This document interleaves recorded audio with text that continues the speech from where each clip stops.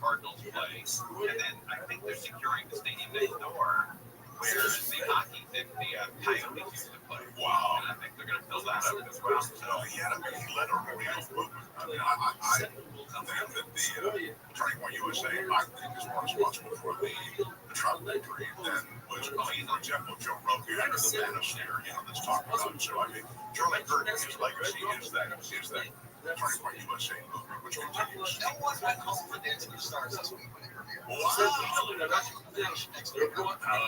That's the one to go to. That may explain the shot. You think somebody wanted somebody eliminated. They saw the dance. Somebody got it. So it's like, all right, we're going to continue here. It's got my show. Mark Thompson's here. More now. Michael's the Roger in the news. Multiple people putting up the series of crash people and pedestrians in Chinatown. Is reducing its research work by at least 20% this fiscal year. President Johnson says that tax on progress. Enter the all-new Universal Horror Unleashed, where horror comes to play. I'll give you some work. It come on. Let's give the government more power. Friday. All the way to 5 Royal Heights. The 5 southbound backing up out of Burbank from Alameda lands all the way to the 605. And very out on that 210 eastbound, starting in Pasadena, you've got heavy traffic leaving the 134. Then it really slows down coming up on Sierra Madre. After that, it's a crawl to continue ahead.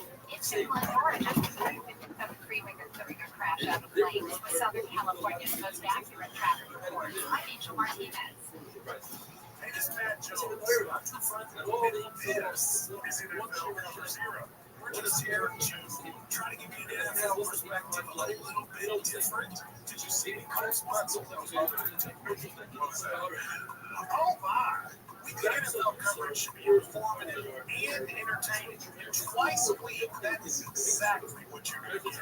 Open up your free iHeartRadio app, search NFL Cover Zero with Matt Jones and Drew Franklin, and listen now. iHeart is America's #1 podcast network. Open the free iHeart app to explore podcasts like this. Hey everyone, I'm Amy Fuller, and I launch a new podcast called Good Hands. In preparation, I asked some of my friends to send me some videos and pictures. This really feel it. Don't be the celebrity that there's like the same thing you're doing. Have a good podcast. Keep your All right, you guys, I hope everyone has been having a good Friday. What are we going to discuss today? Well, it has been going viral. A mere minutes after Charlie Kirk is shot, there are 2 men that look rather mysterious. They appear, they move his chair, and they take down the camera that's directly or was directly behind his head. Why did they do that? Well, fortunately, I was able to establish a connection with one of those individuals, and I was also able to see the footage with my own eyes. What I saw was very interesting, but what I didn't see was even more interesting. So let's jump right back into this. Welcome back to Candace.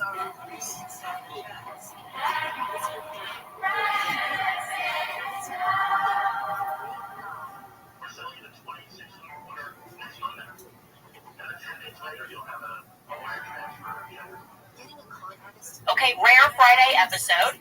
Gotta do Friday episode here because this is just so important. And the vultures are circulating above, man. They definitely insisting that we stop investigating this. Yo. I should at first let you know what up, that Screw? the Senate has voted and they have passed a bipartisan resolution to designate October 14th, which is Charlie's birthday, as Charlie Kirk Remembrance Day. And I have to say that is a very government maneuver. Like, we get a Martin Luther King Day, we've got Martin Luther King Boulevard, John F. Kennedy gets a library, a national day of mourning, but I was thinking, I'd like to just find out who killed them all first. That's interesting to me. Who killed them? Before we get to the library, I'd like to know who did it. I think that's the best way for us to learn, the best way for us to remember is to study, right? That's what I learned in grade school. That's what we're doing right now. We're studying this and learning everything. Let's at first address what many people have been emailing me, constantly asking me. Yo, what up? What up, Nirok? We're going to refer to this as Cameragate. It is Cameragate. And I want to say this, shout out to all of the internet sleuths, the TikTokers, the YouTubers, those of you who are out beginning. But yes, as I said, there's an individual who is at first, in the moments just after the shooting, he's like up on the rocks near the car that Charlie gets taken away in while he's being carried away. Let's take a look at that footage actually first. Look at that footage, and don't worry, there's no gore in this episode. We need to look at that sort of footage. Take a look. See Charlie's there.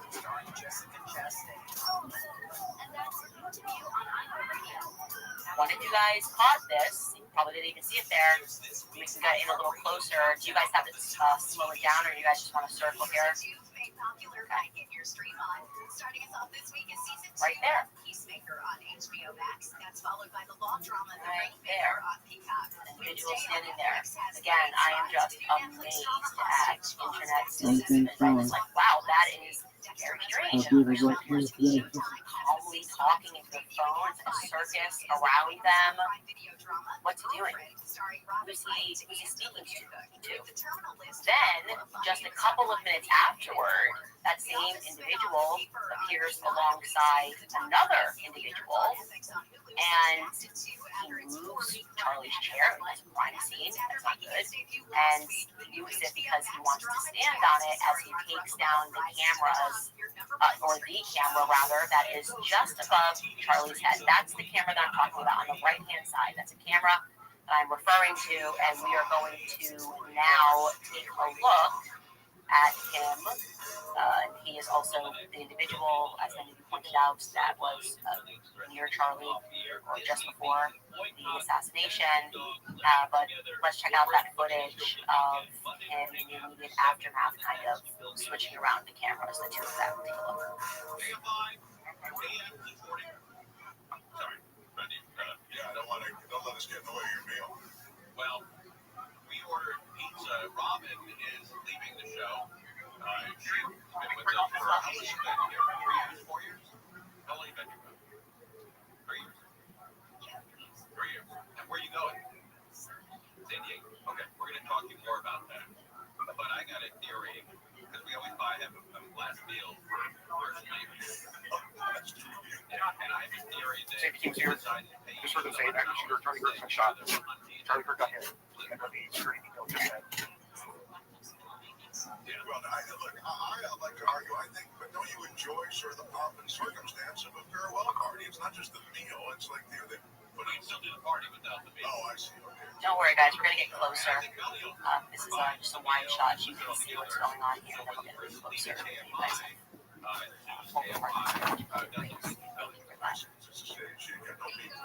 That's right. And here's the closer version of that. Yeah, Melio's always looking to protect herself. All right, Down here, he pulls out the chair, stands on it, and yes, that is a big no-no for a crime scene. You can't move anything. He takes down the camera that is directly. You encourage your blow. Yeah, I really do. We have Rothschild. Yeah. Oh, is that right? Okay. Can we go into that? Don't bring in your mom and dad. You know, I think George will talk about this. Okay, so you want to talk about you? I don't even know Crusher's childhood. I don't mean to project my childhood. Crusher had some challenges. Crusher was homeless when he moved down. I know, he shared that. He was living in a tree, and he wrote a book about it. And the book comes out in mid-October at our big Bronco party. It'll be good. Yeah, it's self-published. All right, Bubs is here, obviously, to talk about LA, back in the convention business, and what's going on. We've been talking about it for days and days leading up to this, folks, because they did decide today to bite the bullet. They're going to spend more than $2.6 billion to expand the convention center and make debt payments for the next 30 years to the tune of at least $80 million, maybe more. We already know how tight their budget is. We already know where's the money coming from? This is Wheels Dream. And this is LA at its finest. This is LA dreaming about making it big in LA. The government itself showing up here, homeless in their car, and saying, I'm going to roll the dice, and I'm going to make it happen. You already heard the stories. Listeners have been listening all week that there have been concerns that these Its annual debt payments are too much. Yes, the project sounds great. Yes, the convention center does need to be refurbished. All right, you guys, I hope Good. everyone has been having a good Friday. What are we going to discuss today? Well, it has been going viral. A mere minutes after Charlie Kirk is shot, there are two men that look rather mysterious. They appear, they move his chair, and they take down the camera that's directly or was directly behind his head. Why did they do that? Well, fortunately, I was able to establish a connection with one of those individuals, and I was also able to see the footage with my own eyes. What I saw was very interesting, but what I didn't see was even more interesting. So let's jump right back into this. Welcome back to Candace. Construction schedule. Even the simplest disruption, supply chain delays, weather, labor shortages, or the city's own approval process, which we all know what that is, will push us off schedule. So she's basically saying, Okay, rare Friday episode. Gotta do Friday episode here because this is just so important, and the vultures are circulating above, man. They are definitely insisting that we stop investigating this. I should at first let you know that the Senate has voted and they have passed a bipartisan resolution to designate October 14th, which is Charlie's birthday, as Charlie Kirk Remembrance Day. And I have to say that is a very government maneuver. Like, we get a Martin Luther King Day, we've got Martin Luther King Boulevard, John F. Kennedy gets a library, the National Day of Mourning. But you know what? You know what I was thinking? I'd like to just find out who killed them all first. That's interesting to me. Who killed them? Before we give them a library, I'd like to know who did it. I think that's the best way for us to learn, the best way for us to remember is to study, right? That's what I learned in grade school. That's what we're doing right now. We're studying this and learning everything. Let's at first address what many people have been emailing me, constantly asking me, Hitchcock, let's look at these two strange men. We're going to refer to this as Cameragate. It's Cameragate. And I want to say this, shout out to all of the internet sleuths, the TikTokers, the YouTubers, those of you who are not playing around and you noticed this, because I did not in the beginning. But yes, as I said, there's an individual who is at first, in the moments just after the shooting, he's like up on the rocks near the car that Charlie gets taken away in while he's being carried away. Let's take a look at that footage actually first. Let's look at that footage. And don't worry, there's no gore in this episode. Difficult for me to even look at that sort of footage. Take a look. You can see Charlie's there.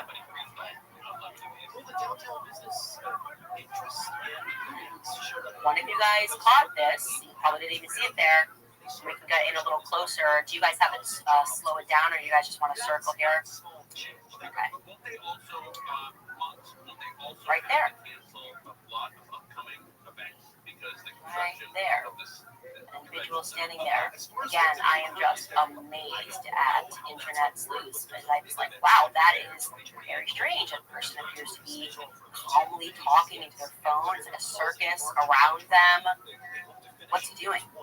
Who is he speaking to? Yo, Then, what up, Water? How you a couple living? minutes afterward, that same individual appears alongside another. Water, how'd you find out about me? And he moves Charlie's chair. That's a crime scene. Oh, yeah. You're from Kent. Absolutely. What's good, my friend? That's the camera that I'm talking about. Shabbat shalom to you as well. I hope you have a very restful day. Thank you so much for being so sweet. Excellent. How was your week?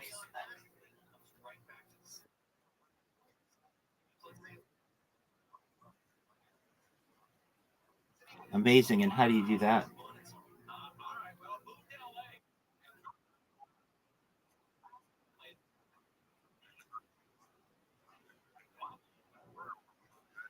Amazing. What makes you think that what allows you to do it so often?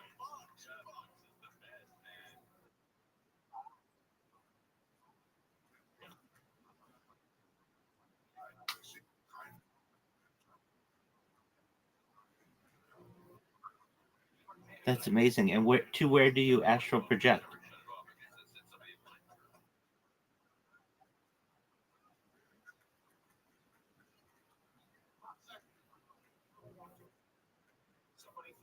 Okay. And do you enjoy doing it? Excellent. Now, how do you find that you can lucid dream often?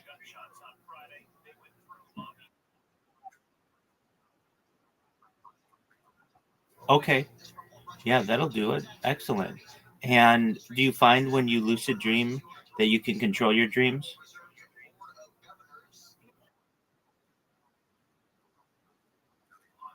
And do you know that you're dreaming when you do it?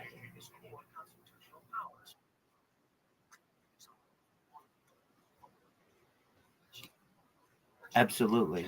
All right. Have you ever researched the connection between lucid dreaming and the pineal gland?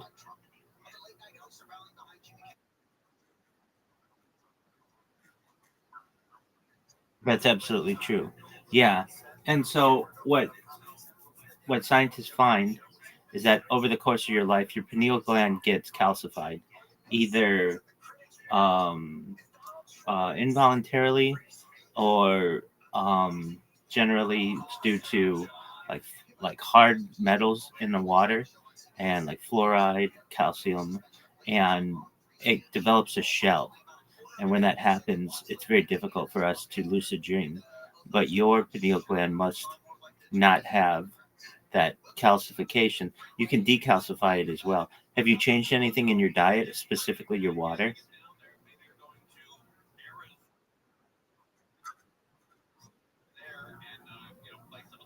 Okay, so that may be. I mean, if you were to ask me, that's the reason why.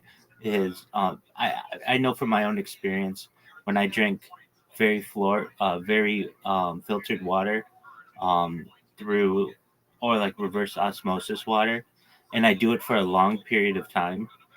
I can lucid dream. I regain the ability to lucid dream when previously I sometimes lose the ability.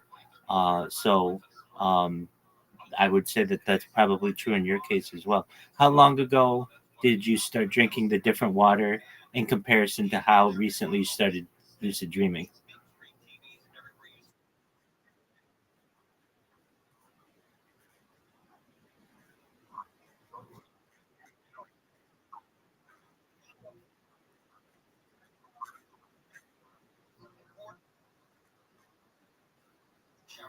Yeah, exactly. Yeah, those are really good, man. Excellent. Excellent, excellent, excellent. That's what I would recommend. And while I can't guarantee it, that is the source of your lucid dreams, in my opinion. Basically, your body slowly decalcifies your pineal gland. When we would find bodies of like people who are in cultures that don't have metals and hard water in their water source, their pineal glands are um, very much like a pine cone that is smushy. And when we find that they get on westernized diets and specifically drink uh, water with contaminants, it develops a shell like a nut or like a peanut or something like that. And that shell prevents the um, ability for them to release DMT, and it prevents them from being able to lucid dream. And I think that there's a direct correlation between your drinking of water through a carbon filter and your ability to lucid dream. So, if you were to ask me, the best thing that you can do if you want to continue to do this and have more powerful lucid dreams and perhaps be able to astral project easier is to just continue to drink that water and do your best to avoid any other kind of water, if possible, that does not contain that type of filtered water. So, your normal bottled water in a store does not contain that kind of water, and soft drinks do not contain that kind of water. So, if you can, to maintain that type of filtered water, will allow you to lucid dream better. What are your thoughts on that?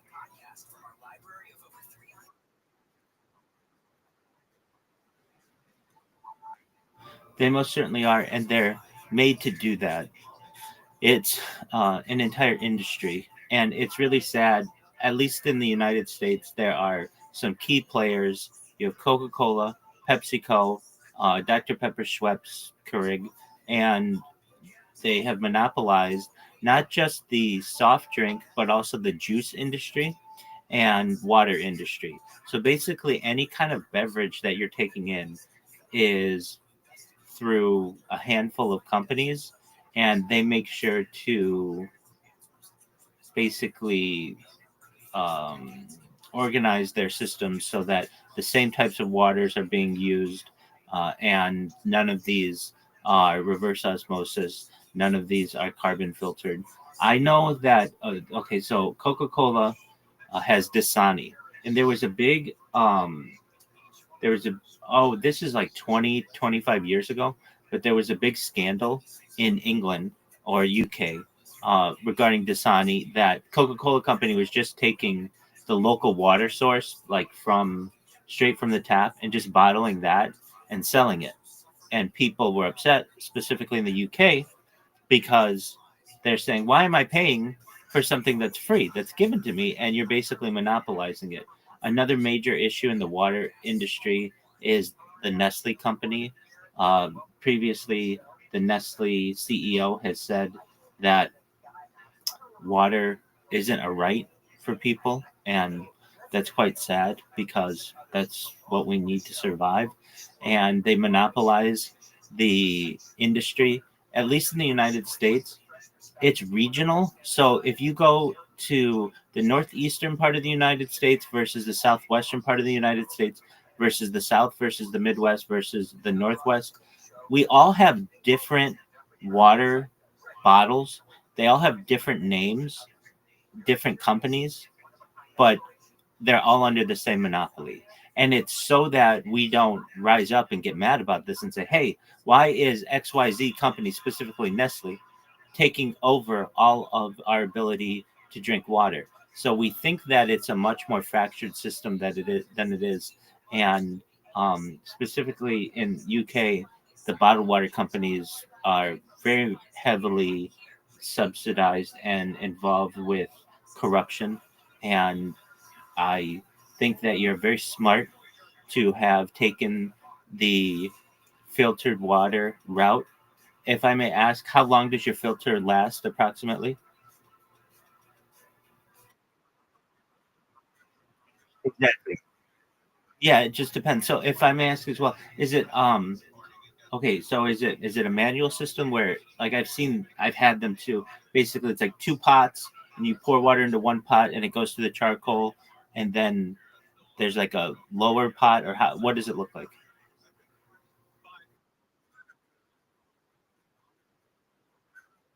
I got you.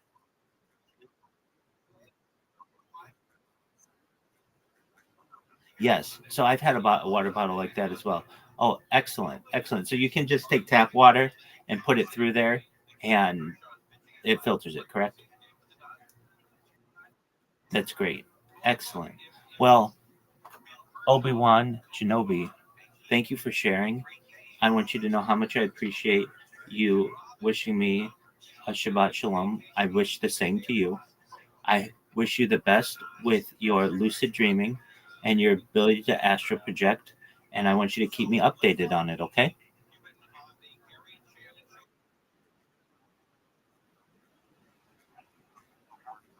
Absolutely. Many blessings to you. Thank you for sharing. Peace. Shalom. This camera thing. Bye bye. Grab the cameras. He says, because the first thing that I thought is, Shout out to Obi-Wan Kenobi.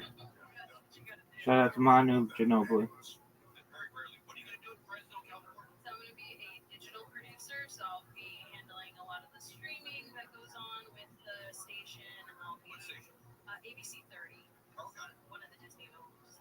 Wait, so Fresno's big enough to have their own network stations? I didn't know that. Yeah, they have four other, including ABC 30, they have three others.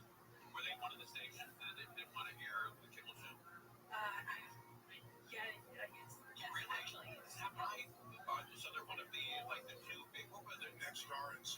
Next star is the.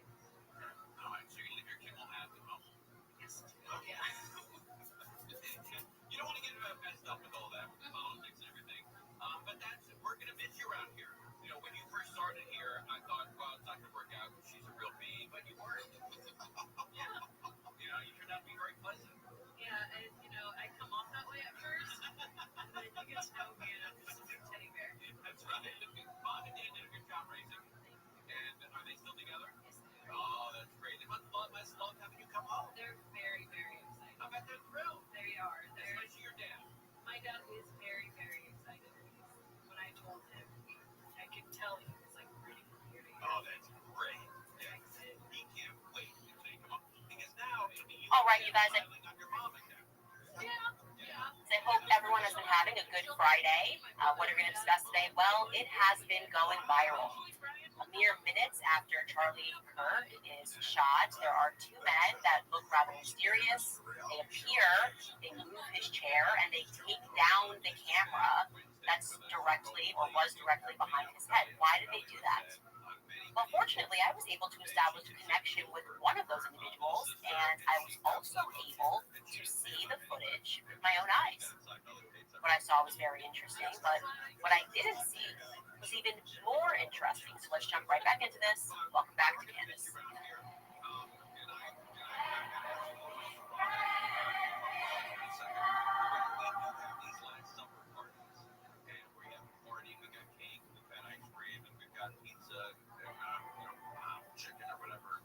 Okay, rare Friday episode. Gotta do Friday episode here because this is just so important. And the vultures are circulating above, and they are definitely insisting that we stop investigating this. I should at first let you know that the Senate has voted and they have passed a bipartisan resolution to designate October 14th, which is Charlie's birthday, as Charlie Kirk Remembrance Day. And I have to say that is a very government maneuver. Like, we get a Martin Luther King Day, we've got Martin Luther King Boulevards, John F. Kennedy gets a library, a national day of mourning. But you know what? You know what I was thinking? I'd like to just find out who killed them all first. That's interesting to me. Who killed them? Before we give them a library, I'd like to know who did it. I think that's the best way for us to learn, best way for us to remember is to study, right? That's what I learned in grade school.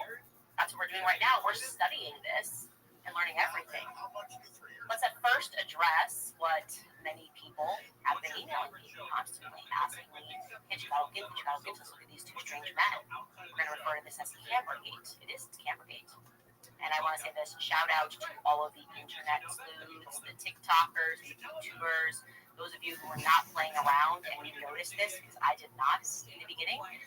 But yes, as I said, there's an individual who is at first, in the moments just after the shooting, he's like up on the rocks near the car that Charlie gets taken away in while he's being carried away. Let's take a look at that footage actually first. Let's look at that footage, and don't worry, there's no gore in this episode. Pretty quickly look at that sort of footage. Take a look. You can see Charlie's there.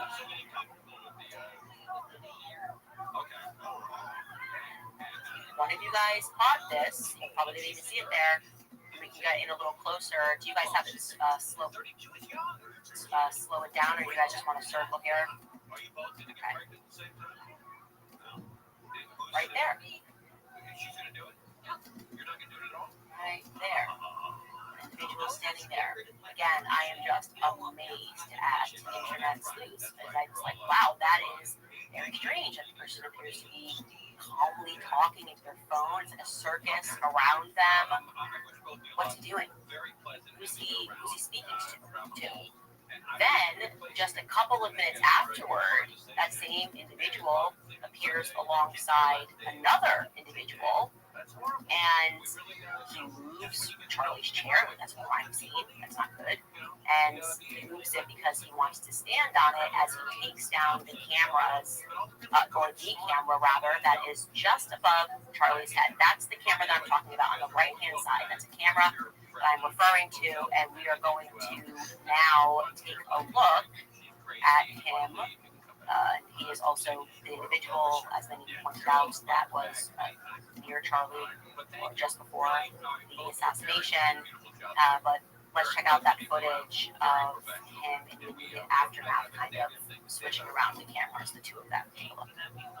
It's true. Shout out to my parents. I did this myself. Oh, you did? Okay. All right, well, dive deeper into that one day. Okay. All right, thank you, Robin. Thank you, Kiki. We're live. Cameron Thompson on the 41 alcohol. Public Works notice worked all night and into the morning to clear up mud and debris blocking roads in the San Bernardino Mountains from all the thunderstorms we got. Passes for the 2026 Coachella Valley Music and Arts Festival are now on sale. General admission starts at $6.49 this weekend, April 10th, 12th. Safety teams here. I just heard them say active shooter Charlie Kirk got shot. Charlie Kirk got hit. The security detail just said. Business software you need. Cloudy, foggy, cool overnight, sunny and a bit cooler tomorrow and Sunday. This report brought to you by Bet Online from your Toyota dealer's traffic center. Find the Toyota hybrid sedan, trucker SUV that's right. Don't worry, guys. We're gonna get closer. This is just a wide shot. You can see what's going on. We're gonna get closer. You guys have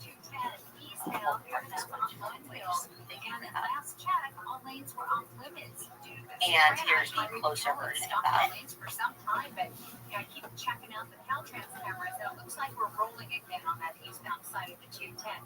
But you know what? The drive is an awful mess. We have delays overall out of Pasadena from Lake, and it's super slow moving from the 605 all the way to the scene of this crash. Things seem to be picking up quickly. We're also looking at the westbound side of the 210. It's crowding up out of Monrovia from Huntington Drive all the way to Fair Oaks and Pasadena, with Southern California's most accurate traffic reports. I'm Angel Martinez. If you grew up drinking out of a garden hose, playing kickball in the street, and not coming home until the streetlights came on, it's time to focus on brain health. Let's keep those memories alive. Visit Alzheimer'sLA.org to learn how. That's Alzheimer'sLA.org. All right, you guys, I hope everyone has been having a good Friday. What are we going to discuss today? Well, it has been going viral. A mere minutes after Charlie Kirk is shot, there are two men that look rather mysterious. They appear, they move his chair, and they take down the camera that's directly or was directly behind his head. Why did they do that? Well, fortunately, I was able to establish a connection with one of those individuals, and I was also able to see the footage with my own eyes. What I saw was very interesting, but what I didn't see was even more interesting. So let's jump right back into this. Welcome back to Candace.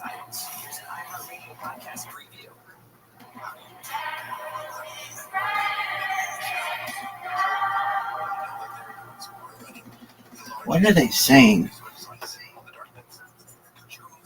I think she looks so cute.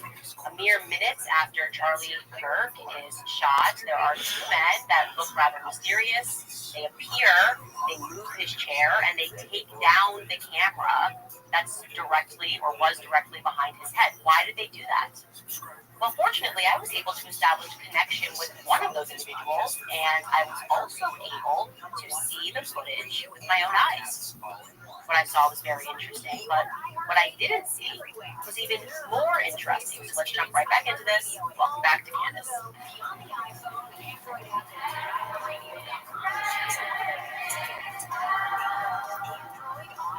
Our Android app comes alive in your car's dashboard with a seamless way to play your favorite music, radio stations, and podcasts. Okay, rare Friday episode. Got a new Friday episode here because this is just so important, and the vultures are circulating above, and they are definitely insisting that we stop investigating this. I should at first let you know that the Senate has voted, and they have passed a bipartisan resolution to designate October 14th, which is Charlie's birthday, as Charlie Kirk Remembrance Day. I have to say that is a very government maneuver. Like, we get a Martin Luther King Day, we've got Martin Luther King Boulevards, John F. Kennedy gets a library, a National Day of Mourning. But you know what? I was thinking, I'd like to just find out who killed them all first. That's interesting to me. Who killed them? Before we get to the library, I'd like to know who did it. I think that's the best way for us to learn, the best way for us to remember is to study, right? That's what I learned in grade school. That's what we're doing right now. We're studying this and learning everything. Let's at first address what many people have been emailing me, constantly asking me, let's look at these two strange men. We're going to refer to this as Cameragate. It is, it's Cameragate. And I want to say this, shout out to all of the internet sleuths, the TikTokers, the YouTubers, those of you who are not playing around and you noticed this, because I did not in the beginning. But yes, as I said, there's an individual who is at first, in the moments just after the shooting, he's like up on the rocks near the car that Charlie gets taken away in while he's being carried away. Let's take a look at that footage actually first. Look at that footage, and don't worry, there's no gore in this episode. Difficult for me to look at that sort of footage. Take a look. See, Charlie's there.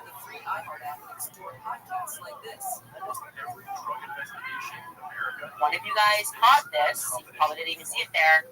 We can get in a little closer. Do you guys have to slow it down, or you guys just want to circle here? Okay. The CI system is based on blind Right there. It can have deadly consequences.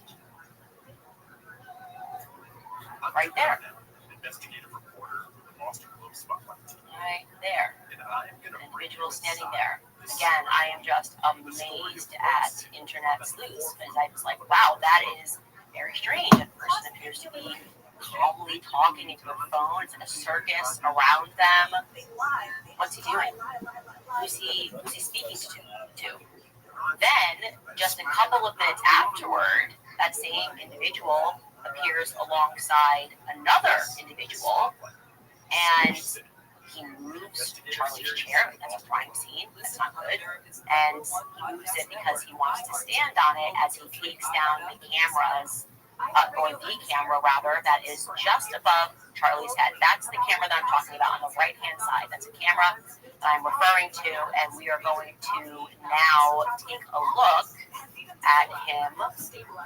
He is also the individual, as many of you pointed out, that was near Charlie or just before the assassination. But let's check out that footage of him in the immediate aftermath, kind of switching around the cameras, the two of them. Take a look. PM 640, more stimulating talk. Coming up on the next Gary and Shannon show, The latest in the race to be the next governor in the state of California. that's coming up on Monday at 10 on Gary and Shannon. According to our confident here, we learned from Kiana, whom we call Kiki. She was the producer of the Gary and Shannon show. She's here her last day today with her. But we learned she's obsessed with the movie Titanic.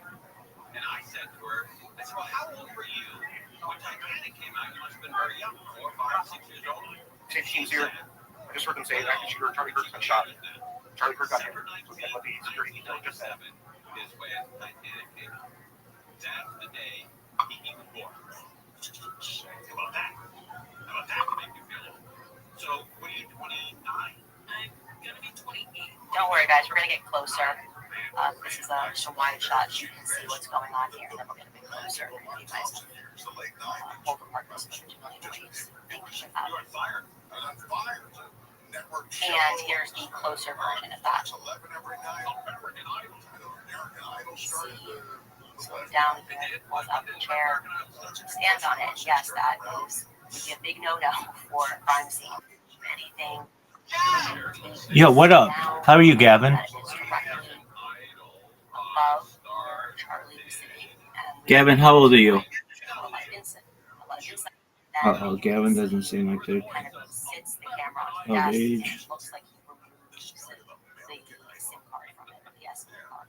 Well, we're watching right here. Secrets to stolen. What you know? How did it go? You know, last night they say their hearts out. Tonight, one goes home. Who stays? Who goes? Find out next. Live on American. So I'm going when I saw this footage. Live and the On American Idol. Is that actually I should be able to figure this out, because I've got a pretty big network at Turning Point USA. I'm the person who's wearing shades. I'm not recognizing the individual. And I reach out to somebody on the inside, and I'm just like, who's this person? And they tell me the person's name, and I go, wait a second. And I look again, I'm like, I know this person. It's been a few years, but I know this person. This person's been around Turning Point for quite some time, for years. Like I said, back when I was working at Turning Point. early days. So I'm like, I'm just going to reach out, obviously. I know this individual. I'm going to reach out and I'm going to say, hey, what's up with this? Where is this footage? Why did you do this? What were you doing up there on the rocks? What's up? Like, this is not the first thing I would do if I had just witnessed Charlie Kirk being shot. And I'll say this right now, he was extremely forthcoming. Like, as soon as I reached out, I just sent a text because I still had his number. And he was extremely forthcoming. He got onto the phone. And first and foremost, I should say, obviously, he's seeing all of these clips going viral. And he is fearful for his family. He doesn't have any security. And people are looking, you know. And he said, look, as you can see in the footage, I was sitting right to the left or to the left of Charlie when Charlie got shot, and I instantly knew that he was not going to be okay. I instantly knew that he was dead. And I then, like, as you can see, people that are running, anybody that was in that zone, ran to the back, and he caught his breath.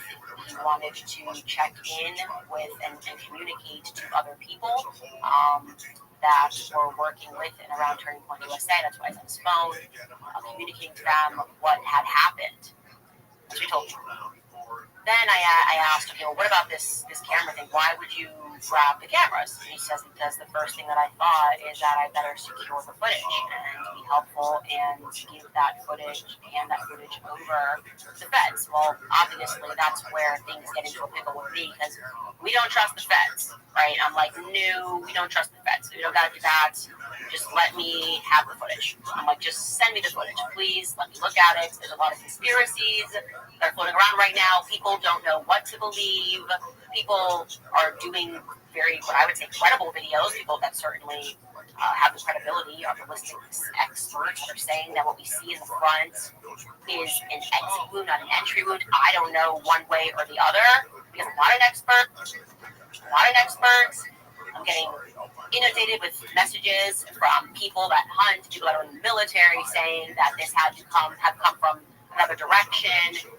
This footage could help. If nothing else, let me help you. Let me formally debunk that by seeing this footage. Like, could you send this footage over to me? Well, he didn't want to send the footage over to me without checking with Turning Point lawyers. I said, look, technically, you own the footage. Like, you and some other people own the footage. Like, let me just see the footage because why go through lawyers? Like, I just want to see the footage. And also, I asked the question, why not just release it?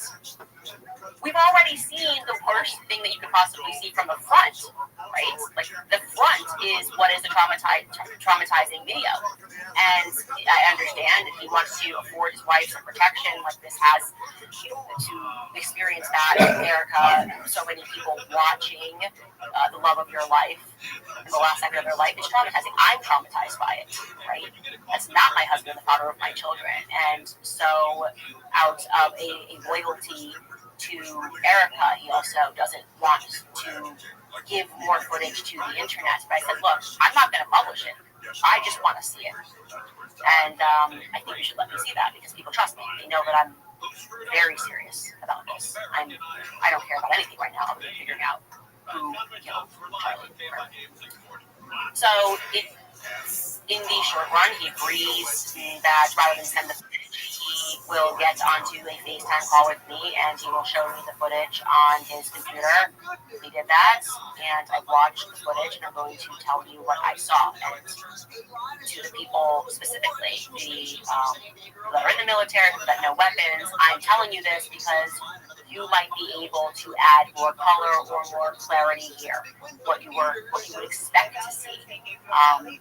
If given the weapon that they have said did this, the bullet they have said did this, I don't know anything about any of this, so I'm just. Hello, how are you, Brandon? How was your day, big dog? Nothing. I loved it. I was really happy. Tariq Hill did well. That's what I needed to do well on my fantasy team. Bills won. They're going to look tough in the AFC this year. But, yeah, it was a good game.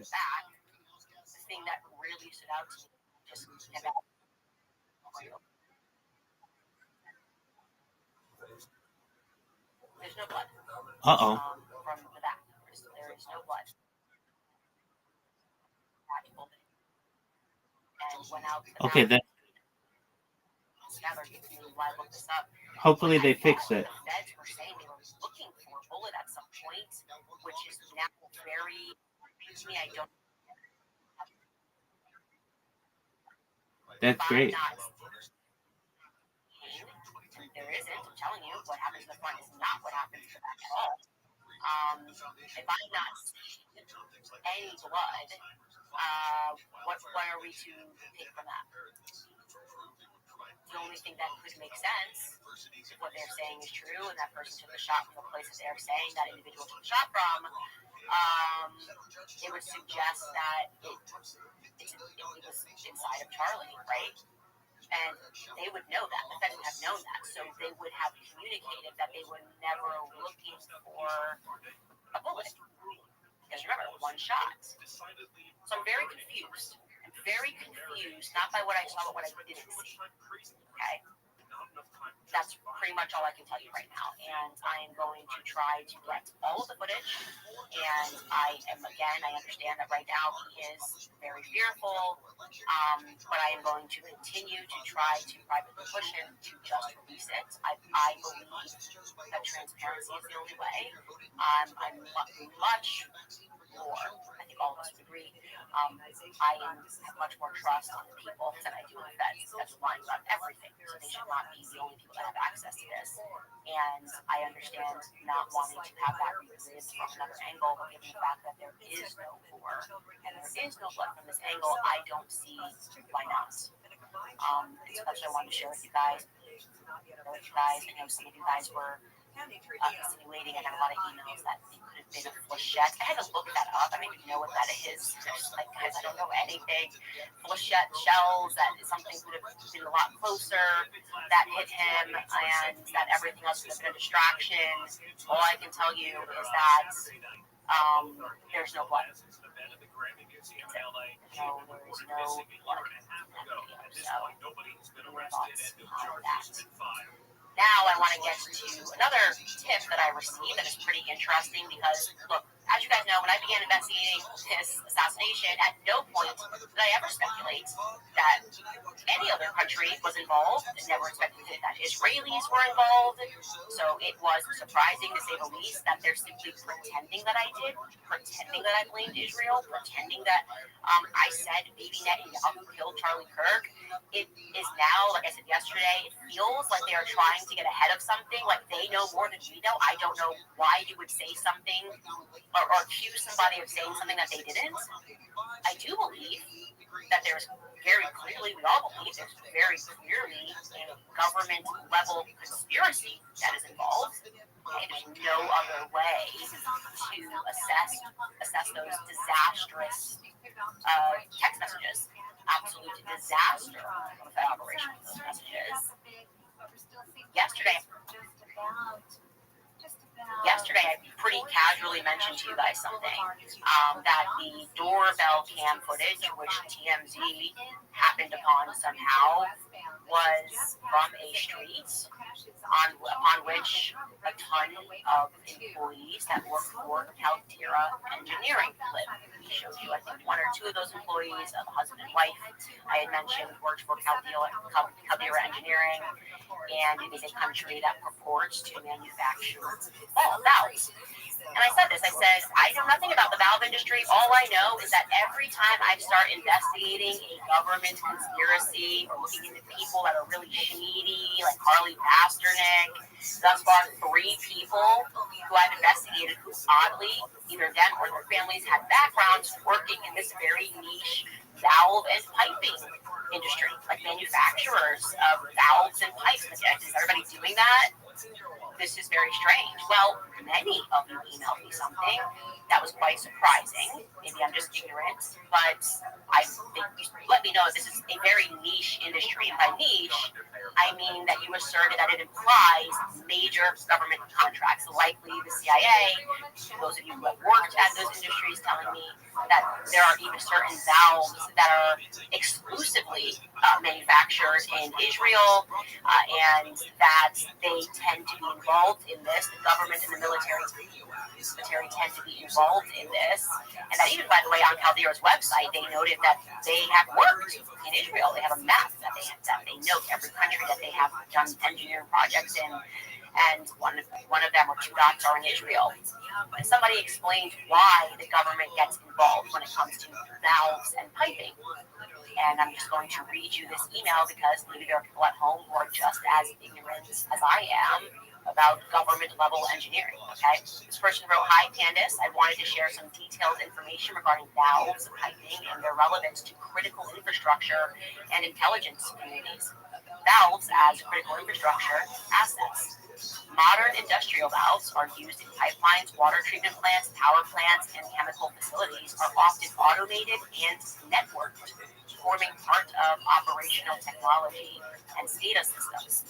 This allows remote monitoring and control of the flow of gas, oil, water, and chemicals. Cybersecurity implications. These valves are part of systems that could be targeted for cyber attacks.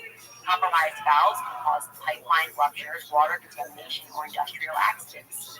Because of this, intelligence and regulatory agencies, the CISA, NSA, PHMSA, FDRC, monitor valve networks and may maintain trusted relationships with manufacturers and engineers to ensure security and resilience. Integration with above-ground systems.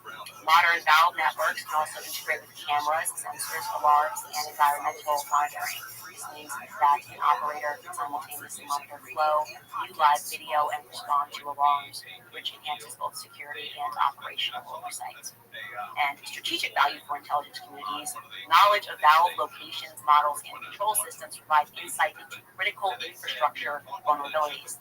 Access to or relationships with manufacturers allows agencies to monitor, assess, and secure supply chains. Remote monitoring of valves and integrated systems can support emergency response simulations and national security exercises. And then they provide us with a real-world context by writing, companies like Caldera Engineering in Provo, Utah, manufacture specialized industrial valves and control systems. While no public evidence currently links them to intelligence contracts, their products could theoretically be part of OT systems monitored by government agencies due to the critical nature of the infrastructure that they serve. In short, valves themselves are simple mechanical devices, but when networked and embedded in critical infrastructure, they become strategically important for monitoring security and intelligence purposes. That just sounds right to me. I'm telling you, every story, I'm like, what is this person? It's like their family's in valve. Like, I don't know anybody's family did this. I don't know. Again, this is the kind of stuff that, we don't know, but we know. And that hit. And I feel like there is a bigger piece of this that involves Caldera. And like I said, I perceive a government conspiracy. You'd be a fool not to see a government conspiracy here, especially with the way that I am being attacked, particularly trying to investigate this, and the attacks are going frantic. It's almost as if they all received an email from somebody who said, I don't care what you say, make it up out of thin air, and do not stop attacking Candace Owens. That is the loudest, it's like an alarm went off, and everyone, people that I thought I was friends with, are coming after me with obscene lies that are just so easily fact-checked, easily debunk them in 4 seconds on the internet, and they're delivering it as though it's honest. We're going to talk about that. I'm even surprised PPD. I've always been friendly with him, I've always been kind to him. I've done nothing wrong to him, and he seems to be kind of he's one of the platforms without any pushback, Eric Bowling. And I have an idea about why all of that may be. I'll tell you in just a second. First, I want to remind you guys about GNO land, because what if smart contract platforms were not controlled by the elite or big tech? What if they were built by and for real builders? The people. That's the question that GNO land asked, and that's why they built GNO land. They started with Golang, which is a language real-world developers already use, and built a new platform around around it. It's transparent, it's intuitive, and it just makes sense. There's not some confusing system of ones and zeros. It's open source, so imagine GitHub, but designed for on-chain collaboration and composability. Builders actually get credit for their work, and they get rewarded. So every time that their code gets used, that's the real value. It's not likes, it's not cloud, it's actual rewards. GNO Land rejected proof of stake, which is a system where the rich run the show. They went instead with authority, a DAO where contributors and not bad actors or Silicon Valley actually call the shots. GNO.land is open, it's fair, and honestly, it's pretty acceptable. So if you are a builder, a freedom lover, or just tired of rigged platforms, please check it out over at gno.land/Candace. Again, that's gno.land/Candace. Now, I've watched too many people who I am close to be vilified for standing up for the truth. I have felt the state of injustice myself, but I've also felt something else, which is courage. I'm done playing defense. I'm not going to water down what I believe to be palatable, because silence is not kindness at all. It's consent in many ways. And right now, the greatest silence is around the lives that are being ended before they take their first breath. We're going to call ourselves defenders of life. We have to act like that. That's why I'm asking you guys to join me and fight back with action, with truth, with love. For just $28, that is what it costs to go free ultrasound to a woman that's in crisis and considering an abortion. You can help her to see the light that is growing inside of her and to give her truth that the culture won't. Don't sit this out. Do not wait for permission. Be bold, be clear, be unapologetic. For life stance. Go to preborn.org/Candace right now. Give $28. 10 times that if you can, actually. This is the line. It's time to stand on it. We must stand for truth. What is right?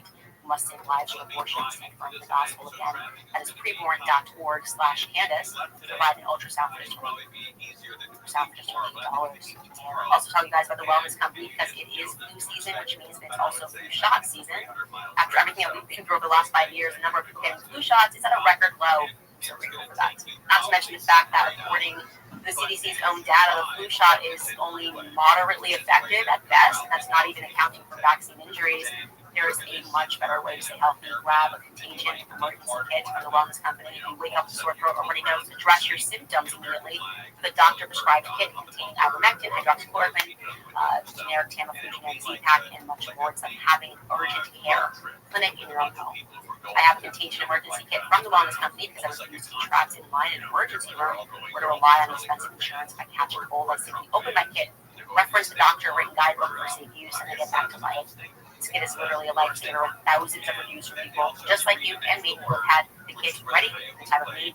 So head over to twc.health/Candace today and use code Candace to save $48. Get it now before cold and flu season kicks into high gear. twc.health/Candace with code Candace, $48 off. Kits are available to U.S. residents only. Okay, all right, so let's get into how weird these headlines are getting. It's very strange. And I think we know why it's happening. We obviously know why it's happening. But even the publications that are usually not so blatant, in order to be a propagandist, you want to be effective, right? You got to lie a little, get people to believe you, not just do things that are just so nakedly deceptive that people go, okay, why am I even reading this publication? Well, the Daily Mail put out this headline about me. I can't even this. Look at this journalist, Victoria Churchill, who reached out. She writes, Candace Owens rages after being snubbed from the Charlie Kirk Memorial speaking roster. When did this happen? The lying here is actually making me uncomfortable. I told you yesterday that we received way too many emails about Charlie's memorial. All of them were asking specifically for me to confirm that I was going. Didn't feel good to me. It felt very inauthentic. I know these journalists are not my friends. I knew they were writing hit pieces, but all of them included that question. If you are you going? Are you going to go? Do you want me to confirm my attendance so that you know where I'm going to be ahead of time? Am I being paranoid? Does that seem a little weird? Even on PBD's show, where he just gives a platform to a guest to completely lie for 2 minutes straight, there is this random second where PBD rather oddly says something along the lines of, you don't think she's going to the funeral? They keep talking about this. Take a listen again. Her credibility, is going to go down the tubes because she needs to bring receipts. Bill Ackman brought receipts. How long was that tweet? It's still going. He was there in the room. Andrew Cole all of it was there in the room. You're on the board of Turning Point? Yeah. Okay. When's the last time you saw Candace Owens? Person? Yeah. 2015. Oh, wow. Okay. Yeah, When's the last time she was at a Turning Point event? Not in years. Okay. So let's without even being biased. There's no at all. question, proof that Candace Owens is nothing, has nothing to do. She would be in a perfect world if they didn't have this, what I already know was a very quiet breakup where she got to rabbit hole for him. She would be the logical heir to the DPUSA throne, but she's not. She's not even invited. Correct. So this is their divide was not invited. She's not even there. No, She's she's not not there. one of the names that You don't think she'll be at the funeral? No. That's not the funeral.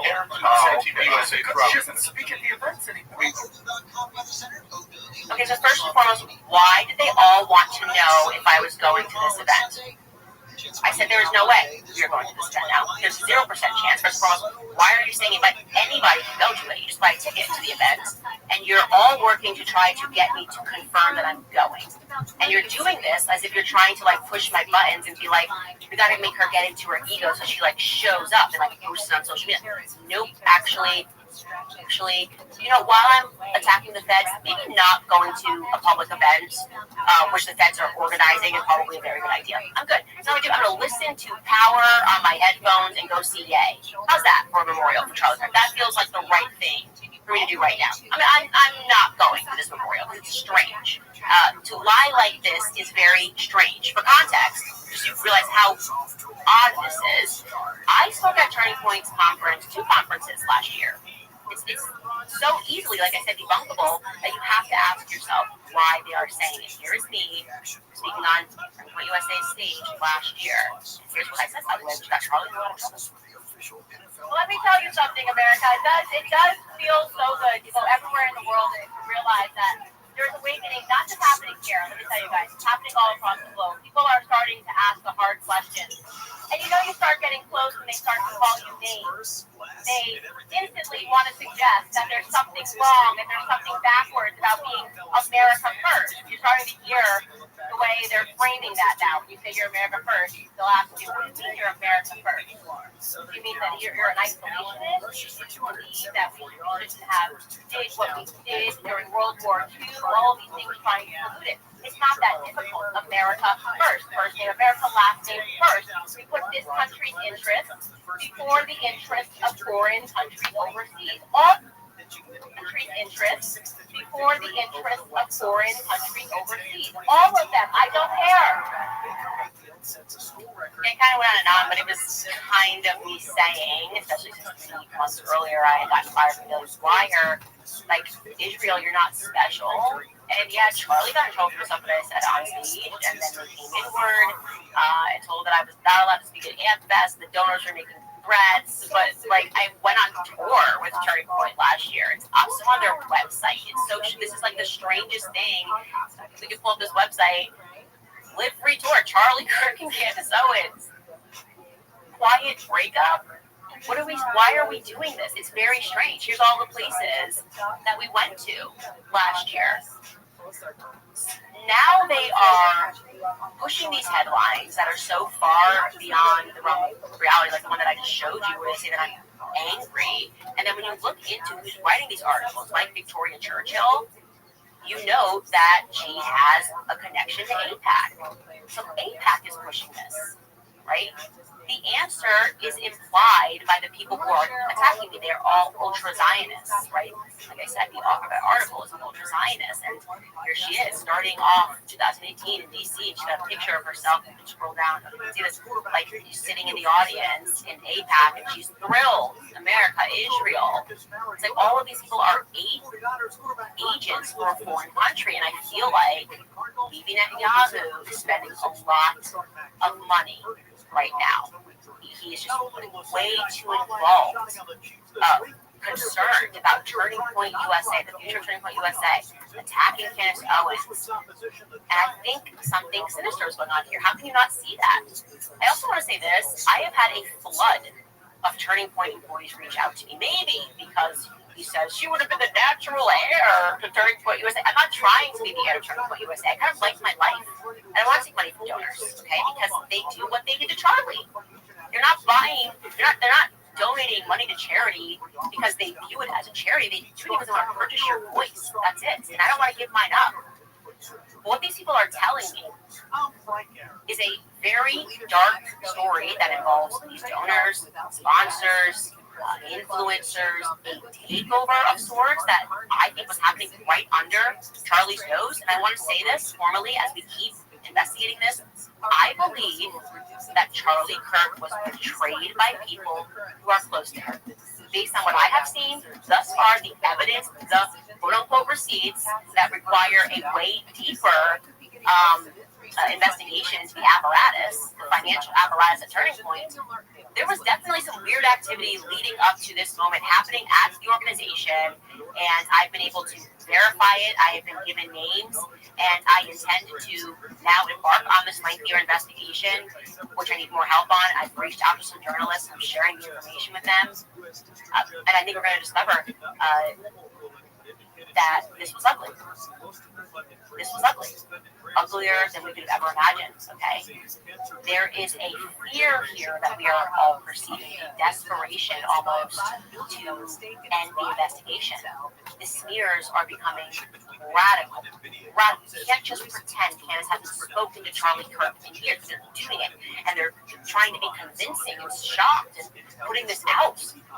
I've never stopped talking to Charlie. I mean, yesterday I released just one of many messages that I have with Charlie, which prove that he was, in the months leading up to this, concerned about Israel and how Israel was coming after our free speech. Free speech meant a lot to him, right? This message is from May. We can pull it back up, right? Charlie sent me his tweet because after the assassination of Sarah Milgram and Yaron Lachinsky in D.C., people were calling for like hate speech laws, and Charlie authored a long tweet saying these were beautiful people, they had their lives ahead of them, but I must push back against one thing, and again, it was just a justification that this somehow meant that we had to, get rid of free speech.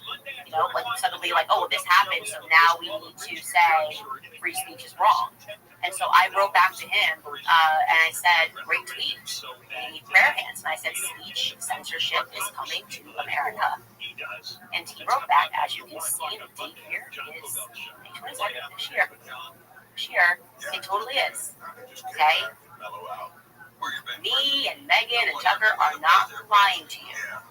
Charlie was concerned about the speech, that he felt the restrictions. Inevitably, this happens when you get into bed with Israel. You can't criticize them at all, as Megan said, before you start enduring threats. And what I've learned from the employees there is that back in May, Turning Point had some big changes, some odd changes as they are describing it to me. Certain departments that were being fired, people that were told that they had to keep certain things a secret. Secret from whom? Secret from whom? Something is not right. Nothing we are being told is true. And the strangest thing is that Pam Bondi, who is a complete loser and a tool, is trying to use the assassination of Charlie Kirk to lay the groundwork for hate speech laws in America. The very thing that Charlie was fighting against. They all just got right to work, trying to pass laws. Well, Charlie Kirk is such an we got to hate speech is something. Exactly what he's messaging me about, but he doesn't want to happen. They're trying to use his death to justify. Listen to what Pam Bondi said to Katie Miller on her podcast. Take a listen. I never saw anybody in my life. No. And there is no place, especially now, especially after what happened to Charlie in our society. Do you see more law enforcement going after these groups who are using hate speech and putting cuffs on people, so we show them that some action is better than no action? We will absolutely target you, go after you if you are targeting anyone with hate speech, anything, and that's across the aisle. So to be clear, that's the feds telling you that they want to pass speech laws, which will basically just give them the full power to go after you for wrongthink. Okay? And they're doing it in the most disturbing way ever by going after Charlie Kirk's legacy and using his assassination to say, oh, well, now we've got to get some hate speech done. Which, by the way, who was the person and the leader who said that he was passing laws against speech in America? That was Bibi Netanyahu, okay? Years ago, on record, saying that he was working with the government of America, and any person that criticized Israel would find themselves on the wrong side of the law, okay? You can find that group from saying that. And now what's happening? Well, we have an occupied administration, there's no question. Trump is occupied by Zionists, okay? He's completely impotent, he's completely powerless. He cannot say anything that goes against Israel or Netanyahu. He's going to do whatever they want. No pushback whatsoever. It's very clear he is in control, and his administration is saying that. It's terrible. It's absolutely terrible. It's terrible. It's absolutely terrible. But this was the plan. Okay? This was the plan. And we have to stand up to this, guys. We have to fight this tooth and nail. The reason they're doing this, obviously, is because they can't win the free market. People are, as Megan said, people that are under 30 are anti-Israel. So that means the future of America is anti-Israel. So what they're going to try to do is to pass speech laws. Bolshevik speech laws. They're going to arrest us for saying that we don't support Israel. Something that Charlie was passionately against, okay? And we can show you next week clips of him hosting the debate about speech and Israel, whether or not everything was anti-Semitism. It was very clear in his perception that this is going to increase anti-Semitism, trying to pass speech laws or include anti-Semites for criticizing Bibi Netanyahu. It's all out there, and they're lying to you. Am I wrong or am I cynical for believing that, yeah, the feds are obviously lying, and I would say at some level, in a very big way, were involved in the death of Charlie because they wanted this sort of radical way to push through laws. When something chaotic happens, you need to turn to the government. I mean, 9/11, what did we do? We gave them so much power, right? Patriot Act. Do whatever, just keep me safe. It's like they see your emotion, they see this global emotion, and they want you just to agree with them. The next step is more powerful for the government. And this time we're saying no. No, can't lie. No, thank you. Genuinely, why are you in office? How can this administration pretend that they are the same administration that they were in 2016 that were fighting against this? Same administration that was going, oh, well, the George Floyd death, radical Dems, BLM, speech laws. It was wrong when the left did it, and it's wrong now when the right is doing it, which leads me to believe that we are fighting opposite sides of the same point. It's us versus them. The elites versus the rest of us. That's it. Everything else is a mirage. And speaking of free speech, I want to speak about Jimmy Kimmel because he's been pulled off air indefinitely over his comments in the aftermath of Charlie's assassination. So let's take a listen to what Jimmy Kimmel said on the show. Over the weekend, with the MAGA gang desperately trying to characterize this kid who murdered Charlie Kirk as anything other than one of them, and with everything they can to score political points from it. In between the finger pointing, there was grieving. On Friday, the White House flew the flags at half-staff, which got some criticism. But on a human level, you can see how hard the president is taking this. My condolences on behalf of your friend Charlie Kirk. May I ask, sir, personally, how are you holding up over the last day and a half, sir? I think very good. And by the way, right there, you see all the trucks that just started construction of the new ballroom for the White House, which is something they've been trying to get, as you know, for about 150 years. And it's going to be a beauty. Yes. He's at the fourth stage of grief, construction. Demolition. This is not how an adult grieves the murder of somebody he called a friend. This is how a 4-year-old mourns a goldfish. Okay, so that's what he said. Whether or not you think it was a insensitive joke, okay, I don't think that would have been a justification for saying that he now needs to donate to charity and lose his whole life. And this is what happened. He's taken off air, and some people are saying, hey, Candace, they did this to us, and you're not wrong, right? If you were on the right and you are saying that when the whole George Floyd thing happened, people lost their jobs for saying sensible things or making it, you are correct. You are right to say, yes, that absolutely did happen.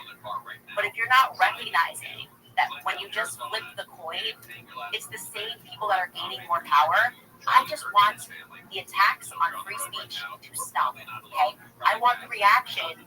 If you're angry about what Jimmy Kimmel said, is for the free markets to take him out.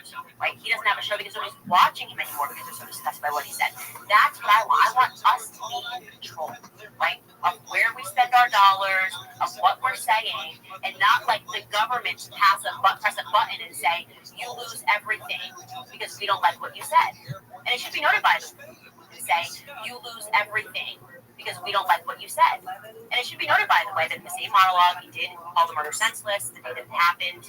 Jimmy Kimmel posted a message on Instagram sending love to the Kirk families, the victims of gun violence. He posted, instead of the angry finger pointing, can we just for one day agree that it's horrible and monstrous to shoot another person? On behalf of my family, we send love to the Kirks and to all the children, parents, and innocents who fall victim to senseless gun violence. You wouldn't have thought he had posted that in terms of everyone that were just like from everything. And I want to be clear, I don't like Jimmy Kimmel, right? I think he is a part of the radical left. People that are constantly shouting. I don't like him at all. But I'm just recognizing that our solution to being angry at each other always seems to be, let's give the government more power, right? Let's give the government more power. And that's what happened here, okay? The chairman of the Federal Communications Commission, Brendan Carr, jumped up and criticized Jimmy Kimmel's remarks, threatened federal action against ABC affiliates who carried the show. What? Federal action if you carry the Jimmy Kimmel show? Does that seem right to you? Okay? Again, if you're on the right and you cheered this on, do you understand? We never, ever, ever should be applauding federal action when it comes to speech. Okay? We're all losing. You're all losing. You have to wake up. That's what happened. Brendan Carr, the FCC, was joining Benny Johnson, and that's what he said, that he absolutely wants to make sure that people are not carrying this show anymore, and that after one of the murders that they did, I just see the same people are constantly being empowered, and I want to point that out to you because you have to be more conscious of that. It's like they use our emotions, left versus right, to manipulate all of us, and it's wrong, it's crazy. And they're also calling for him to make a meaningful personal donation to the Kirk family and turning to USA. What? That's a shakedown. That's what they did to Kyrie Irving. I don't like what you said, donate to the Holocaust Museum. What? I can't cheer this on, guys. I'm sorry. I can't cheer this on because I don't like it. I know for a fact that I showed you that this was Charlie's fear. Governments coming in on speech. That's what's happening right now. They're taking over our speech under the guise of fighting on TikTok, by the way. Did you guys see this? Israel's pretty much taking over TikTok and really say it. Mark Andreessen in on a deal with I think it's the Silver Capital. What is it? Not Silver Lake. They're all coming together. We knew this was going to happen. This whole fake cancel TikTok. No, TikTok was going pro Palestine, and a bunch of hedge fund people who are pro-Israel got involved. Trump pretended that he was going to rescue speech. No, he's handing it over to Israel. Okay, wake up. You're a Trump supporter. Wake up. Okay. He has handed so much over to Israel, and he's about to hand over the keys to our speech. All that aside, I do want to shout out all the creators that are making me laugh. Let's use our speech while we're still allowed to have it. And also have to remember, Charlie wanted us to be happy warriors. So while we are fighting for truth, while we are fighting for transparency, we should remember that we should laugh, we should be happy. And the clips that you guys are making regarding how the feds think that we speak after that ridiculous made-up text change to Tyler Robinson's lover Lance, they're hilarious. Your TikToks and videos are hilarious. I'm going to show you just one here. This is Chris Olsen, at Chris Olsen. He's actually over on Instagram. Take a listen. Good day, my love. I've just committed one of the highest sins of the Lord, murder. I must flee the country now in my vehicle. I have hidden the weapon. It was mine. I won't see you for a very long time. Unless, come with me. I will see you after. Why is that so accurate? What went wrong, FBI? FBI, what went wrong? Speak to us. What went wrong, FBI? What went wrong? Speak to us. Let us help you. There's the rule. Like, what's going on? I actually think there was a person on TikTok. I hate to not credit them, but I genuinely don't remember what handle it was. I was just scrolling through. But he suggested that what went wrong was that they did use AI, and in their AI prompt, they said to create a conversation between 20-year-olds, or like a conversation between 20-year-olds. They actually wrote, like, the AI understood it as, like, not people in their 20s, but like people in the 20s, like the 1920s. And I was like, that actually could have been what went wrong. They prompted AI, and they said between people in their 20s, and actually they wrote people in the 20s, and they just went with it. And that's why you have this, hello, my love. It's so bad. It's a major blunder. It's very bad blunder, you guys. But I'm happy it happened, because everything is coming undone. We're exposing everything. We're going to figure out everything, and I feel good about that. So, yeah, that's what I'm doing this weekend. In memorial of Charlie Kirk, I'm going to keep investigating every single case until I solve this murder. What are you doing? What are you doing? Yes, your comments. Also, I want to respond to some of you guys that are emailing us about the Dairy Queen photo. Also, I want to respond to some of you guys that are emailing us about the Dairy Queen photo. Like, I did this little photo. This is from July. There's a poster of Superman. I'll explain to you why the poster pictures that somehow in July. First, I want to tell you guys about Pure Talk, because our society works because of the freedoms guaranteed by the First Amendment. Free speech. Okay? Even if I hate your speech, I want you to have it. Everyday Americans should be able to speak openly, and they should speak honestly about family, their traditional values, without any retribution, obviously, and that's the principle that Pure Talk proudly supports. They sponsor my show, which allows me to stand strong behind the microphone every day and share with you guys. If you want to support brands that defend freedom and pro-American values, I encourage you to switch your wireless service to Pure Talk. You are going to get great 5G coverage and reliable and secure network, and with plans for just $25 a month, you'll save a ton of money. Pure Talk is creating American jobs and supporting small business. So if you're a small business owner, you can save even more on your club service. Companies who share your values, go to puretalk.com/Owens to switch to my wireless company. Pure Talk right now can help save an additional 50% off your first month. Again, visit puretalk.com/Owens to switch today. Also remind you guys about rate financing, because if you have been living on credit cards just to kind of reduce gas and bills, you know those interest rates are absolutely brutal. Why keep paying 20% or more to the banks? You can just call my friends at American Financing, because they have mortgage rates right now that are in the 5s, and they are showing people every day how to keep more of their hard-earned money in their own pockets. Now they answer credit card companies. More of their hard-earned money in their own pockets. Now they answer credit card companies. Right now, American Financing is helping homeowners save an average of about $800 a month by using their home equity to wipe out high-interest debt. There are no upfront fees, no obligations, and it's just 10 minutes long. You wait to a salary-based mortgage consultant. There's also another key where if you start today, you could delay 2 mortgage payments, which means you get more cash in your hands right away, so don't wait. Call American Financing right now. The number is 800-795-1210.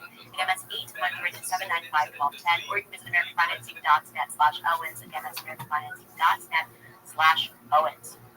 All right, let's get into some of your comments. First, I want to tell you guys the Dairy Queen photo. Some of you guys noticed that there was this old Superman poster, and that Superman background there, that poster, he said they removed those ads back in June or July.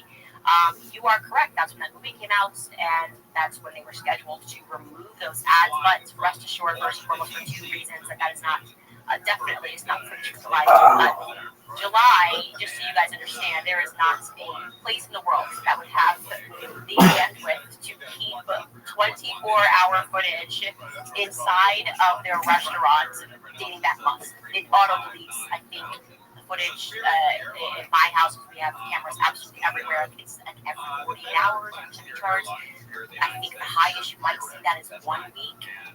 This is absolutely. By the way, how would that person have known to go back to July? You guys have to scroll through. I think I one time saw that person in July eating something here. Let's go back and scrub. Like that definitely cannot happen.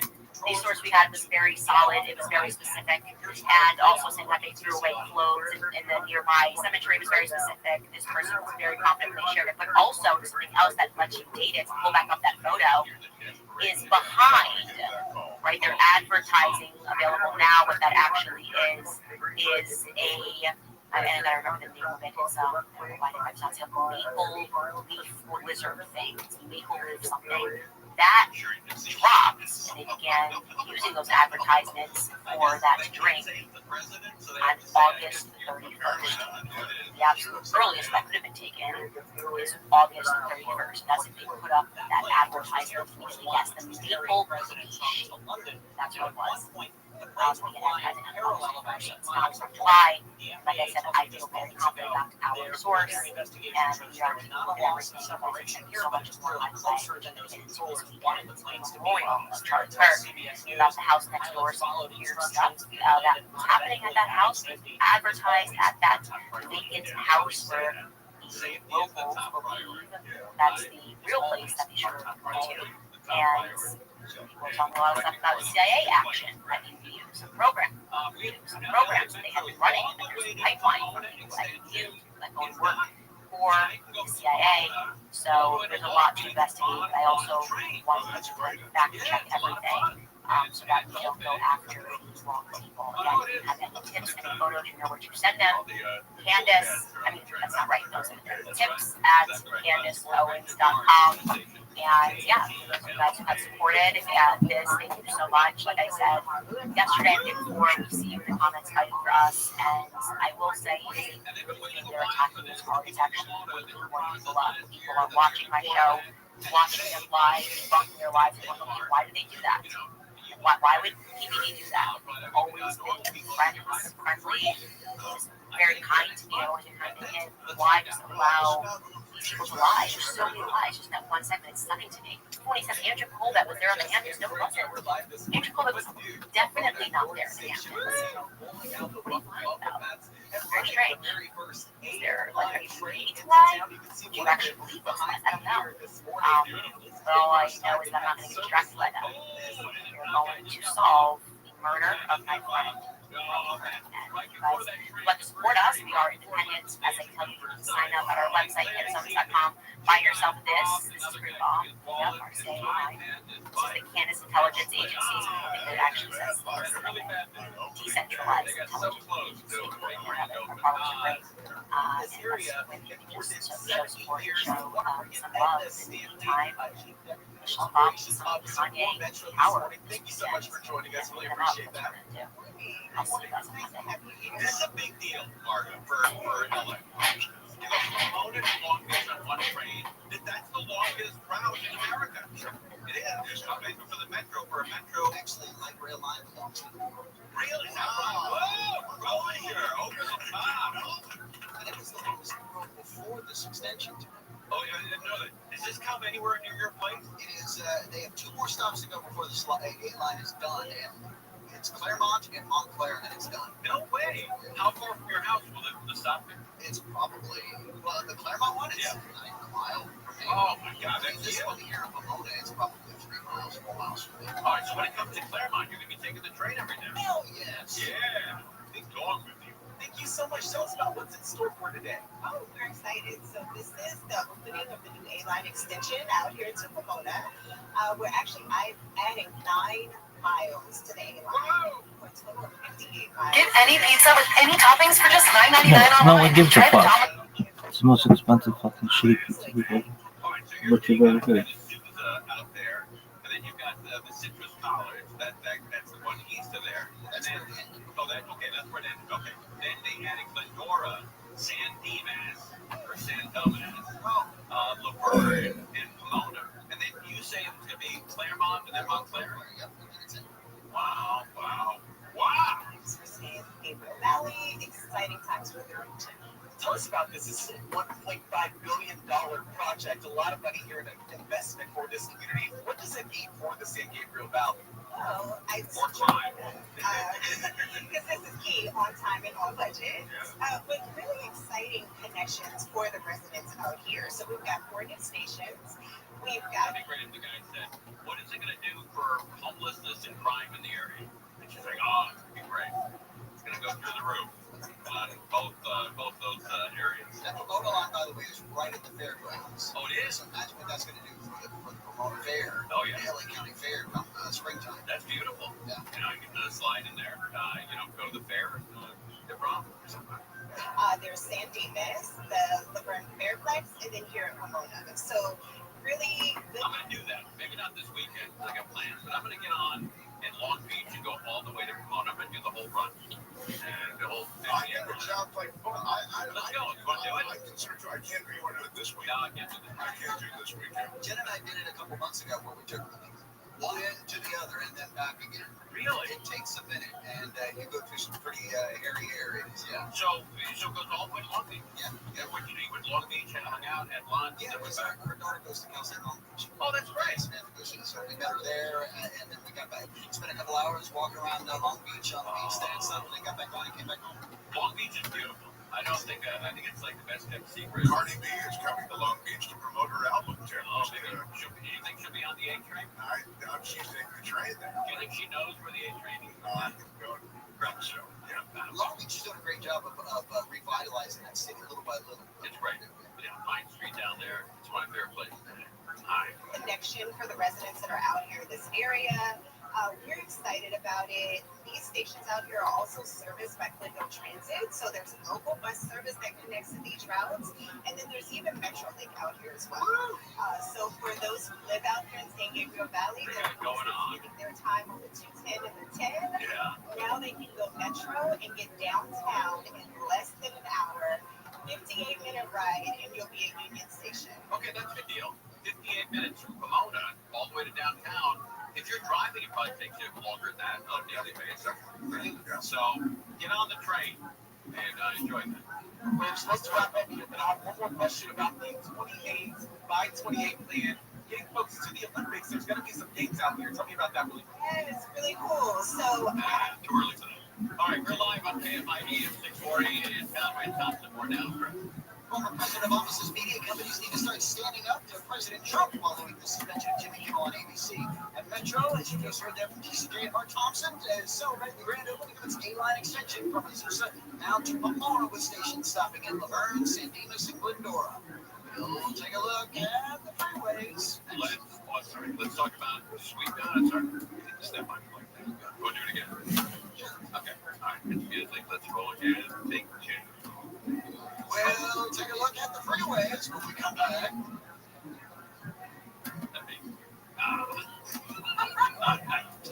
Let's talk about Sweet James. Client's world changed, turned upside down by a reckless drunk driver. Hit with his vehicle and slammed. The guy slammed right into him. He couldn't believe it. The guy was sitting out there just enjoying himself, and a reckless drunk driver banged into him, and it turned his life upside down. He couldn't get the insurance company to help him at all. Nothing. Very frustrated. Not a dime. Nothing. So he called Sweet James. Team of attorneys stepped in to make sure he got the medical treatment he needed, and they wouldn't let up until they delivered a massive $7 million payment. In these situations, caring and winning go hand in hand. It means medical care, maximum compensation, and justice. And Sweet James, that's what they do out there. So phone them up right away. 800-9-million, 800-9-million, or go to sweetjames.com. Sweetjames.com. Cloudy, foggy, cool tonight, sunny and a little cooler tomorrow and Sunday. Maybe a chance of rain Monday. This report brought to you by Rapid Radios from your Toyota Dealers Traffic Center. Find the Toyota hybrid, sedan, truck, or SUV that's right for you at Toyota.com. Let's get to a crash on Ortega Highway. So this wreck has just wrapped up, but we're still seeing the leftover effects of this crash. Now, the wreck itself was along Ortega Highway. It started on westbound lanes, but it was affecting mostly the eastbound side. Now, the location, it's kind of a tough one. It's east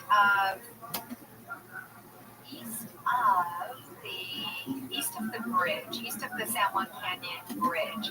And all lanes are open now. Eastbound travel has a 9-mile backup. It's just ridiculous. I'd say go south, but the The 5 southbound is pretty jam-packed as well, heading into Oceanside. The drive on the Ortega Highway is thinning out quickly, starting to stick out those delays. Also in Corona, South 15, jamming up off of the 91 all the way to Wyman Road. With Southern California's most accurate traffic reports, I'm Angel Martinez. The NFL is off to a wild start. Touchdown pass number 508 for Aaron Rodgers. And the new season lives on iHeartRadio. Touchdown Denver. Local stations bring you the action live. Touchdown Chargers. Plus, fantasy advice and expert analysis with the official NFL podcast network. Everything you love about football is on the iHeartRadio app. Just search NFL to dive in. The free iHeartRadio app is #1 for music, radio, and podcasts all in one. Discover a new podcast from our library of hundreds of thousands of titles. Here's an iHeartRadio podcast preview. From Camel Beyond, the studio that brought you The Devil Within and The Shadow, comes a true crime podcast. The local sheriff believes there may be more than one killer. It's been 4 days since those bodies were found, and there's no arrests as of this morning. They were afraid, especially out in that area. Join host David Radder as he explores one fateful night in the descendant of a small town. Killed 8 members of an Ohio family in a pre-planned execution. It was a night of horror that shocked the country with its brutality and its mystery. Who could commit such horrible crimes and why? The family was targeted, most of them targeted while they were sleeping. Whoever that is, knows the family. Well, they would turn up, they would eat you up. Did they have secrets that could lead someone to want them dead? Were they innocent victims? Or something in between? Ultimately, this is a story about family and loss and hope for redemption under the big moon. Big Moon Murders is available on the iHeartRadio app or wherever you get your podcasts. The iHeartRadio app, #1 for music, radio, and podcasts, all in one app. iHeart is America's #1 podcast network. Open the free iHeart app and explore podcasts like this. When was the last time you took a Eve. I was traveling and a cute girl sat down next to me. That was enough for me. I'm Francesca Street, CNN travel journalist, and this is Chance Encounters, a podcast about the incredible connections we make while traveling. Each week, we'll journey through moving, funny, and heartwarming real-life stories about how travel can lead to lasting love, decades-spanning friendship, and ultimately change your life forever. Join us wherever you get your podcasts. Just search for Chance Encounters with me, Francesca Street. Listen on America's #1 podcast network, iHeart. Open your free iHeart app and listen now. iHeart is America's #1 podcast network. Open the free iHeart app and explore podcasts like this. Hey everyone, I'm Amy Poehler, and I launched a new podcast called Good Hang. And in preparation, I asked some of my friends to send me some videos and give me some tips. Just be yourself. Yes. If you're going to do this, really do it. Commit to it. Don't be the celebrity that this is their latest thing you're doing. Have a good podcast. Keep your appropriate. You got a good skin, girl. It's so fabulous. So glad you're working. So good for me. I love true and cooking podcasts. Is there any way you can live too? Well, everybody has an opinion and a podcast. So join me for Good Hang. It's rough out there. We're just trying to lighten it up a little. Listen on America's #1 podcast network, iHeart. Open your free iHeart app and listen now. AFR, AM 640. More stimulating talk.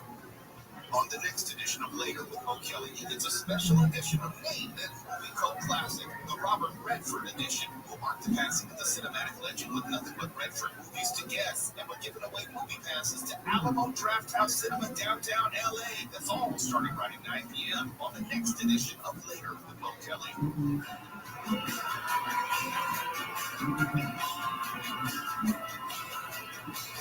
AFI AM is supporting coverage of our Thompsons here. Maybe you're in the car right now and you're going to Dodger Stadium. You got to try to get there early. I think first pitch is at 7:10. It most likely will be probably closer to 7:30 because Clayton Kershaw will be taking them out. And he will have a very long standing ovation that the umpire will have to probably, or out of just courtesy to Clayton Kershaw, the Dodgers probably stop the game or postpone it because you're going to see, whoever's there. There's 56,000 seats. I imagine 35,000 people will be there early, and there'll be a very prolonged standing ovation for Clayton Kershaw when he takes the mound at 10 after 7. It's going to be a huge night at Dodger Stadium. So try to get there early. Angel Martinez, are you with us, Angel Martinez? I am Tim Conway Jr. Thank you. What does that look like around Dodger Stadium traffic-wise? So the drive 110, 5, 101, that whole area in downtown LA. it's loaded. Oh, no. Loaded. The two southbounds backing up all the way from the 134. Wait, what? Wait, two southbound to get onto the 5 is already the 134? Yes. Oh, that sucks. Yeah.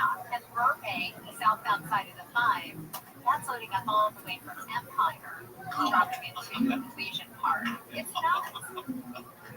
You left too late. It's already 5:55. Everyone's pissed. They're panicking. They're like, F you, Conway. I'm going to make it. F you. F you, all your family, your sisters, your brothers. Never thought your dad was funny. F Carol Burnett. F Mickey Lawrence. F Dorf on golf. And never enjoyed the F Dumpling gang. F all Sounds like lots coming up. Lots boiling up, yeah. So try to get there and try to get your seat before 7:10. You get yourself a little over an hour, about an hour and 15 minutes. You get in your seat and watch Clayton Kershaw last regular season game. Now here's the downside. I have Spectrum Vision at home. Spectrum TV. Because I like watching the Dodgers. This is going to be the first game in a long time. It's not going to be on Spectrum. It'll be on Apple TV. And I don't know how to find that. We'll look for that. Find it. I want it on my TV, and I want to sit in my chair where I watch it and drink my drinks and watch my TV. I can't put that together. So I'll just miss this. But tonight is a big night at Dodger Stadium. And you remember being there. Unfortunately, you will not be able to save the ticket stub like we used to in the old days. Oh, wait, Kate's is there. Kate, can you come on for a second and talk about the Dodgers? Question about the Dodgers, Kate. What time do you have to go on? You want it? How many minutes? 4 minutes, okay. Yeah, listen, real quickly, what do you know about tonight? It's going to be packed, it's going to be jammed. They're going to delay the start. They're not going to delay the start. They open the parking lot early so people can get to their seats early. So you can get there by first pitch, 7:10 and on Clayton Kershaw on his final home start. You don't think they'll stop the game or delay till 7:20, 7:30? No, there's no delay. Clayton Kershaw will never allow that to happen. He is Mr. On Time. He starts his pregame at a certain time, his warm-up, everything is all done at a certain time, leading up to first pitch at 7:10. He'll be the first guy on the field at 7:08, warming up for a 7:10 first pitch. All right, and then let's say he goes 7 innings and they pull him standing ovation. He's going to get a standing ovation after the first, right? After every strikeout. And then every half inning that he comes out, he's going to give a standing ovation. Okay. Are you nervous that it'll be 7-0 Giants after one? Extremely nervous. This can teeter either way. Most viral pizza. 2/3 of an inning, hey, I missed it. I'm still partying. Or this can be like, wow, I'll never forget where I was. By the way, 1993, September of that year, I saw Nolan Ryan pitch his last game at the Big A in Anaheim when the Rangers were in town to take on the Angels. It seems the Hillary. The night after the pregame show to watch Clayton Kershaw on his final start. Look at you. But you better leave quickly to traffic all the way to Empire Center on the 5 South. I'm going to cut through Travel Town, Riverside Drive, right past Rick's Burritos and Taco, that burgers right there, and just kind of cut through, Scott Road, by the Leisure Park. There's a special Dodger mobile or something. Absolutely. And we just had Angel on. She said, the 2 freeways. Yeah, okay, it's backed up to the 134. Oh boy. That means 56,000 people are going to Dodger Stadium. They all live about. Should have left earlier. Yeah, and you should leave earlier. I got pregame. Yeah, the guy's got a job. He's got to be on in 90 seconds. When you go on? In 90 seconds. It's on. 578. Cates is great, man. He has more knowledge about sports, I think, than anybody has. So impressive. That guy is very impressive. Good dude. Tim Cates. All right, listen, Tim Cates is one. I guess, he's good for free. Maybe Dodgers argument, yeah, that stays in the family. But Clayton Kershaw's McNeil on 570 PM. Look at you sending people back over to the station. I appreciate the fact that they think we're honest about it, and they'll come back. They'll 5 a.m. 6:20. Did you know you can customize your safety? Nobody gives a fuck. Yeah, I'd like a 10 to drive me everywhere. Like, I only feel comfortable with 10s driving me around. I mean, can I fucking do that? Only 10s.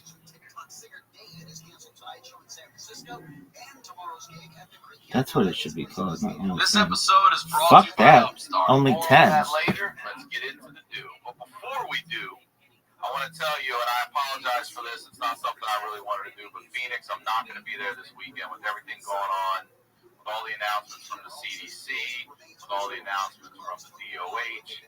It's not smart to be out there. Let's get through this thing and get past it. We'll have some fun. So, Phoenix House of Comedy, my dates have been rescheduled. I'll be there September 24th through the 26th. Your tickets will still be honored.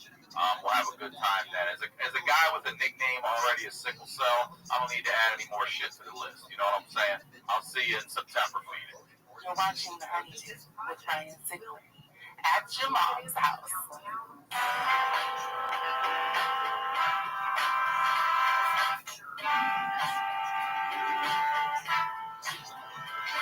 Welcome back to the Honeydew, y'all. We're over here at Studio Jeans doing it at your mom's house. I'm Ryan Sickler. You can follow me on all social media at Ryan Sickler. My website's ryansickler.com. Go sign up for the email list there, the newsletter. Phoenix House of Comedy. I'll be there this weekend, the 19th through the 21st. I'll be at the La Jolla Comedy Store March 26th. And I'll be at the Rec Room in Huntington Beach April 3rd. And then I'll be up in Vancouver, coming to see you for the first time in Vancouver at the House of Comedy April 23rd through the 25th. Go to ryansickler.com for more dates. I'll be in Boston this year. I'll be in Minneapolis. I'll be in Edmonton. I'm planning on New York, Baltimore.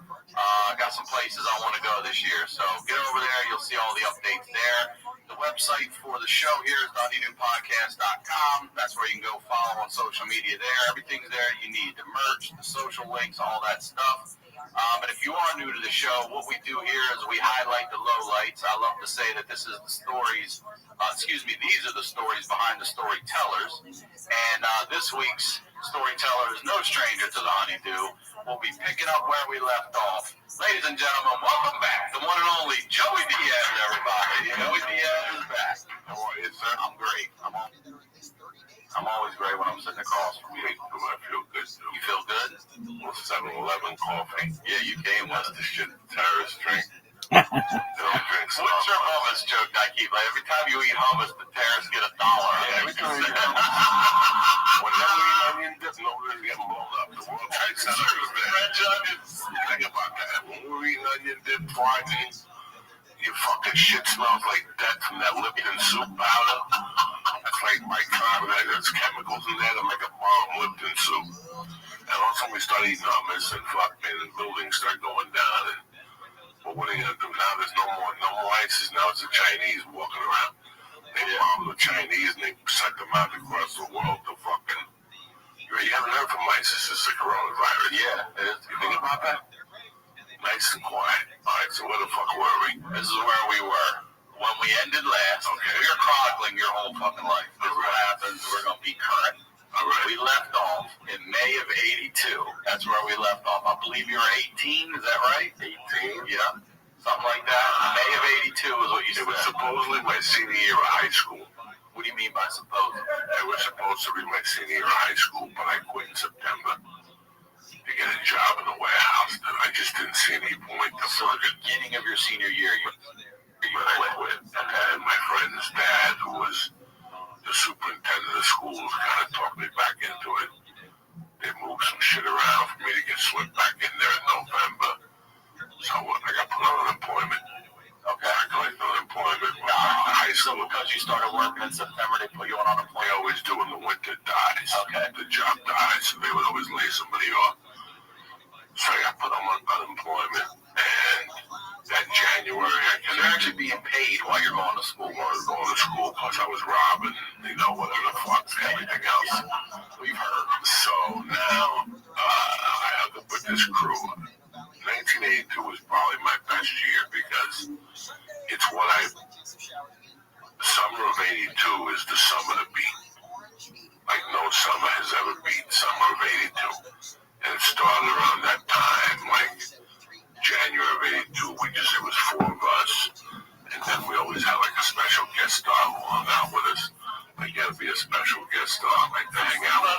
Death Star. I show up with a half a gram. We had Quaaludes. You know, somebody who fucking had heroin. That's the only way you could be a guest star. So it was just weird. I was on my own. I lived with a family called the Ruddies. With four boys and a couple girls. The Ruddies, and we lived downstairs. Me and Mike, we lived in a basement apartment downstairs. That's Mike, their son. Mike, their son. I'm tight with Steve. I'm tight with all four boys. But I'm really tight with Mike. He's my age. So, I was, by like May, they told me that no matter how many classes I took, I was still going to be short a couple credits to graduate. So I was like, you know what? Why am I doing this? I don't want to graduate on stage. I got no parents. It's not like my parents are going to come to one because they go, fuck this shit. But I just quit high school altogether. And I was delivering refrigerators and washers and dryers. Did you ever get a GED? Yeah, I got a GED years later, but I went to prison because it makes you look better in front of the judge. Oh, it does? Yeah, we'll get to that. All right. Let's Bill. So I didn't even think of a GED. Like, I was like, fuck it. You know, and at that time, you know, in the 70s, when you quit high school, you were done. Like, you were done. You might as well put a tattoo on your wrist and end your life if that's what it meant, that you were going to be a fucking loser. So that whole period fucked with me. It wasn't bad enough. My mom had died, and I was living with a friend's house, and now I'm officially a fucking loser. Once you quit high school in the 70s, you might as well put a BTL lose tattoo on your forehead, because you're born to lose. You're going to be a blue-collar guy, you know, you're going to fight for the rest of your life. You have no education. And in the 70s, they look more at that. Now, they don't give a fuck. You know, now these kids are coming out with a bunch of debt. But in the 70s, you had to go to college. Yeah. It was well documented. You had to go to college and get a degree, and then you get a job. So I was like broken inside. So my answer to that was I just acted like a senior. I didn't go to school, but I still hung out with them.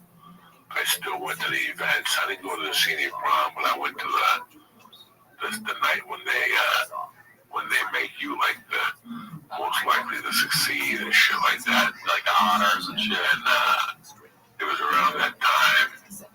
I'll never forget, like waiting for my friend who won Adonis. Like he won Best Body, so we had to wait for him to get the award, and we were parked outside. And we got in the car, we went right to 135th Street. We got the fucking 8-ball. And my buddy Sabatino's father owned the liquor store. And he would dose his dad at night like with fucking with Tuminals and shit. Want to knock him out? Yeah. Get out? They'd take the fucking keys. And we'd open up the liquor store. I'll never forget that particular night. The biggest bottle of Jack. And a case of nips. You know what nips are? The 8-ounce beers.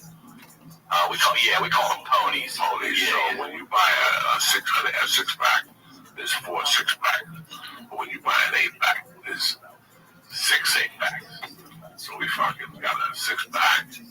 We got a bottle of Jack. We got an 8-ball and a half of Coke because we bought Coke for everybody else. And we took it to this bar on 22nd Street in Union City across from it was across from the county coroner's office. That was a bar we used to get angel dust and shit. And also, we're going down to celebrate the fucking awards night. Like, this is the worst bar in the world. And sure enough, a fight breaks out. And fucking, some guy corners me with a bottle. And he's just about to fucking cut me. And my buddy comes flying out of the bushes and just fucking knocks this guy out. I stepped on glass. I slipped my foot open through the fucking sneaker. Every time I walked, I could feel the sock going from the blood and stuff like that. But it was, we were out every night, like every fucking night. Good night. We were out 7 nights a week. The only exception was they went to school. And I didn't, right, you know. So are you with, what's the kid's name you were close with living in the basement? Mike Ruddy. So Mike Ruddy was a freshman in college now. He's a freshman in college. He's doing his own thing. And you're still living there? I'm still living there. You come and go or just quiet? Yeah, they let me come and go. I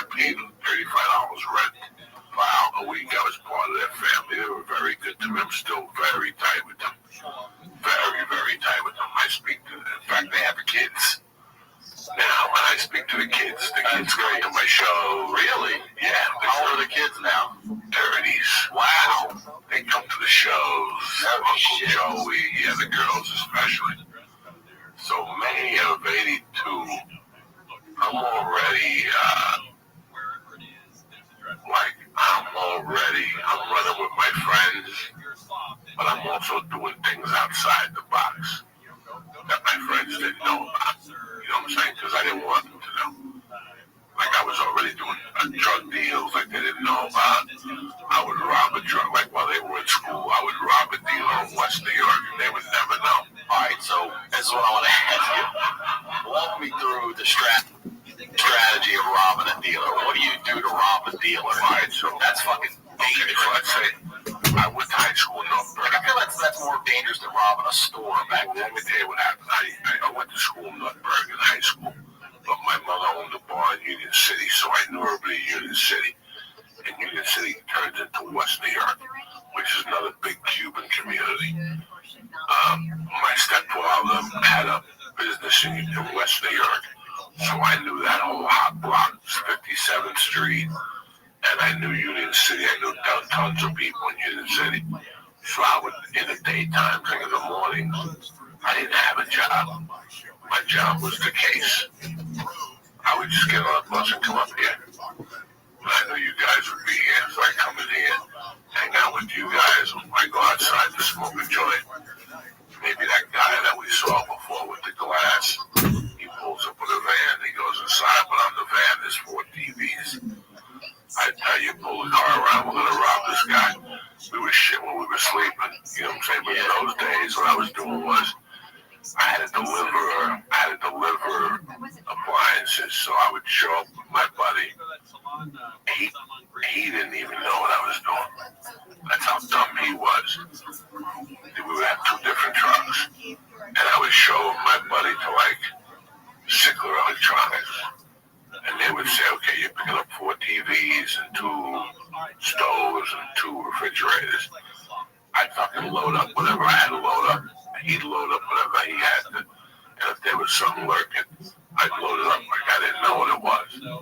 Like one time I just loaded up 30 air conditioners. 30 air conditioners. I don't know what the hell. 200 a pop in May. What are you getting me? Like, all right, 200 a pop, $4 air conditioners, 200 a pop all day long. It was like I had the summer of good luck. Everything was in my corner. But there's a bunch of stories here we can tell in between that. Like, there was a girl I was in love with that took me 4 years to get in her pants. And finally I got in her pants that fucking June. She asked me. As a matter of fact, like for 4 years, I was like, I just had her on a rope. I knew I was going to drop some dick on her eventually. I just didn't know when. And one day she called me and she's like, when are we doing this? And I was in love with her. Yeah, I was totally in love with her. But 82 was when we just caused havoc. Like older kids were calling me going, where are you guys going tonight? Because you guys like to talk in the town. Monday nights is Monday Night Football. Tuesday night was Shillelagh's in Jersey City. 8 to 10, 60 cents Alabama Slammers. 20 cents for a mug of Heineken. 20 cents? Are you fucking kidding me? Yeah. And from 8 to 10, there would be armpit to armpit. And then 10:01, the place would just empty out. Like back the drinks for up to $2. Fucking, you'd order an Alabama Slammer and a fucking whatever, and I'm snorting coke. And since a lot of people didn't have the balls to go to the city and get coke those days, I would get coke for you.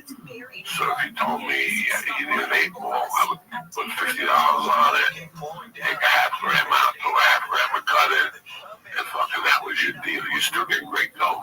A lot better than what you would get. Were you getting it pure though? I was getting some great coke. Yeah. Some Colombians on 35th Street who had a combination disco rooster fighting place. So in the daytime, you'd go there, and there'd be roosters killing themselves. And then at night, it was like a disco, like illegal aliens and shit. They'd be down there fucking singing the Blondie, you know what I'm saying? Call me. So fucking, they would hide the coke. I'll never forget the guy. If I would go there like at 2 in the morning, the guy would hide the coke in the door jams. And while he was spinning the songs, he would have the scale right there. He would just be weighing coke all night. Boom, you're gone. And you would walk through a DJ booth that was on 135th Street in Amsterdam. And I remember on the corner there was a bodega that sold the best fucking fried chicken. Number one, Mike Tyson got into a fight at 4:30 in the morning in Harlem. He got into a fight with some guy on like 148th Street or something. Was that the Green? Yeah. He hit him. He kept saying, "Oh, he got me with his ring." That's why I was there. I remember that fight. That whole neighborhood kicks at 2, 3 in the morning. Is that where they were? They were in that neighborhood. They're all black. Barbecues open. But I'll never forget that on the corner of that bodega, there was like a fucking wild dog just chained up to a thing. And I'll never forget that one night we went over there. Our plan was, it was 2 of us, me and Rago. My friend Stinky worked at UPS from 11 to 2. We had our UPS farm primary 1 Joe Avenue. We had his car. And our plan was to go into the city with his car, pick up the 8-ball, and then pick him up at 2. And then we go down to Jersey Shore and snort for the weekend. Let me ask you real quick. What do you, I know you take it a little bit out, but what do you cut with back then? Inositol. What's that? Inositol is a drug that used to be used with chloride. When we were kids, Joe Weider, there was no GNC. Remember Joe Weider? Yeah, Joe Weider, muscle guy. So one of the things he made was chlorine inositol pills. And they said they helped you burn fat. Is that right? It's like that hydroxy cut. All right. But the thing is that inositol came in a powder. In 1978, you could buy an ounce of inositol for $3. By 1985, an ounce of inositol was like $200. Really? Yeah, because everybody found out that you could cut cocaine with it. It was the best cut there was. So it's a legal speed you're putting in. It's just a legal stimulant, whatever. Look it up right now. They have it at GNCs and health food stores. Sometimes it comes by itself, sometimes it comes mixed. And you grind it right into the blow and nobody will even know it. I didn't like baby lax. Yeah, that's what I was going to say. I heard like none of that shit. I want fucking... Even the days I see guys now still do coke and it's cut with speed. Is their jaws going all over the place? It's cut with speed at the plant. Is it? While they're fucking processing it and throw all this shit in there. It's not that some guys at home throwing fucking crank in it because they didn't know it was on the Netflix docs I watched either, motherfucker. Yeah, so they throw that extra shit in while they're making it to give it that extra potency, you know. It was just a weird time. Like we were living with no supervision. There was like 4 of us. We left the house at 8 and we walked in at 4. And we called each other at 10 to go eat lunch. Like every day we go eat lunch. 4 in the morning, sleep, and go sleep.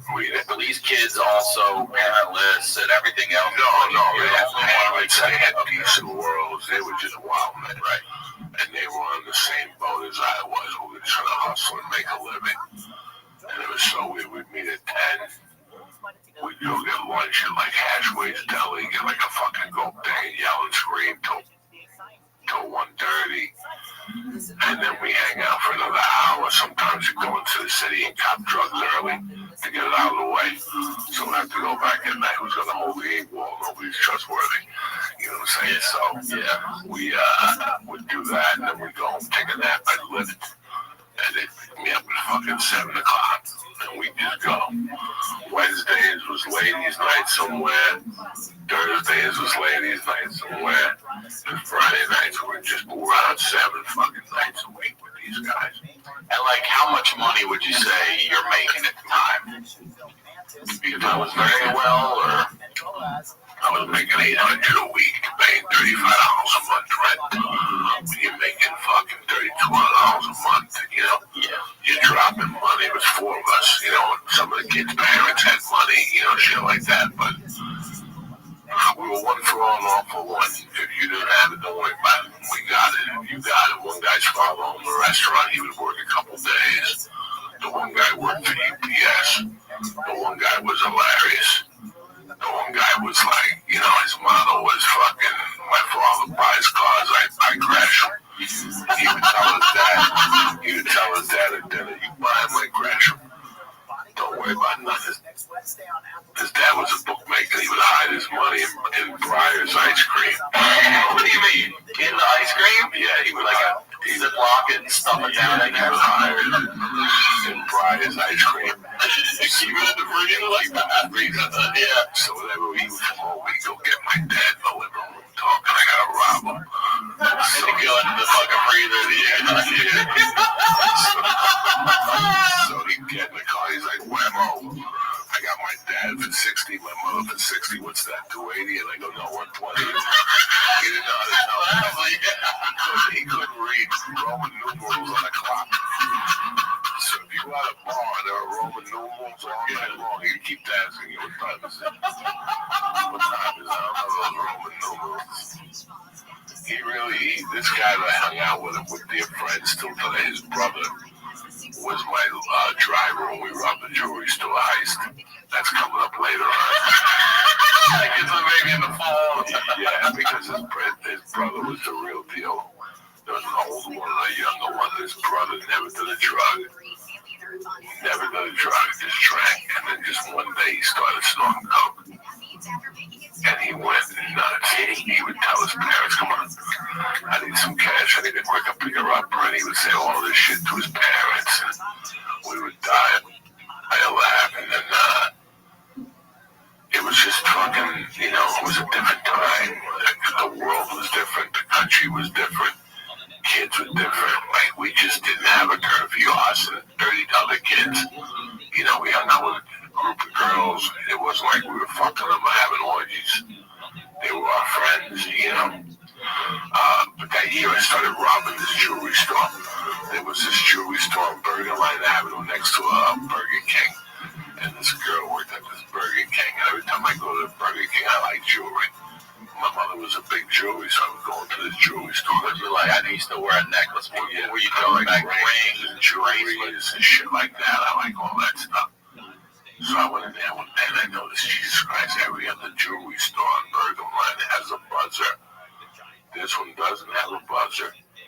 And there's two ladies in the 90 working behind the counter. I could have a field day in here.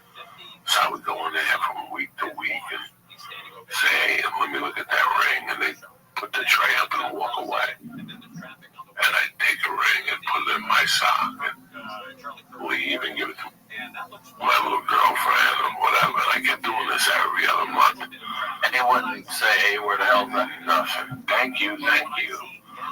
I even told them I want to be part of like the $5 a month club where you pay $5 and they save money for you to get like a ring, like layaway. And then one day we're eating at Burger King and I'm like, I got an idea. It was like July of '82. I had a football shirt on. It was hotter than fuck. And I'll never forget walking in there and then giving me the tray of diamond wedding rings. And I'm looking to get married. And it was like I was there every 4 weeks with a different story. And they put the trays on and walk away. And this one time I just took the whole tray and put them under my shirt and ran out that dirty wedding bands. Had like $2,000 a pop. So I had all the money.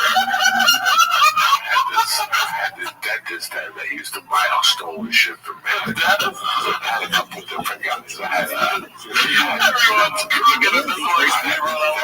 He became cocaine. The dentist. So I sold him like 10 rings. I had this guy. Sure. I said, what's going on? And Fran Riddell, I forget which was headed to.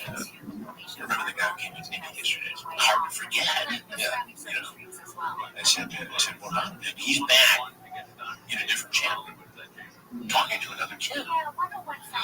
And obviously he's not going to come back to the house. Now we've got a production problem because this house is water. If I leave and somebody else shows up, then we have problems. We had, 18, 20 guys in this one job. So I said, set up a meeting at a fast food hotel. You get in line, find out. We go there. 2 big cameras, shotgun mics. We're sitting in this room. And here he comes. Same restaurant. In one side. We move in. And I'm thinking, this guy's going to bowl. I better have my question ready. And I asked him when he walked out, the only thing I could think of, which is, at that time, I had been in the business for 24 years. I've very seldom been at a loss. But I don't know what to ask him first. I'm getting help. I said, see, I've gone to him. I said, well, John, it's not working. You know. And he figured in that case was caught again exposing himself to a young couple in the park. Have you ever caught a woman? Never. And you can call me a Jomo. The one, we're number one, guys. See, this is the wiring, man. I think why is it? Because when I've asked that question many times to smarter people than me, and what the shrinks tell you is that when it comes to the female predator, you are more likely to see the teacher-student scenario because the female predator does not like the anonymity, whereas the male predator, in many cases, gets off on the anonymity. It's a more casual encounter. No, it's happened. I mean, I wrote years ago about the whole predator experience, and we did have a case where there was an online female predator, and it's happened. But it's rare. But in our experience, we're talking 400 plus, almost 500 guys. Yeah, in and out of there. Not one female. It's wild, though. I mean, I don't know if it's just the wiring of our drives that is so different. We're like men, you know, put out messages like guys do stuff. Black guys love to fuck good. If you're a hot black guy, you want to fuck me at $23.95. Give it as an address, you know, it's like, fuck me. I need you to fuck a lot. That's a guy. Free food, free rent. You're giving out free food and rent. Like, that is mine. Yeah. So how's up? That's not. A woman's never going to do that. A woman's That's never. not right. Women are not like this. Follow with some issues right there. Just to beat the hell out of the But it's crazy. on every level. Because we got into this. I was in the podcast for last week, the episode SoundCloud. And the guy had sent, first of all, his screen name was Love Man Genius, right? And he spelled genius wrong. So we're recording this, and I go through the notes, and I go back and watch all the videos and immerse myself in it, which is interesting and creepy all at the same time. And the guy had sent pictures of his genitalia to, somebody he thought was a 13-year-old. And I went off on this whole thing talking about it. Saying, first of all, in the history of the world, I'm going to predict that no man has ever gotten what he wanted by sending pictures of his junk to any woman in the world. Yeah. Has that ever worked in any way? No, it's not. I can't do that. Nobody. You don't lead with a dick. No. It's not the profile. Well, also, it's like, it's so different. Like a man seeing a woman's naked body, it is different, right? You know, like for you to be like, oh, sweet balls, you know, like it's just, it doesn't translate. No, I don't look at sexist, I just think it's reality. Yeah. Yeah, I agree. When they're like, there's no difference between men and women. Really? Yeah, because there's a whole lot of things that are different. And if you don't recognize it, you're not paying attention. You're not paying attention because most of the killing done in the world, dudes. Okay, serial killers, how many women? Maybe a couple? Eileen Wuornos, our favorite. And then who else? Not many. There's a dozen. Okay, a dozen. Okay, who's showing up on To Catch a Predator? It's guys. It's dudes. So something fucking tells me big difference. Now the difference is that guys are just cool. That is a essential difference. Yeah, it's totally different. You don't see, you know. Now, have you ever had a guy when you caught him being more obsessed with you? Like, oh, it's Chris Jansen, what up, dude? Oh, snap. Like, not quite at that level, but we have it. I mean, this week's podcast, the guy knew, I said, well, you've seen the show now. Well, how do you feel over those guys who've gone? Like you're being going down. Well, I feel sad for them, but blah, blah, blah. It says, but you're the guy. You're the guy. And you're the star. Yeah, I mean, it's have you ever felt real fear in that moment? So a couple times, yeah. A couple times. I mean, you're always on it. Yeah, of course. I mean, as many times as you do it, it doesn't matter whether the police are in the next room or 100 feet away or who's in my security. It's, you know, you're paying attention. Well, I thought about it in that, you know, all of us make mistakes, right? But you are present for what is a lot of people's most critical life mistake. Like the moment where they're like, I just fucked up my life. You've been there for more of those than anybody, right? You know, and it's, you know, so compelling, I think. Yeah, because we are covering the commission of a felony. Yeah, I mean, and the lesson, the big picture lesson, I've always argued of this series for journalism in general is that it is immersive, it is experiential, it is witnessing crime as it happens, and it's enterprising in a way that, you know, few things on. And so the lesson is, if you can use technology, if you can use enterprising techniques, whether it's this topic or anything else, it's important and compelling, and it's hard to do. It's, you know, it's a lot goes in. How long does it take you to go from, you know, decoy set to the guy showing up to the house? It can be 30 days. Like 30 minutes. Or it can be, we've had it 10 minutes. Oh! God, we've had cases where guys have shown up literally in 10 minutes after first contact. Naked. Fast forward. Yeah. Yeah. 6-pack. Ready to go. That is wild. And walk right in. But to your earlier question, yeah, we've had guys who said, "Oh, you're Chris Hansen." I said, "Well, how did you know that?" "Oh, I watch show all the time." Great show, man. Really good. I downloaded it. Oh my God. Hello, and thank you for watching that highlight. If you want to see more of those, we have them provided for you. So enjoy. Just do a deep dive if you try to study us. Click on these and subscribe. Hit the subscribe button, and then we'll just be delivered to you. Watch them as they come out. Do it.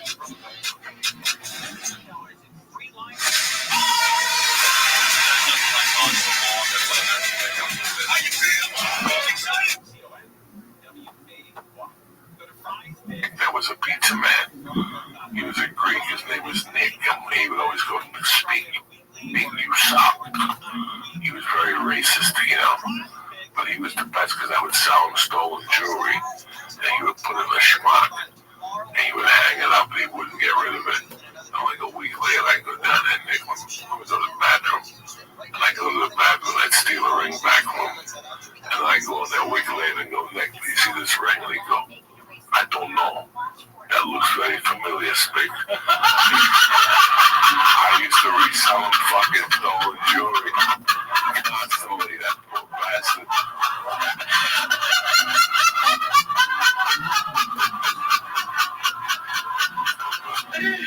Reselling the stolen jewelry to the guy you took it, bro. I would sell it to him. I remember one time I sold him like a bracelet 3 times. I couldn't even believe it myself. I mean, this guy can't be this stupid. He was a degenerate. He was a degenerate horse gambler. Good guy. I love Nick. Very racist. He would not last. He would not last. There was an Italian kid that would go in there and buy a slice of pizza. He would cross the street because the iced tea was a dime cheaper. And so he would get the pizza and then he'd go over there and get the tea. And Nick would be talking to us. He goes, what's the meeting? And we'd tell him when we cross the street, they got a fucking thing at Hashways. He'd run on the street. And Baneri would be crossing the street. He'd start yelling, Baneri, you fucking Jew. You fucking Jew, you fucking suck. Fuck you, fucking Jew. And you know, one time there was a no hands, you couldn't hit Nick.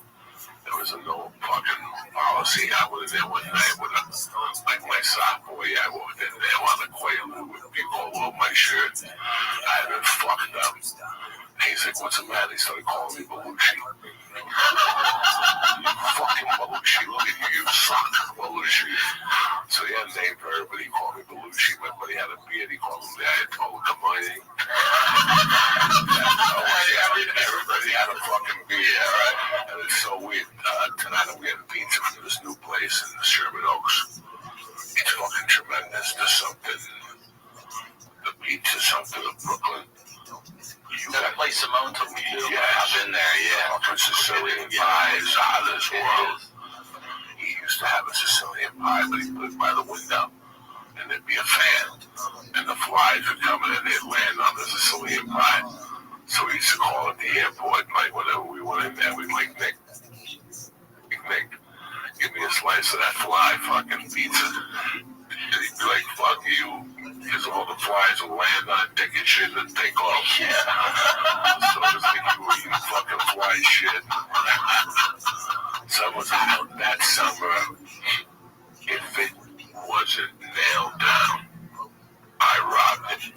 And it was like God gave me every opportunity there was to rob that summer. And are you ever worried at this time? Like, you're still young? No, because I had Bergen police around me, and they were all my friends. I had Conway the Torch Bounce. I always knew I had I had to get out of jail free card. If I didn't shoot somebody or, do something off color. Because somebody was weird. A situation that happened around that time. Like June, July of '82. We were hanging out one night. Just hanging out. A couple of us. It was a Sunday night. And it was me and Mike. The guy I lived with, and I love Mike. I'd give my life to Mike. And Mike was tough. You better bring a sandwich, bitch. Because you're going to be there for a few fucking hours.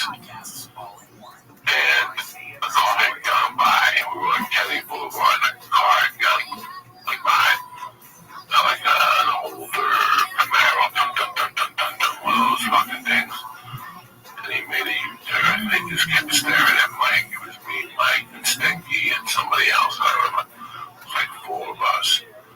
And all of a sudden, they went down the block and made a U-turn and parked up the corner. And they just got out of the car, and they were walking towards us. 2 of them? 3 of them, but one guy thought he was Buford Bussett. He had that handle from an axe with no axe on it. So I'm watching this because I got great street eyes. I'm watching this whole thing going down. My friends are talking amongst themselves about pussy, whatever the fuck you're talking about.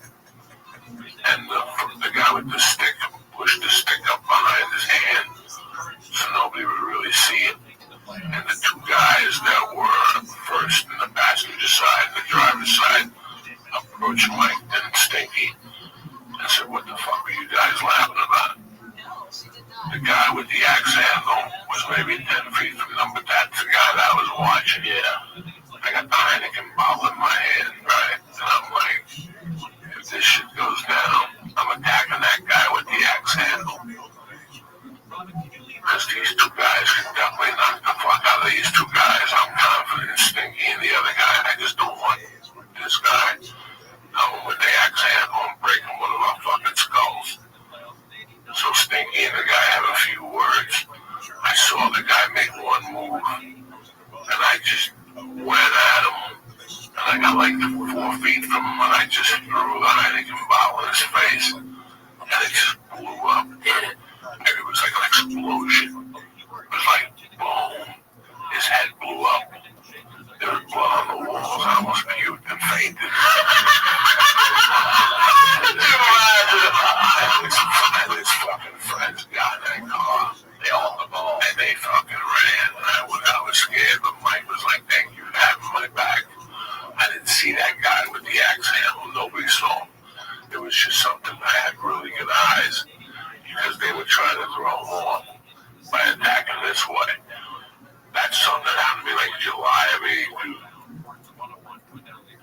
Because I remember going to court and like, they took you to court? Oh yeah, they had stitches. They didn't charge me with anything. But they were trying to get like a civil suit going in my hometown. Told them like, look, do yourself a favor. Don't come back. You're not getting a dime. But I still remember specifically going to court that morning with my stepdad. Like I had to call him and go, you have to go to court. They want a fucking parent or something.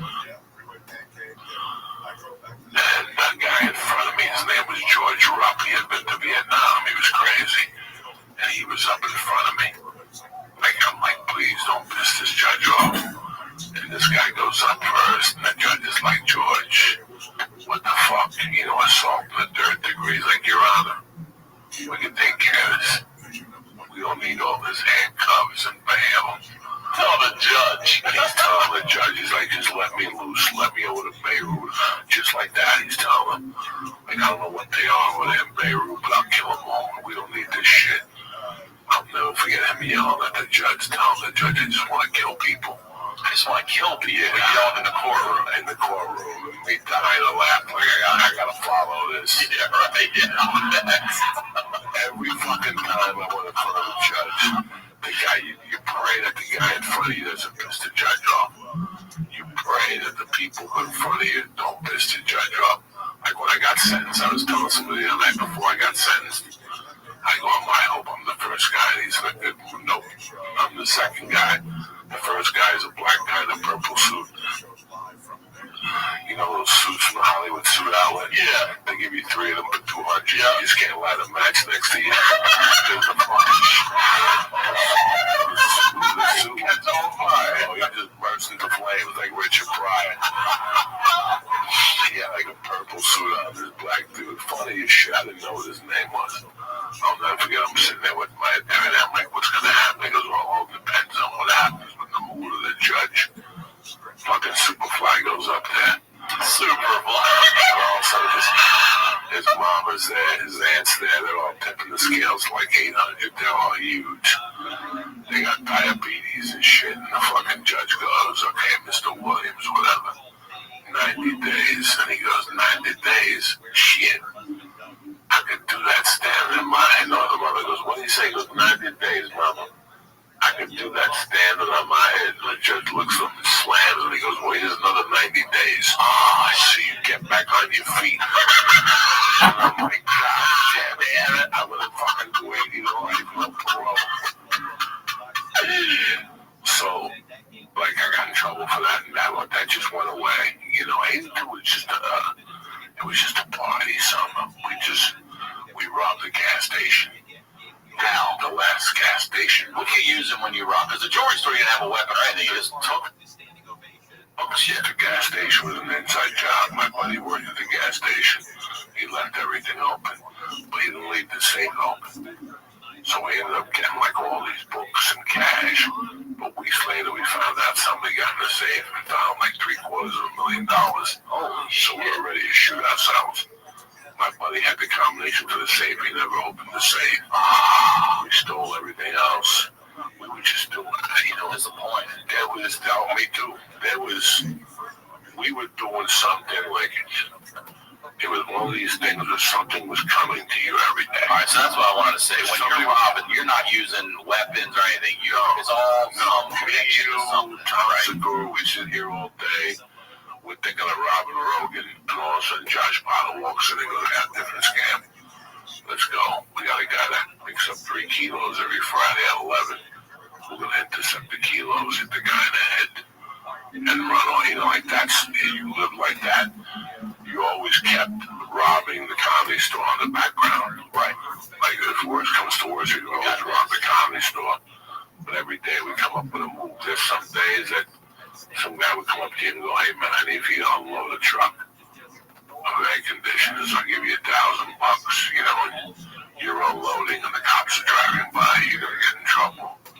Every day there was something. You know, it wasn't. You know, when you set up drug dealers. Okay, so I would have you as a friend, Tom as a friend, Bert as a friend, and we'd all be friends. You know what I'm saying? But I wasn't really friends with you. I was just a customer that was giving you rope. In those days, it was well known. I would give you rope, but if you fucked me, I was just gonna rob you. There was no beating. There was no threat.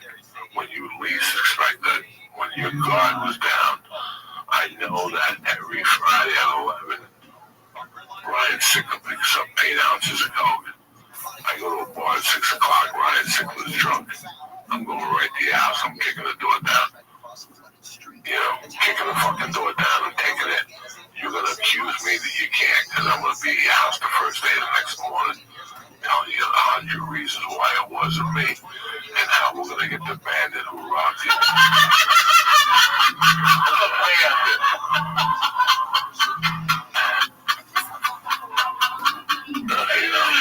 I was a professional. I was a professional. Like I just knew. So that whole summer carried me into whatever. Some weird happens in August of '82. A buddy of mine, the Bonehead family, the Di Lorenzo family, great family, grew up with them. Two older brothers. That oldest one's a heroin addict. That's a plumber. Fucking great guy. One of my brothers in line. The middle one's a fish guy. Owns a fish company. At the time, he was a mechanic, auto body mechanic. But the younger one I grew up with, we were very tight grown up. I loved him dearly. His mother loved me. His father, I grew up in his house. And he was pretty much a financial genius. He had this scam going on where he would open up a bank account, put $2,000 in your bank account, and then he would take a $2,000 loan from the same bank, and then he would close the bank account at 2:45 and run across town to the same bank. Like, let's say there's two Bank of Americas, he would close the bank and then run down to the other Bank of America, and the computer wouldn't move fast enough. He'd enter the other 2,000. So he'd go withdraw He was there. smart as fuck. I guess back then, He took student loans at 1%, bought homes, lived homes. Like, this guy was just a genius. He had the whole thing down, so he pulled me aside when they goes, "You want to go to school?" You know, if I told you I can get you a couple grand a week to go to college, and I was sure. And he talked to some people at Glasgow State. Next thing you know, I'm taking 4 classes, GED, no paperwork. And he's like, "Go over there, pick up 2 grand, just give me like 300. And I pick up these little Pell Grants. So I went to Glassboro. That lasted for like 3 weeks. Like, I went down there, he got me a job loading roofs with tar paper. So I would have to carry fucking tar paper up the roof and shit. And I really gave it a chance. Like, I was like, I'm gonna go to school, I'm getting paid. this is when you got the GED? I didn't get my GED yet. Nobody knew nothing yet. He thought they got a degree yet. They really told him they got, no way by nothing, but yes. But yes, I'm the paper. So you're taking college courses without even a high school finished education? Psych 101. I know those classes. And I'm just going to pick up a check. They give me like a check every 2 weeks because I'm part of some Spanish thing. I never really thought about what he was doing. And after 3 or 4 weeks, it was Philadelphia. What a great town. We were going to fucking 6 games. That was the year they won the championship. So we were going to 6 games. We were fucking going to concerts. I'll never forget one night I woke up and he was fucking a chick with a bunny mask on. She had it or he had it? He had a bunny mask on. I mean, he was nuts. He's dead now. God rest his soul. So he got me the scam, and I would come up on the weekends, and I'd stock up on blow. I'd get as much blow as I could. I'd get some money up front from some of the people in Philly. I told them this is New York City cocaine, and I'd take a bus back on Sundays, and I'd make 300-400. Go down there with an 8-ball. At least had shit for the week. And then one Monday, it had to be like classes started like September 3rd, and I think like September 28th. No, it was like September 28th or something. I came home, and it was a Monday night football game, and it was the Steelers against the Dallas Cowboys, and it was in their heyday. It was their fucking heyday. And me and 4 of my buddies decided to put a huge bet, like $10,000. Damn. And the over and a parlay. We put the bet in with a high school teacher. He was taking a bet? Yeah, his name was George McGrath. We used to call him Camel Breath because he smoked Camel cigarettes and his fingers were red. His cigarette was, his mustache was red. And that's when Def Leppard first came out with, whatever, High and Dry. So we used to call him George McGrath.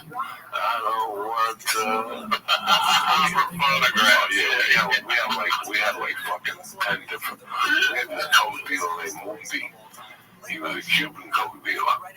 And we used to always go for him. My buddy would go, I love that motherfucker. You buy coke from him on a Friday, you don't get home till Monday.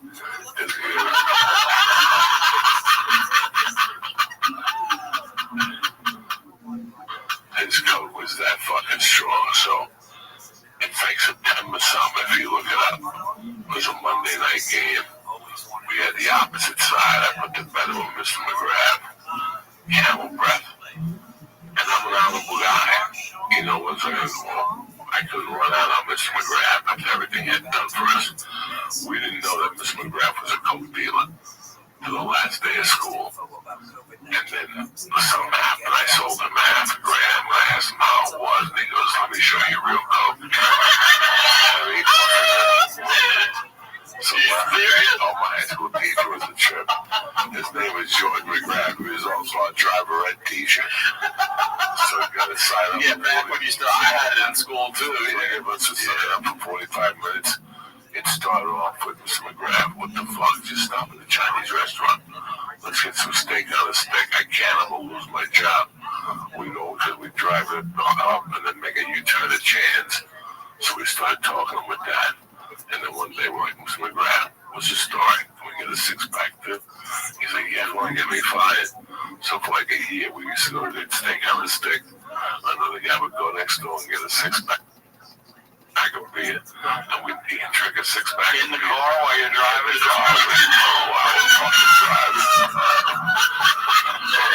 He'd be sitting there, shaking his head going, you guys gonna get me fired. Fucking hilarious.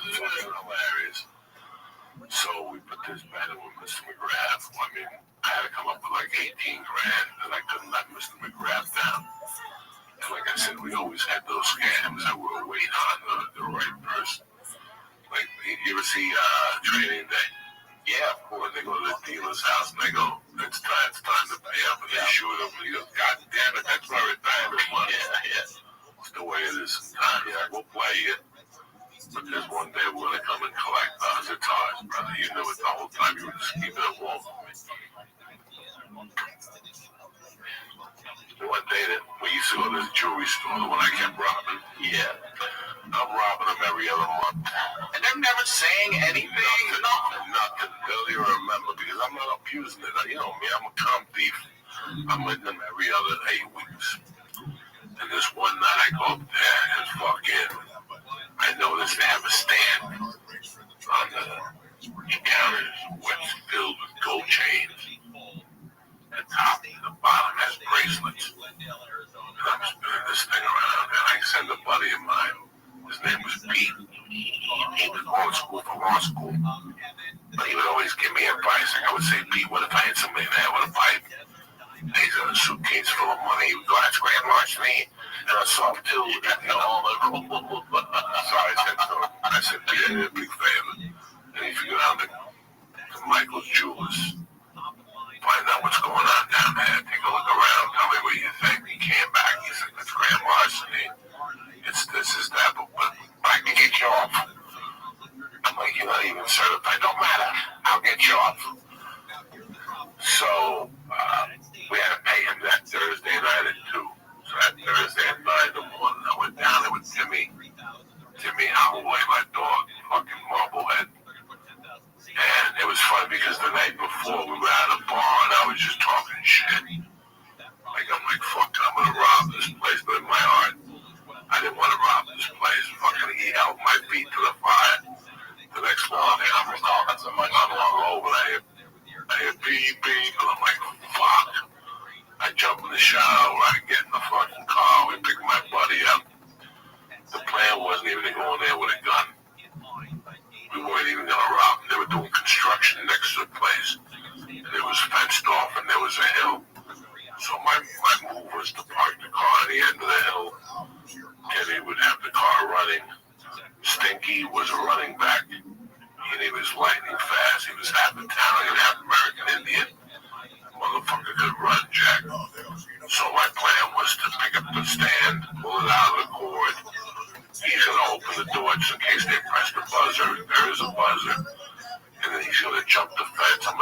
jewelry to him.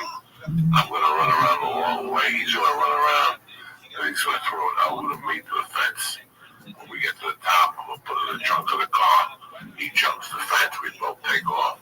We rehearsed it 50 times. How? We went there at night. Really? In the morning. Yeah, 2 in the morning. We just rehearsed the timing of it, 2 minutes, the whole fucking thing. Response time from West New York Police Department. We did the whole thing then. We get there, we wake up that morning, all goes as planned. I run out, throw the jewelry to him, get to the other side, get to the top. The case, it dropped and it broke. It goes, stink. What happened to the case? He's like, it broke. This is all I got. I go jump the fence and get in the fucking car. By this time, the alarms are going off. People are looking out their windows. I'll never forget jumping over the fence. And I got every piece of fucking jewelry. I didn't give a fuck. Every piece. I came back, jumped over the fence. One of the chains got caught. I got in the backseat. There was so much jewelry that you couldn't see my legs from my calves down to my feet. It was just back there.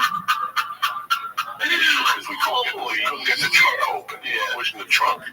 You can't get the fucking trunk open. Boom, we get in the car, get the fuck out of here. People are looking at the car.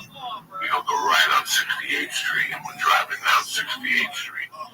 And we see 2 cop cars coming our way. I'll never forget this. We stop for the light.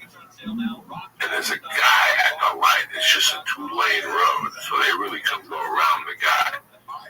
Because the light was just about to turn green, so they had to wait. As the light turned green, the trunk popped open by itself. We're like, ain't this a bitch? Oh, popped open. But no, we fucking went home and got away with it. Went right past them? Went right past them. Now what do you do with all that? Just sell it off or what? What we did was we were going to chunk it out to different people. I made a mistake. I took it to this mafia guy. He tried to fucking tell me I was his goomba and I'll give you 10,000 for the whole mess. I'm like, there's 60 large there. What do you mean 10,000? There's 100 retail and 60 large. I go, oh, you gotta give me 60. He's like, come on, be a friend.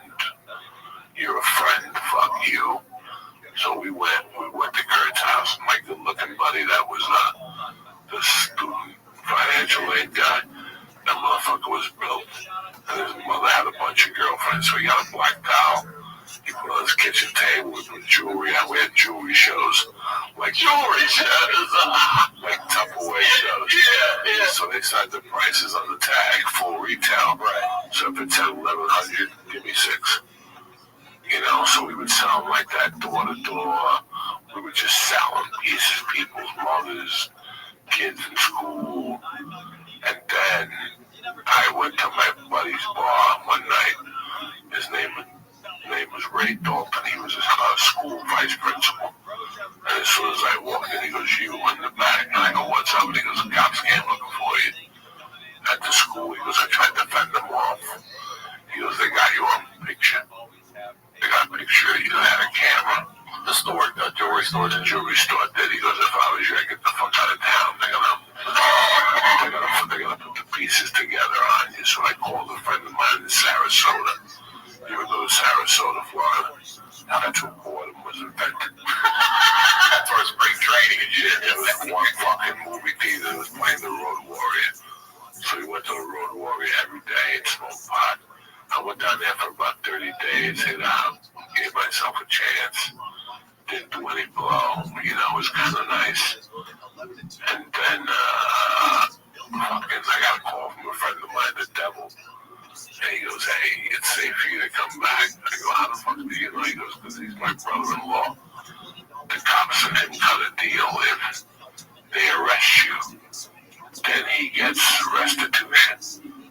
You can pay him $5 a year, but if they don't arrest you, he gets the insurance. Plus, he padded it, so you pay the money. You're his hero now.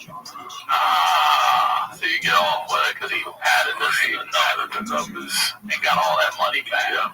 Oh, shit, how crazy. That is lucky as fuck right there. Came back to North Bergen. Did he ever see you? I saw him Christmas of '84. I was rock bottom. I was homeless. And I was pumping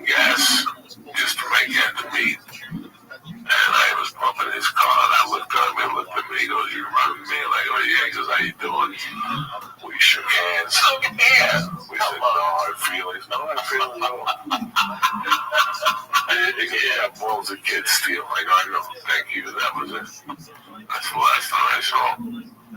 But it was weird. After I went back to North Bergen, I couldn't live with the Runnies no more, so I was with a friend of mine, Fernie, and that had to be one of the worst times of my life. Like, just, I had a little bit of cash put away in the jewelry. But other than hustling, you're not working an honest job at all at this point. At the time, Fernie got me a job. You know what, one of those fucking Danish, one of those, Dumans, whatever they are. Enemans, yeah, of course, yeah. I got a job. My friend got me a job. Mafia guy got me and my buddy Stinky a job. Spray painting and boxing. The things where the shells, and then they get shipped out of there. They don't make any Entenmann's cake there. They just make the Entenmann shells there. He got us a job in Edgewater. I was a kid named Fernie, whose father had a business in Edgewater. You ever see Copland? Yeah. That right there, that's Edgewater. All right. That whole bar, that's where I used to go to get liquor store. No, that's not there no more. So, it was called H&B Diner, best fucking pork sandwich you ever had in your life. There's only one person who makes a better pork sandwich. Steve Simone makes a delicious pork sandwich of provolone. Listen, all right, I'm gonna have him give me one. His man with roasted red peppers. Anyway, I got a job in Edgewater. This was one of those mafia jobs where basically the superintendent, the boss, knew who our friend was. The guy that got us a job, his name was Tommy Kenny. And he was really a Westie. He was an Irish gangster. And he got us the job to case the joint. Because he would case these roofing jobs, but he would get me a job through the union. Gertie Lorenzo's mother was part of the warehouse union. So she would get me different warehouse jobs. So she got me a job at like Swift Electric. She got me a job at Mac Century Hardware Store. And then she got me this job. And this job was great because we were fucking 19, but we didn't give a fuck. Like, we basically punched our cards, walked the dirt floor, put boxes together, and me and Stinky went to sleep. At 12, they go, yo, you guys going to eat lunch? And we come downstairs, one of the black guys would give us a couple dollars to buy him a bottle of blackberry brandy.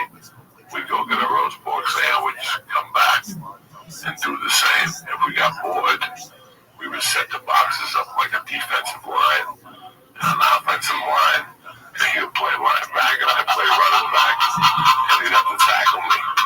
Play the ball. But the best thing that happened there was that black dude became our friend. He was our only friend. Everybody else hated us because we didn't have to do nothing. We had a no-show job, basically. And one day we're on top, like, those addicts, and we're throwing down container boxes. They're like 6 feet tall. These are heavy boxes, but they're not put together. They're still flat. So I got to cut 2 wires, take them down, and I would just hand them to him. I'll never forget this. This guy would spend his mornings just drinking blackberry brandy. Just fucking, from the minute we got there at 8, he'd polish off a pint, and then we'd go back at lunch and get him another pint. By 3 o'clock, he'd be shit-faced. 2 pints? 2 pints a day of black. I forget what his name was, but I loved him with all my heart. So one day, it's me and Stinky up at the top. He's like, yo, the Lazy Brothers throw down 50 boxes. So he's sitting there, and we're throwing down 1 box at a time. And you can see that, we're throwing quicker, like, and he's like, man, slow down. And he's grabbing the boxes, and he's putting them down.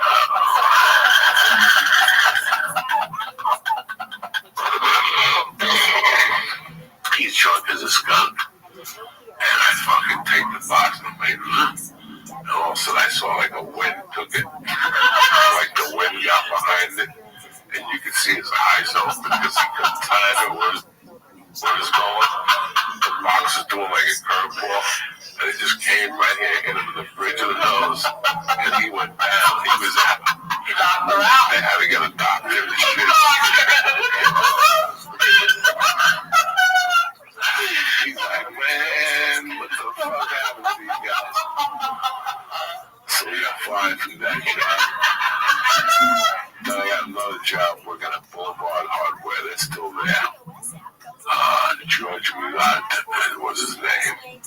I lasted there for about a month and a half until I got caught with possession of stolen tools.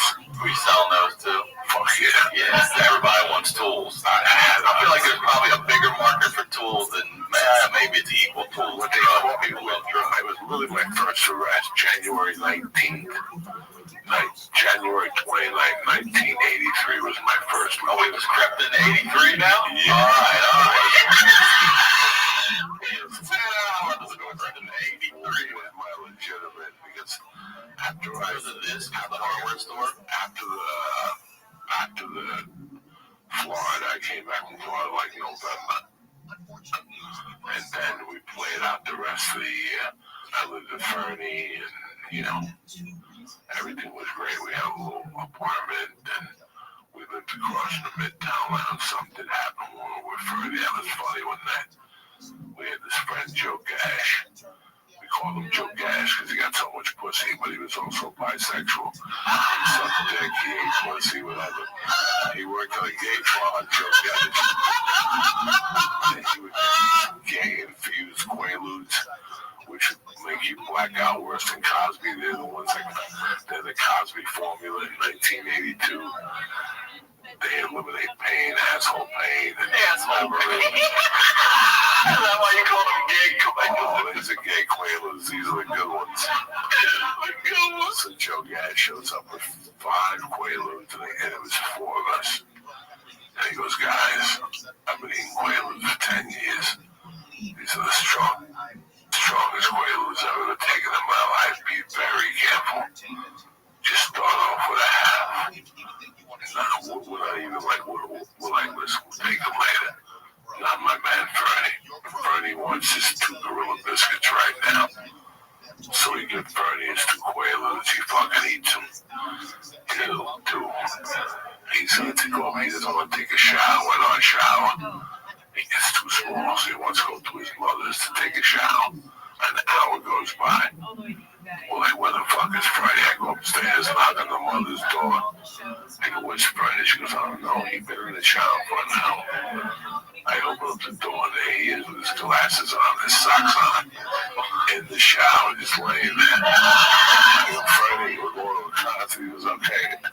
He got up, I helped him take his wet socks off. We get him dressed. Now the 3 of us decide to eat the Quaalude because we're running away from the Meadowlands. It's Pat Benatar. Guess who wants to drive Fernie with 2 Quaaludes in him? Yeah, right. Well, like, Fernie, if you want to drive, go ahead. You know, be my guest. He can't even get out of the parking spot. Like, he's just going back and forth. Bam, bam, bam. He's in the car fighting. And all of a sudden, my buddy goes, boy, we driving by sound tonight? And we go, fuck it. We got a different car, by the time we get up there, we're so fucked up. We are so fucked up. The guy told us to eat a half. We ate a whole. We didn't even know where we were going. We were so crooked. I'll never forget, this little old man came out. We didn't even say nothing. This little old man came out, looked at us, and he goes, you guys must be in the handicap section. And he took us into the handicap section. We're sitting next to 3 kids, squeezing balls. And we are. They can believe we're all back over again.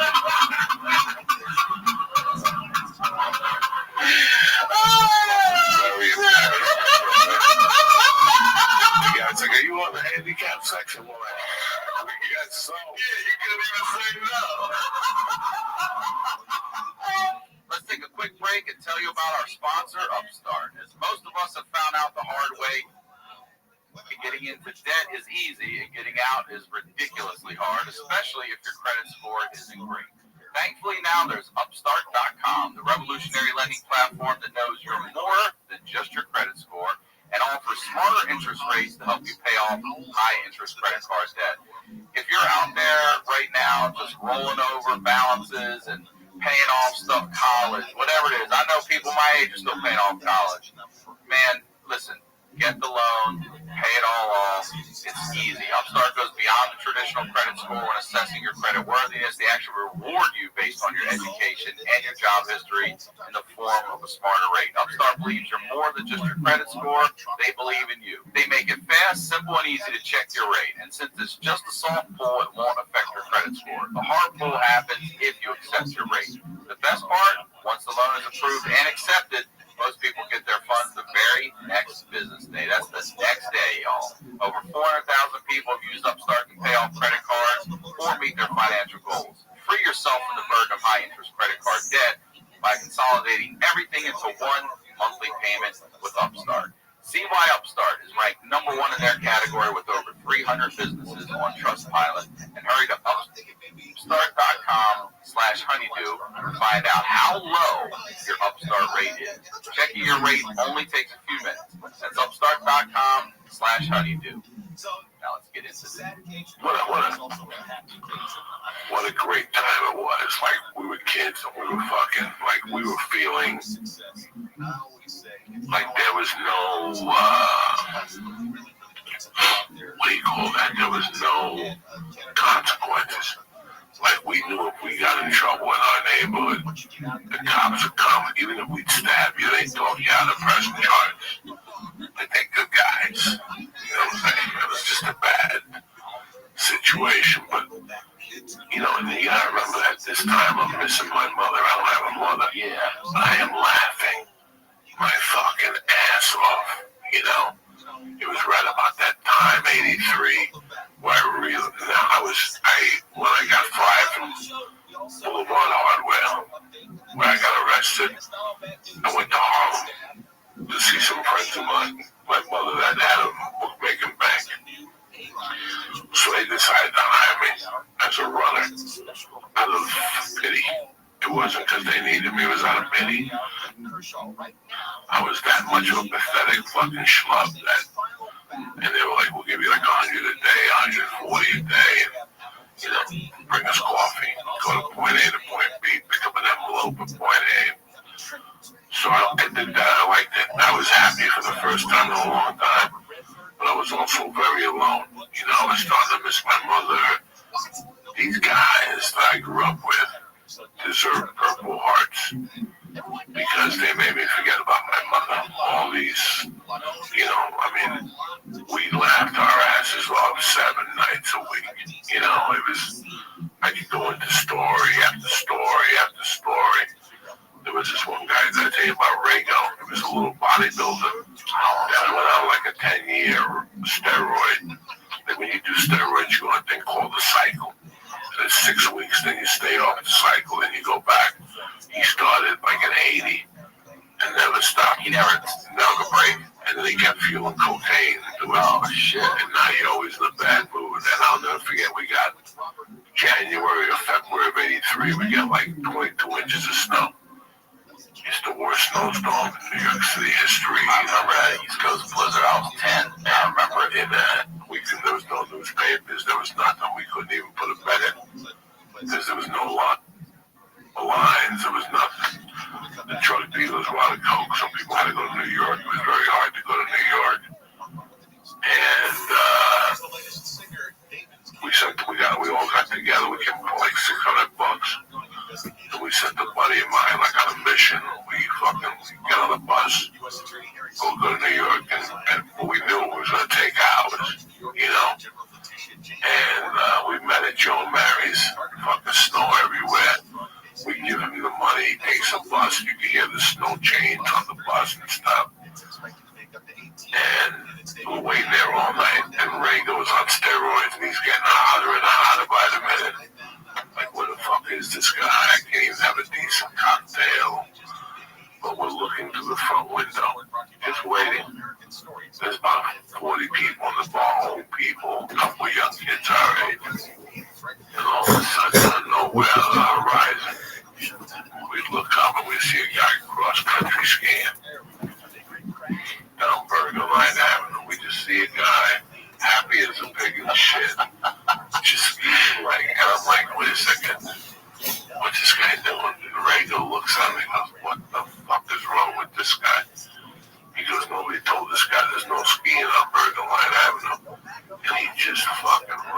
outside and chased the guy down like a block. The guy was like just skiing.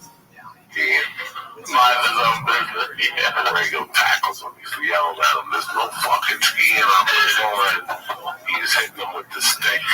We chased him like Rego, what's going on? He's like, there's no fucking skiing on Burger like that. I open up the door and he is with his glasses on, his socks on, in the shower, he's laying there. They don't make any Entenmann's cake there. They just make the Entenmann shells there. He got us a job in Edgewater. I was a kid named Fernie, who's had a business in Edgewater. You ever see Copland? Yeah. That right there, that's Edgewater. All right. That whole bar, that's why I used to go to the liquor store. No, that's not that no more. So, it was called H&B Diner, best fucking pork sandwich you ever had in your life. There's only one person who makes a better pork sandwich. Steve Simone makes a delicious pork sandwich with provolone. Listen, all right, I'm going to have him get me one. Oh, nice man with roasted red peppers. Anyway, I got a job in Edgewater. This is one of those mafia jobs where basically the superintendent, the boss knew who our friend was. The guy that got us the job, his name was Tommy Kenny. And he was really a Westie. He was an Irish gangster. And he got us the job to case the joint. Because he would case these roofing jobs, and he would get me a job through the union. Gertie Lorenzo's mother was part of the warehouse union. So she would get me different warehouse jobs. So she got me a job at Swift Electric. She got me a job at Mazbeck Century Hardware Store. And then she got me this job. And this job was great because we were fucking 19, but we didn't give a fuck. Like, we basically punched our cards, walked the third floor, put boxes together, and me and Stinky went to sleep. At 12, they go, yo, you guys gonna eat lunch? And we come downstairs, one of the black guys would give us a couple dollars to buy him a bottle of blackberry brandy. We go get a roast pork sandwich, come back, and do the same. If we got bored, we would set the boxes up like a defensive line and an offensive line, and you'd play running back, and I'd play running back, and you'd have to tackle me. And play the Mario. But the best thing that happened there was that black dude became our friend. He was our only friend. Everybody else hated us because we didn't have to do that. We had a no-show job, basically. And one day we're on top, like, those addicts, and we're throwing down container boxes. They're like 6 feet tall. These are heavy boxes, but they're not put together. They're still flat. So I got to cut 2 wires, take them down, and I would just hand them to him. I'll never forget this. This guy would spend his mornings just drinking blackberry brandy. Just fucking from the minute we got that 80, polish off a pint, and then we go back at lunch and get him another pint. By 3 o'clock, he'd be shit-faced. 2 pints a day. James Blank. I forget what his name was, but I loved him with all my heart. So one day, it's me and Stinky up at the top. He's like, yo, the Lazy Brothers throw down 50 boxes. So he's sitting there, and we're throwing down 1 box at a time. And you can see that, we're throwing them quicker, like, and he's like, man, slow down. He's grabbing the boxes, and he's pulling them back out.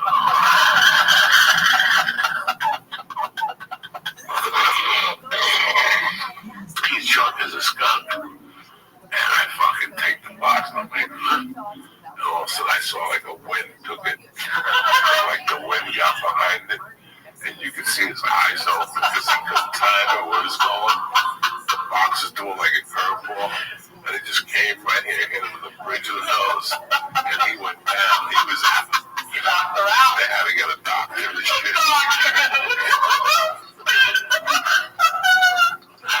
He's like, man, what the fuck happened to these guys?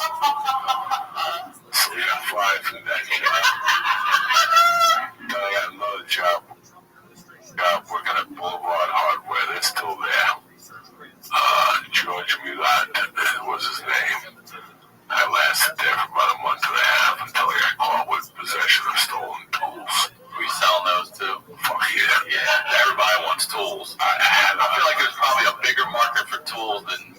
maybe it's equal to what People love your life. It was really my first arrest, January 19th. January 29th, 1983 was my first. Oh, we was crept in 83 now? Yeah. All right. It's 10 hours over in 83.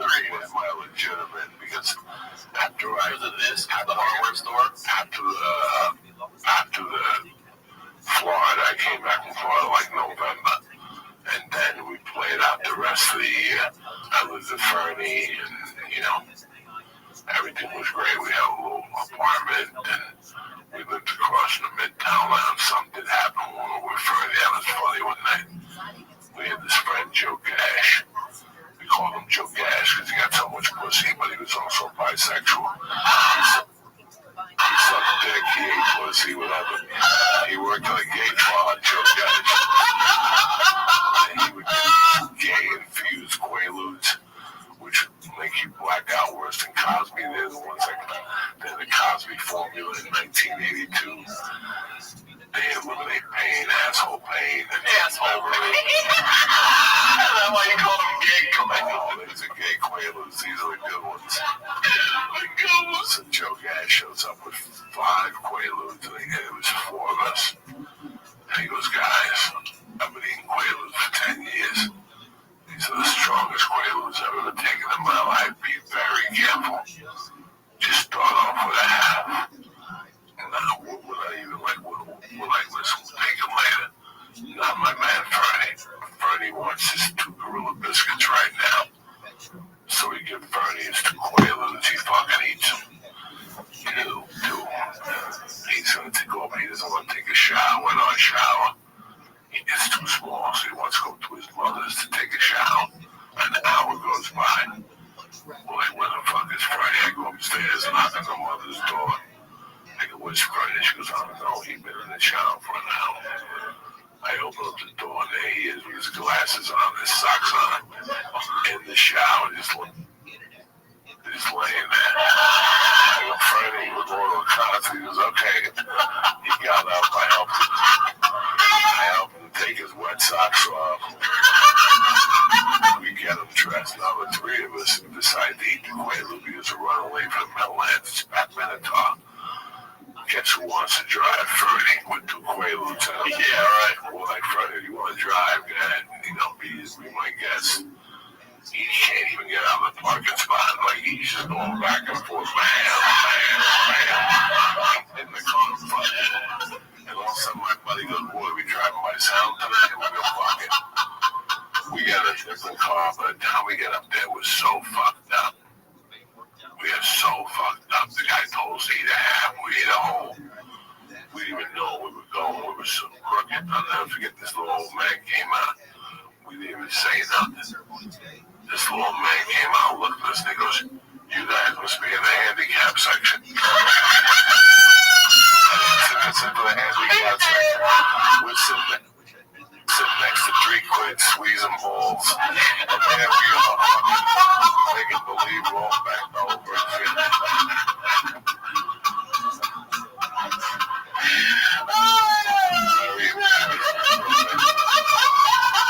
It's like, are you on the handicap section? Well, you got so. Yeah, you couldn't even say no. Let's take a quick break and tell you about our sponsor, Upstart. As most of us have found out the hard way, getting into debt is easy and getting out is ridiculously hard, especially if your credit score isn't great. Thankfully, now there's Upstart.com, the revolutionary lending platform that knows you're more than just your credit score and offers smarter interest rates to help you pay off high-interest credit card debt.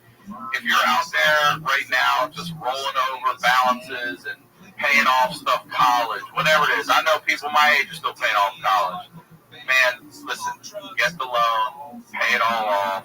It's easy. Upstart goes beyond the traditional credit score when assessing your credit worthiness. They actually reward you based on your education and your job history in the form of a smarter rate. Upstart believes you're more than just your credit score.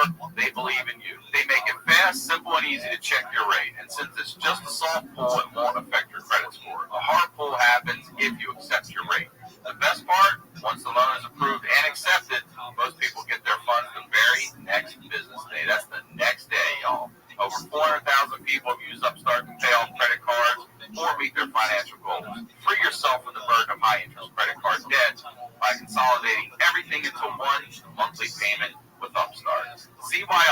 is ranked #1 in their category with over 300 businesses on Trustpilot. And hurry to upstart.com/honeydew to find out how low your Upstart rate is. Checking your rate only takes a few minutes.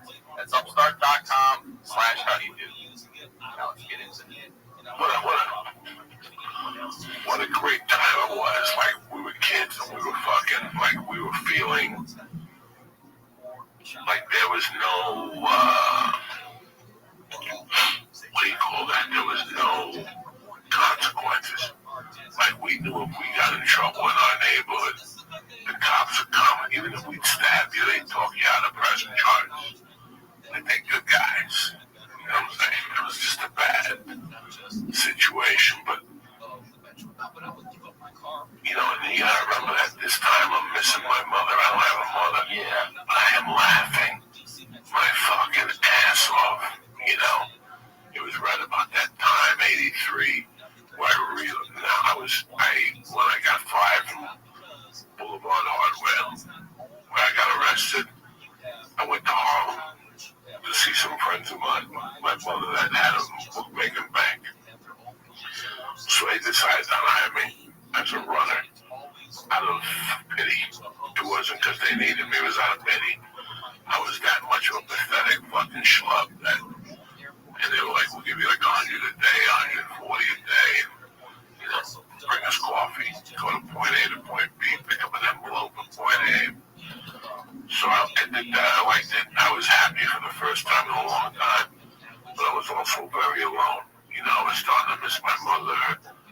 These guys that I grew up with deserve Purple Hearts because they made me forget about my mother. All these, you know, I mean, we laughed our asses off 7 nights a week. You know, it was, I could go into story after story after story. There was this one guy that I tell you about, Rago. He was a little bodybuilder that went on like a 10-year steroid. And when you do steroids, you go on a thing called the cycle. And it's 6 weeks, then you stay off the cycle and you go back. He started like in Haiti and never stopped. He never took a break. And then he kept fueling cocaine and doing all this shit. And now you're always in a bad mood. And I'll never forget, we got January or February of 83, we got like 22 inches of snow. It's the worst snowstorm in New York City history. I remember that East Coast blizzard. I was 10. I remember in there was no newspapers. There was nothing. We couldn't even put a bed in because there was no lines. There was nothing. The drug dealers were out of coke, so people had to go to New York. It was very hard to go to New York. And we all got together. We came up with like $600. And we sent a buddy of mine like on a mission. We fucking got on a bus, we'll go to New York, and we knew it was going to take hours, you know. And we met at Joe Mary's. Fucking snow everywhere. We give him the money. He takes a bus. You can hear the snow chains on the bus and stuff. And we're waiting there all night. And Ray goes on steroids. And he's getting hotter and hotter by the minute. Like, what the fuck is this guy? I can't even have a decent cocktail. But we're looking through the front window, just waiting. There's about 40 people in the bar, old people, a couple of young kids our age. And all of a sudden, out of nowhere, on the horizon, we look up and we see a guy cross-country skiing. Down Burger Line Avenue, we just see a guy, happy as a pig in shit, just skiing like, and I'm like, wait a second, what's this guy doing? And Rango looks at me and goes, what the fuck is wrong with this guy? He goes, nobody told this guy there's no skiing on Burger Line Avenue. And he just fucking ran outside and chased the guy down like a block. The guy was like skiing, minding his own business. Yeah, and Rango tackles him. He's yelling at him, there's no fucking skiing on Burger Line. He's hitting him with the stick. We're chasing like, Rango, what's going on? He's like, there's no fucking skiing on Burger Line Avenue. We pick him up, we throw him in a snow pitch. Fuck you, no skiing on Burger Line Avenue. We laugh our asses off.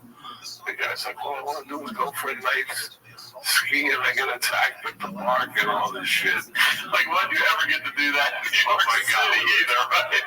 Because the park had a different rules.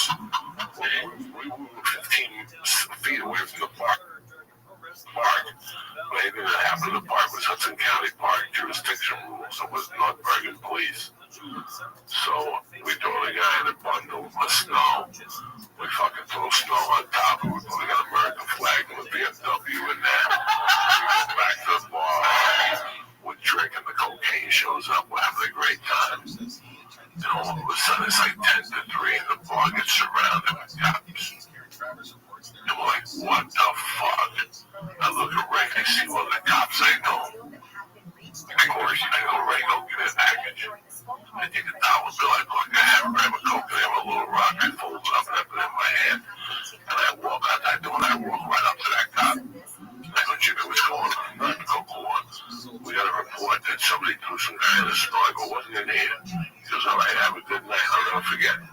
Walking past the police car, and the guy is sitting in the back seat with blankets on, shivering. I go to the guy, and my friend's like, shut the fuck up, don't worry about it. Right? And we got the car, that's the level of we were getting. Yeah, you're connected, like we were doing whatever. And the bar owner was a loan shark. His name was George. And well, I had him up to like $100,000. Like I would go up to him, he knew who Ryan Sickler was. You know, the conversations he had with Ryan Sickler, to hello, whenever you came to his bar. But I would go up to him and go, and I talk to him. Ryan Sickler got his girlfriend pregnant. He needs $1,000, but he's scared to ask you. Can you lend it to me since he was a gangster? He didn't want contact with Ryan Sickler. So we'd be drinking, and you didn't know that you owed him. Yeah, I'm in debt to this motherfucker now. I'm sitting there fucking like, you didn't even know that you didn't know that you owed him $1,000. And I'm actually paying the big for you. I would borrow under your name. So he told me, get me customers. So every week there was a new guy that got in trouble with Josh Potter. Needs 5 G's. Judge Potter's in there 2 nights later going, go Knicks. Yeah, right. And it's 1-800. I'm like, shut the fuck up, Judge Potter. Yo, this guy turned down. Jumping up and down over here. I was oh my God. And here's the crazy. Here's what's to let people know the crazy things. He was so wired up, this guy, mafia-wise, that the first 2 or 3 loans he gave me in the early 80s were cash. After that, he would give me a check to go to see a special teller at the bank. Bro, this guy had it down. I can say the guy's name, not George the Greek is dead, but the guy he worked with was a Genovese captain now. The Genovese crime family. When this guy was younger, he had a clean police record. He still was part of it to his family. And he would take money from a safe in the 80s, like you can make, like, listen, bro, we buy a key for 33, we cut it, we sell half a key for 25 to Segura, we're $8,000 away, and we still got another fucking 16 ounces left. What do you want to do? We could definitely sell 8 ounces and make our money back. So we would borrow 33 for 40. You had to be there at 3 o'clock when the bank closed. You give you 33 grand cash. And on Monday morning, when that 9 o'clock came, you better have that 40 back from. And he takes the 7. And he takes the 7 from himself as a big. Yep. He was doing that with 10 different people every week. A week? Because everybody was trying to be a coke dealer. Yeah. That's how good. He used to come to me and go, listen, any check you get, Segura's mother gets disability. Bring the check. You don't need ID or the sign. I mean, this was the level of thievery that these guys had going on in the bank. Then he introduced me to a guy in New York that just sold credit cards and counterfeit money. And the credit cards was a scam of a lifetime because Ryan Sickler gets a new card in the mail. He would print up 2 cards for Ryan Sickler. One for you and one for me. All I had to do was wait for you to call and get the code. Now they're both activated. And now they're both activated. It was such a different world. People don't know that I was an under-the-limit thief.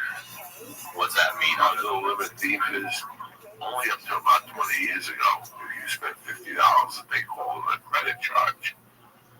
So if I did you for a Chinese restaurant for a lunch special, they would have to look at a booklet to see if your number on the card was stolen. What are the chances?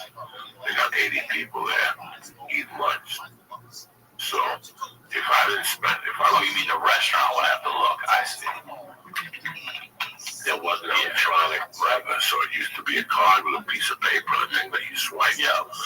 So every day I ate for free, as long as I didn't go to the same place.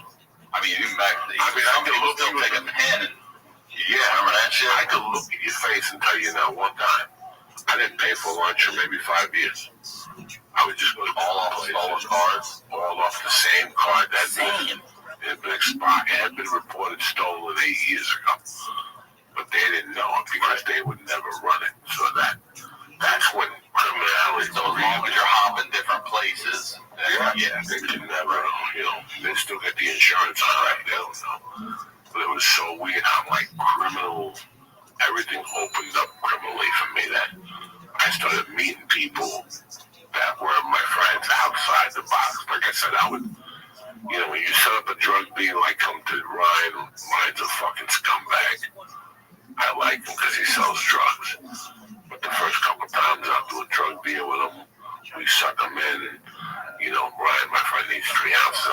I usually don't get my coke till Thursday. Boom. Now I know Thursday you get your delivery. Now I start watching you on Thursdays. I rent the car and I watch you on Thursdays. I watch every move. I see that you go to a post office. That means you're getting that from the post office. I would just learn what the fuck you're doing, your movements. And if you ever fucked me when the timing was right, I'd take you down. But I had so many drug dealers in rotation. Like I would deal with 3 different drug dealers a week. One I was going to rob eventually. I would just put them on a list and they were all going to go down. It was such an ugly fucking time for me. I really had nothing going on and there was no prospects. My life was hustling, doing those numbers. I'd get back from the city about 4 every day. So I had money. So it was. What kind of walk around money are you getting from this kind of shit? I mean, are you loaded at the time, or are you doing too many drugs also that you're not saving the way you should? I'm saving. Yeah, you should have saved. There was no saving. No saving. All I needed. You own a car at the time? No. It's all public transportation or friends with cars or stealing cars. Yeah, no stealing cars. I didn't like stealing cars. Where are you living now? 60 Atlanta, dude. Yeah, 30. Okay. In the basement. Nice place, no problem. Parents lived upstairs. My friends are in college. My friends are working. My friends are longshoremen. And I'm this fucking piece of shit that, takes some work from the city. Babe, I was very cool. I came back with a newspaper under my arm, but I really had no future. I mean, there was no future. I'd signed up for plumbing classes at Peterborough College. It was a place that gave you a scholarship. They had a lot more vocational schools at night. So I really wanted to be a brick mason with the program.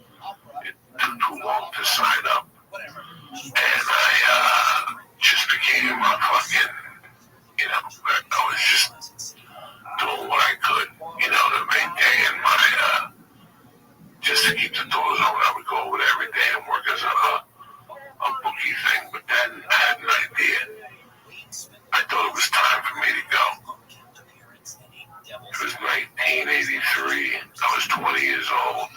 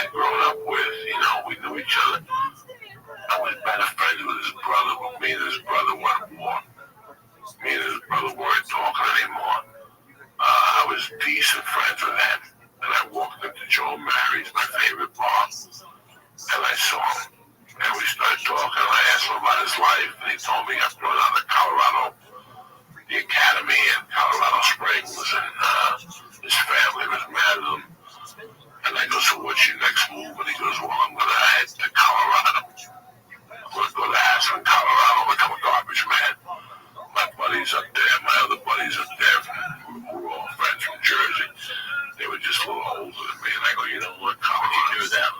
I knew that. He's off. Yeah, I knew them. So I'm like, you know what? He goes, do you want to come? I was like, what? And he goes, do you want to come? And I'm like, fuck, yeah, I want to get out of here. Really? Yeah, I'm not that dumb. It's not about being dumb. I mean, you're a city kid for 20 fucking years, and now you're about to go to Colorado, which is, that's got to be a culture shock. Totally different, but also you're looking to get the fuck out. You gotta remember, it was 3 years after my mother died. I couldn't shake it. It's like finding your mother dead at the house, and you gotta go to that house every day. I lived in that house. You lived in that house, and it was just a shitty feeling I had every day. I always had a knot in my stomach. They were driving by, and my stepdad didn't give me any help, financial help. I couldn't collect Social Security. I mean, if every smack in the face that was done to me, well, you know, I kept myself together. I don't pat myself on the back about anything. Those times I do because I was really going through it inside. Like, it's that inside shit. It's not that you get hit in the head. It's not that your car's getting towed.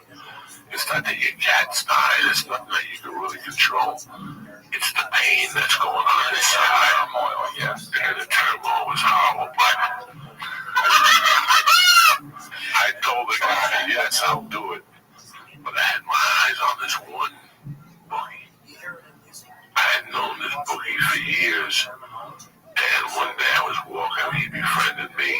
And I went to his house and we were talking in his kitchen. And he opened up this living closet. And it was basically a cash register. Do you understand me? I hear you. When he opened up the living closet, like the top shelf was hundreds, the middle shelf was 50s, the under shelf was 20s, and the one under that was 10. The 50s was stacked wall to wall. You know, I never thought about killing him. I knew that he had a girlfriend that he would visit, and he would just put padlocks on that door. He would put like 3 padlocks. My plan was just to blow the fucking door right off the hinges.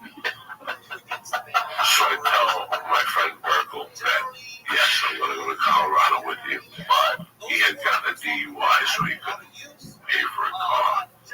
So I ended up buying this junker just to get us to Colorado. We registered it, we insured it. Who was it? Some Buick Mercedes or some fucking car. I'll never forget, in the car was 135 pound, about 35 pound bar, 45 pound bar, Olympic. Yeah, weightlifting bar, bench press, yeah. And they were like 8 plates in the back because they were big strength guys. Probably eating that Joe Weider shit. Oh, they were eating that Joe Weider and extra shit. Yeah, right. They were eating Joe Weider and Joe Miranda's, right? And all that supplements. Now, I wasn't eating. But it was funny. We made a deal. He said, when can you be ready to go? And I go, give me like 10 days. I want to put together some money. I don't want to go out there like a fucking bumpy. So I wanted to rob this dealer. I really wanted to rob this bookie. I set it up so nobody would even think it was me. I borrowed around him. So people knew I was actually broke. And, you know, so yeah, even if he lifted his eyebrow, he would go up. They borrowed from him. How can he rob me, you know? I had it all set up. So one day I fucking go over to his house on a Friday to pay him. And he opens up the closet and sure enough, there's fucking thousands of dollars. And he gives me my change. I think I gave him like $160 and he had to give me $10 back or something. Excuse me, and so for a week, 10 days, I just watched his house at night. He lived in a building, and there was a lot of action on that street. It's going to be hard to rob him. But I figured out a way how to get on his roof and get into the kitchen of his den. And if I went into the kitchen, the door's right there. I could just unhinge it, empty the cash, and run out. But there was one problem. There was a body shop or something back there. And there was the way the fencing was. German Shepherd. That was crazy. So every time I come to the fence, the German Shepherd would fucking attack the fence. So I said, fuck it, I would go to Burger King next to the jewelry store I robbed, and I'd buy 2 or 3 Whoppers. And I'd fucking go back there and give them Whoppers, even though I went without for days. Hungry as fuck, I give him the Whoppers. Then I went the next day and I jumped the fence and he ate the Whopper. And every day for about 10 days, I gave him a Whopper, fries, apple pie, whatever the fuck. He would let me pet him, let me fucking break his stomach. Yeah, I had the stomach. Now you're petting. Oh yeah, I had the motherfucker down. He was my baby. Who loves you more than Papa? I love his stomach. Okay. And fucking, I got this motherfucker, so it was all set for a Saturday night. What'd you do, pop the hinges? I don't know, I had all these people set up. I owed like 3 people money. I went to them like friends. I said, have your money and then some. I'll be back to that with the mother load. Just wait for me here at 11 o'clock. The lookout driver with my buddy Stinky. I was going to walk up this back way and get onto the roof. And then crowbar his window, go in, and crowbar the door and take it off the fucking hinges. I had screwdrivers, I had hammers, I had the whole fucking gift set, you know. So I told my buddy Stinky, because it was outside a Cuban restaurant where I told him to park. I go, you didn't leave tomorrow. This fucking guy goes in a Cuban restaurant and eats. So here I am trying to pry the fucking window. I knocked the window. I'm taking the store window off. And I hear the dog barking. The dog is barking. So I look and I see flashlights. But I had already heard a cop car stop. And when he stopped, he went boop. You know, they make that little noise. So I knew the cops were on to me. I was going to bust in, close the window, bust that door, and run out the front door. They wouldn't see me like a tourist with a fucking envelope. I fucking got the window open, and sure enough, the cops light comes up and he goes, hey, who's up there? So I went to the edge of the roof, and there was like a 6-foot gap space between that roof and a fence. And if I could jump that fence, the cops never get me. They'd be on the other side. The only thing I could contend was the German Shepherd, who I already had in my pocket. Yeah, you got everybody in your pocket. We were fucking family. So, one thing leads to another. I see the lights come up. I turn. I go to the edge, and the cops are right under me. I mean, I'm looking down, and they're right under me. And I'm looking up. They're like, where is he? Go to the end of the alley. And I waited till I took like 4 steps, and I jump over, land. They go, stop. Oh, police. I thought they were going to shoot me. I just kept running. But guess what? The fucking dog turned up.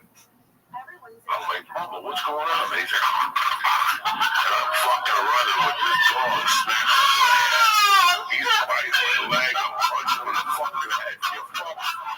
And finally, I hit the fence. I hit the fence. He got my jeans. I'm like, you ungrateful fuck. I fed you Whoppers and fish ahoys and whatever the fish ahoy. You know the fuck I gave you. And it was a little fence and it had barbed wire, 3 rows of barbed wire. And I swear to God, I made it. I high heralded.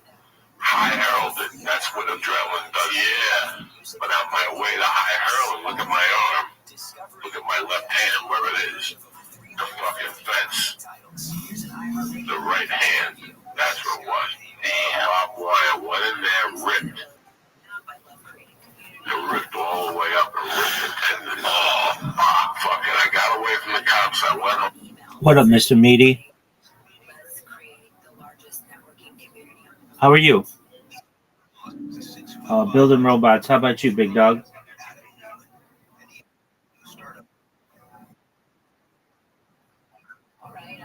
I don't have too much going on except just building robots, which is very boring. It's just like programming.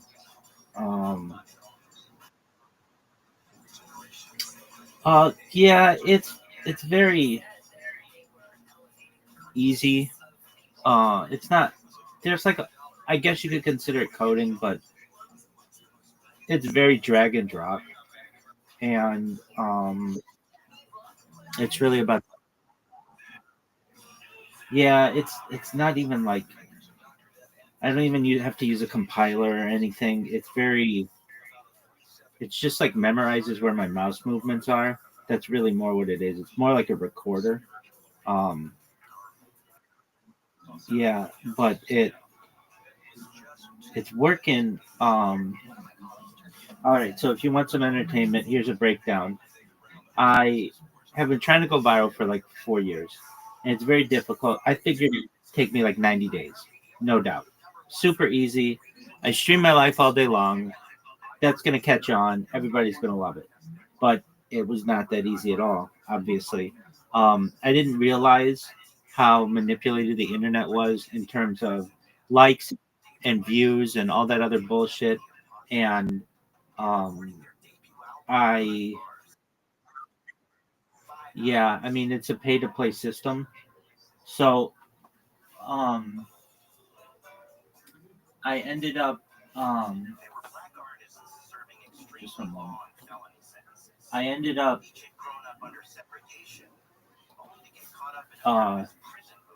first thinking like, okay, well, I will try to just spam people on Twitter, on YouTube, because I'm on YouTube.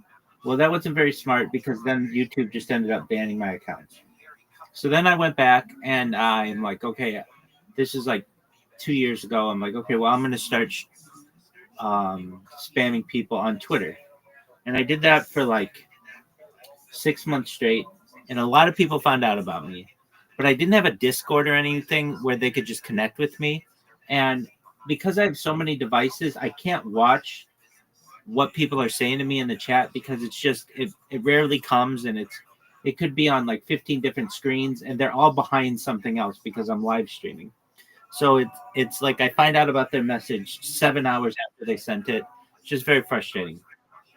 But people started to find out and tweet about me on Twitter. Then but I wasn't getting a lot of momentum. Then I started to do it on Kick. And so, like on Twitter, I created 2,000 Twitter accounts. Oh, before then, I did TikTok, but that was I just didn't get a lot of momentum there either. But I created 1,000 TikTok accounts. Then I created 2,000 Twitter accounts. Then I created 10,000 Kick accounts, and then just would spam people.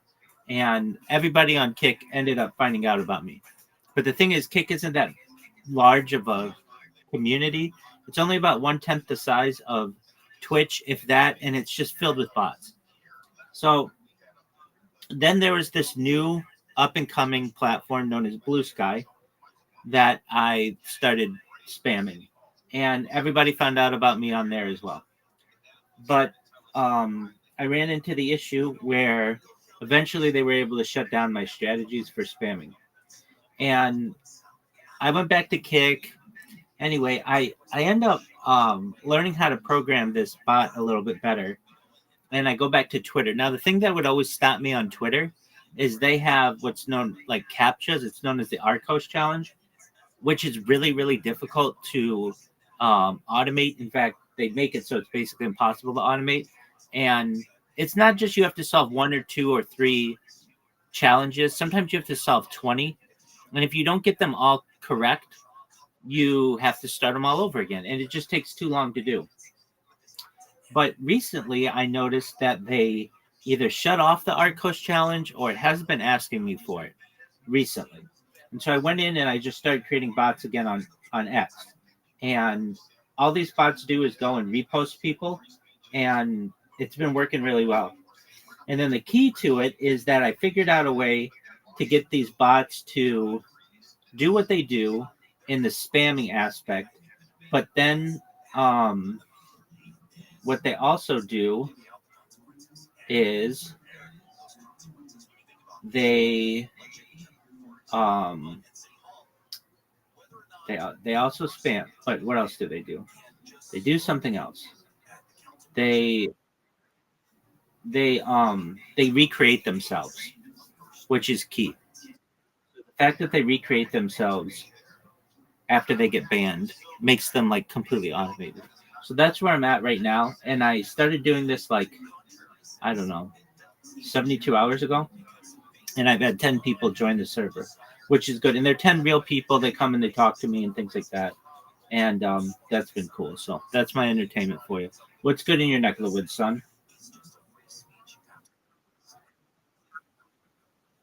Okay, why don't you have court until November? Okay. And so are they still going to make you no jail? Are you guaranteed no jail time?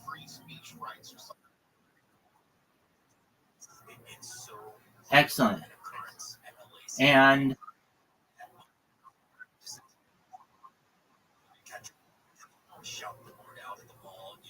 okay.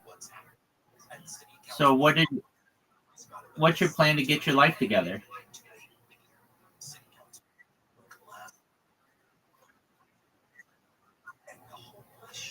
Okay.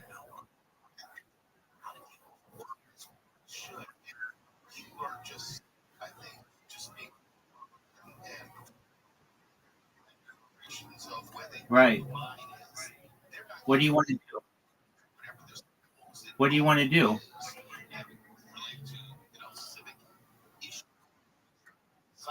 What do you want to do? Okay. Have you done that previously? All right.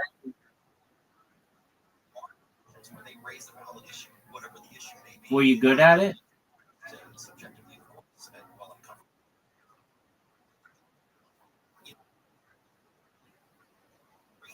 Okay, why'd you have a problem with that? Okay, why'd you have a problem with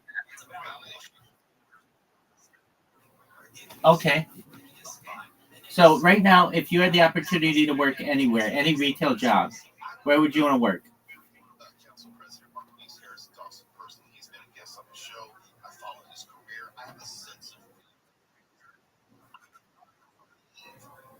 Okay, you probably aren't going to be able to work in a gun store, but you could probably sell cars.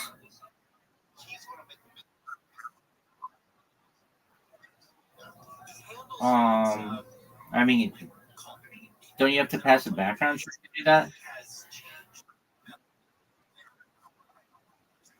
Oh, okay, that's great.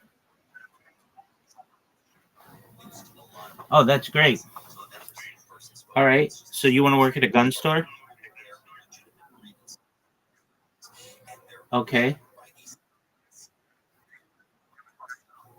Okay, would you work at a Chipotle?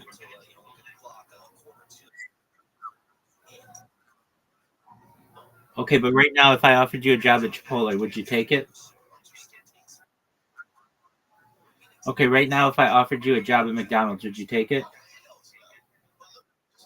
Okay, that's good. Right now, if I offered you a job at Burger King, would you take it? Would you take a job at a grocery store? Okay, would you take a job at a gas station? Excellent, man. Well, then you're flexible. You'll basically do anything that they need you to do. Would you work at Walmart? Excellent.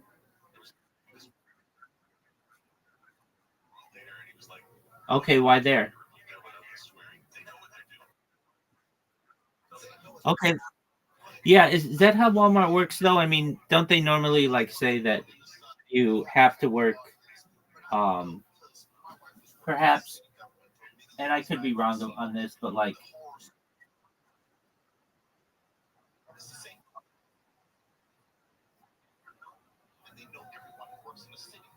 oh, okay. Do you think that's going to happen?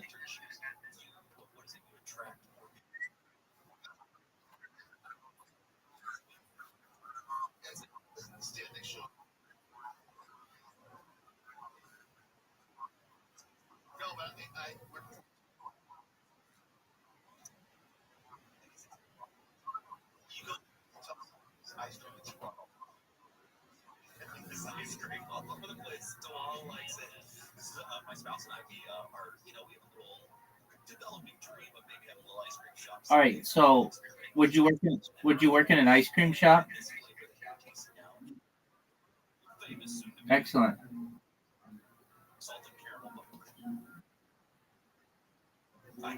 Yeah, those aren't around anymore, but maybe they will be in the future.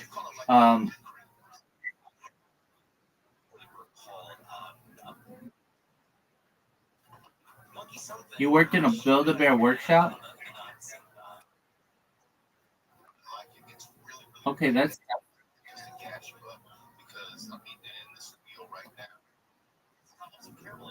well. That's the thing. Are you gonna get tired of this shit?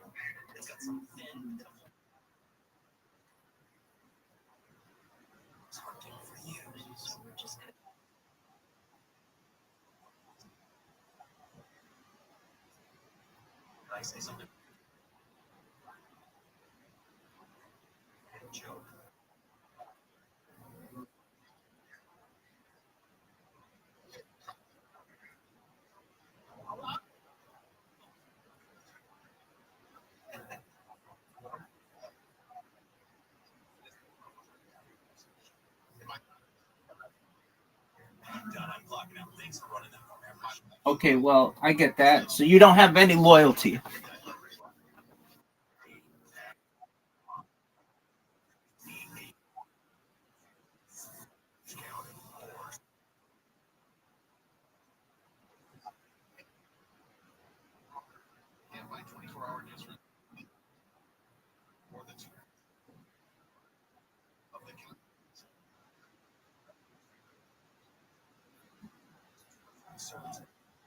I gotcha. Um, yeah. You know who Dwight Schrute is from The Office? All right, he's played by Rainn Wilson. He in that show had a saying, "I'm loyal to any company." It was something along these lines. I'm loyal to any company, especially the company that will pay me the most.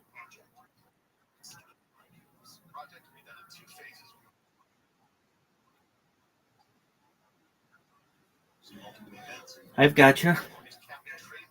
Do you want to work remote?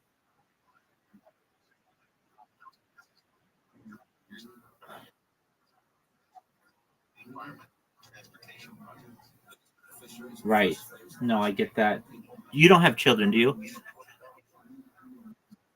Thank God. All right, so then you just have to worry about yourself. And yeah, but yeah, no, I could see that. But you'd like to flip that in the future. You'd like to flip that in the future. You'd like to flip that in the future.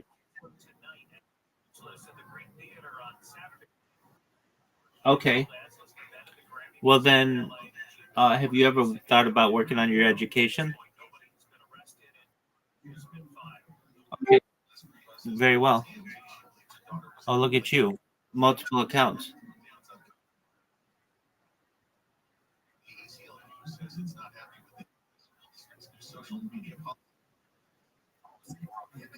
From posting inappropriate, harassing, racist, biased, derogatory, disparaging, or bullying comments toward or about any student, employee, or associated person on any website.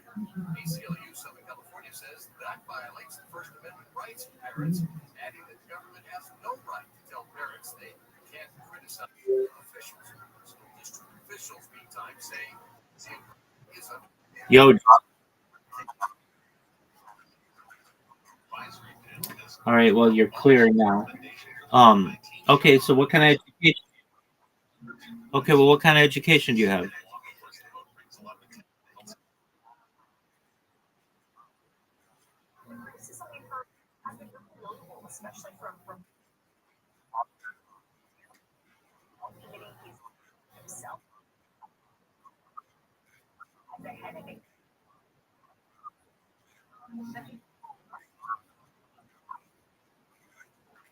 Okay. Well, why don't you work as a mechanic?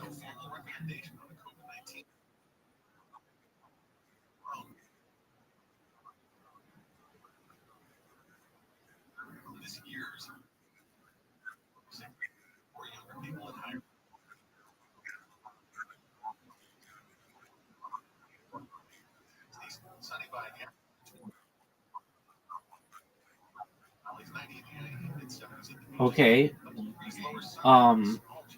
What happened there?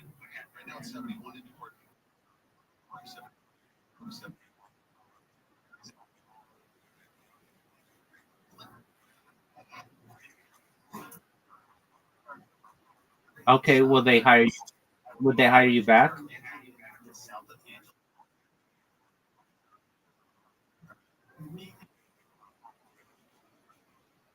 Oh, okay. But weren't you on the run for like 6 years?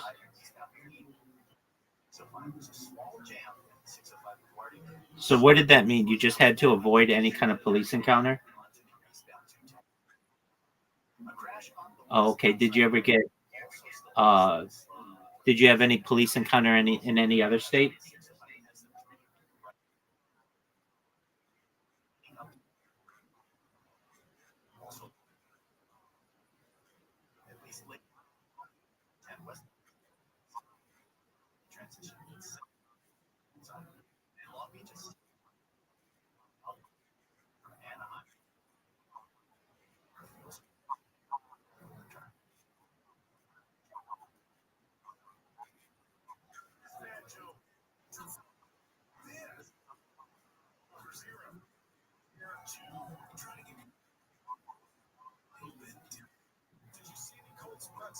They didn't check your ID? So didn't they check that you were in the criminal database and that you had a warrant in Mississippi?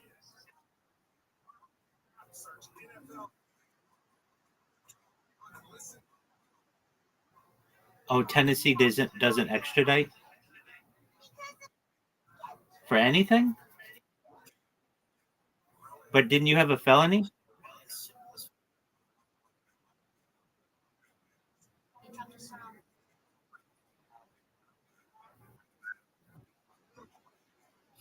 Oh, so if you had been charged with a felony, they would have extradited you?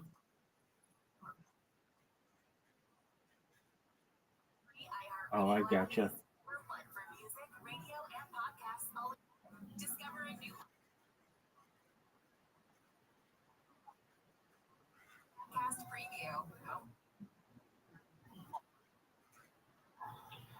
Okay. What about technology?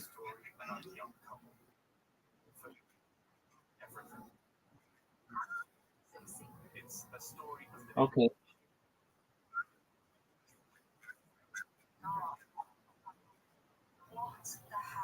Okay. Like what?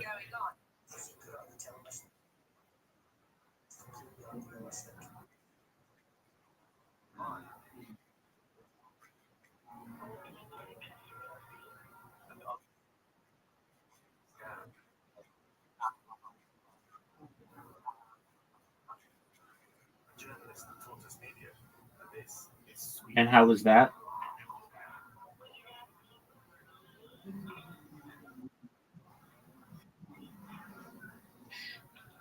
How was that?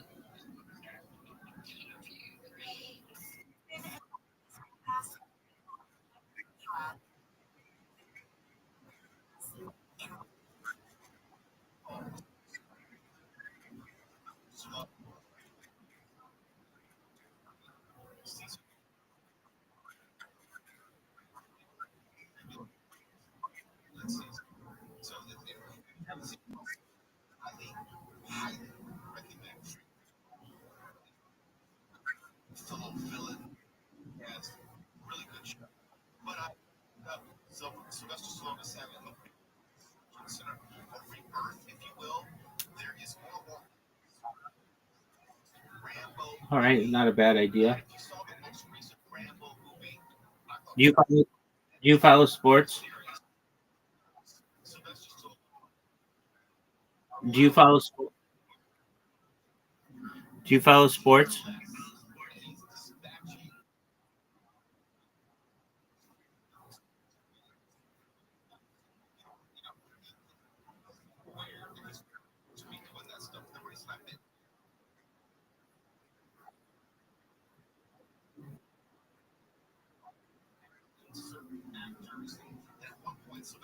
So sports are big when you're locked up?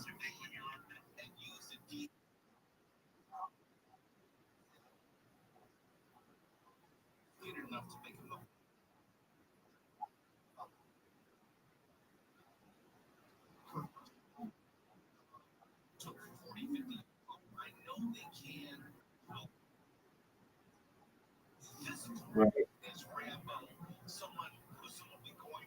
Are you able to watch the game in there?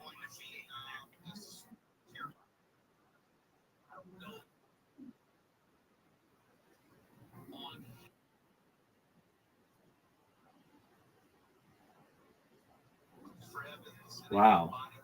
You got to keep the tablet all the time?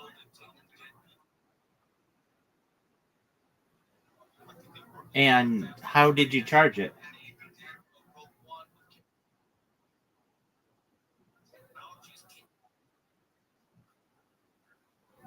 No way. And you could watch TV on it?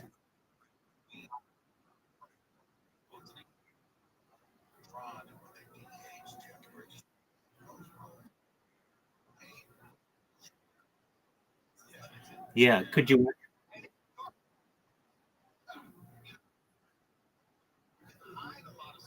Everybody does?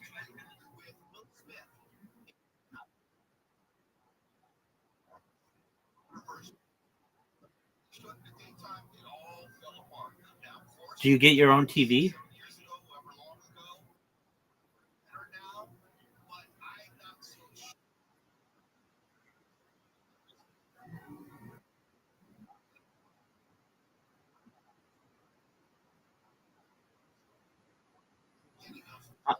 Yeah. How much is that?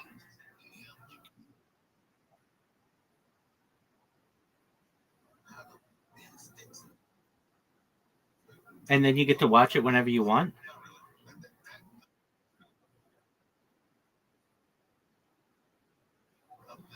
Oh,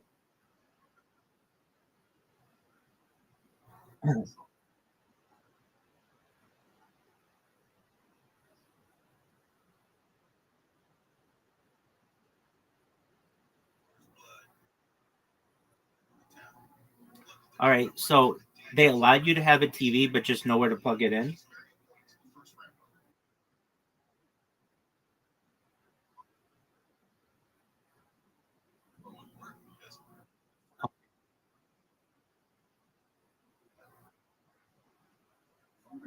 Okay. But they know that you have a TV. So you buy the TV and then,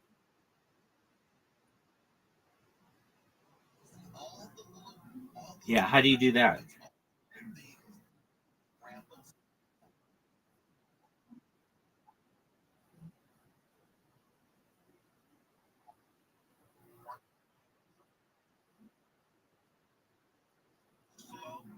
Oh, okay.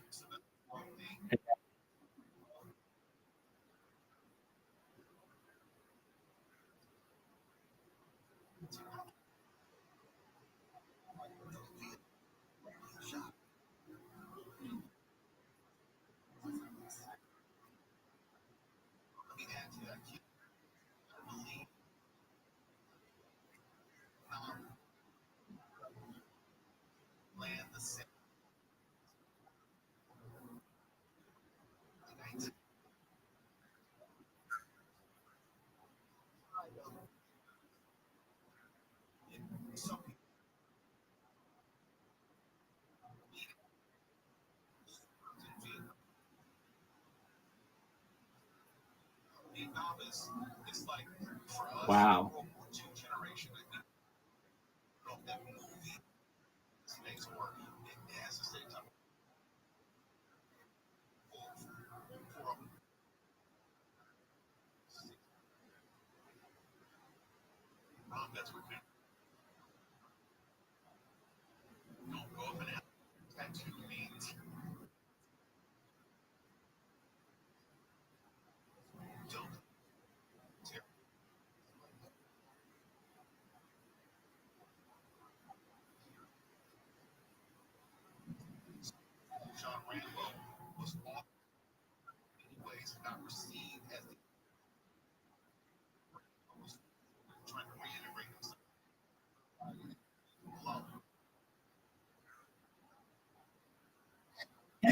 Pardon me.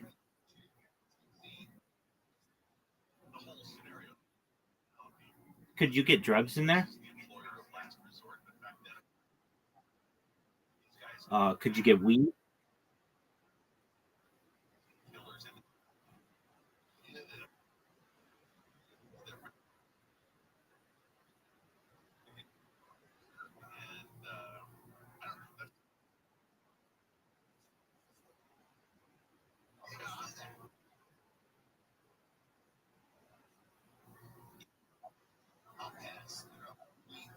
All right.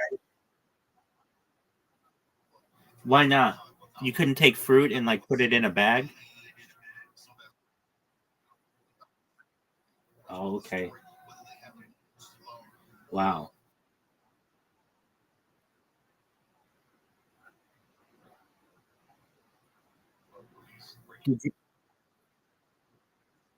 You could get steaks? You could get steaks? You could get steak?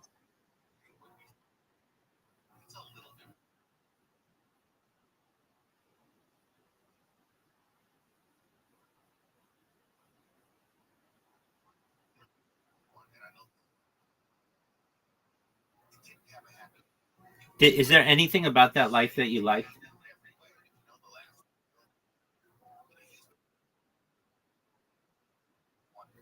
Right. What's the worst part of it? Just being bored?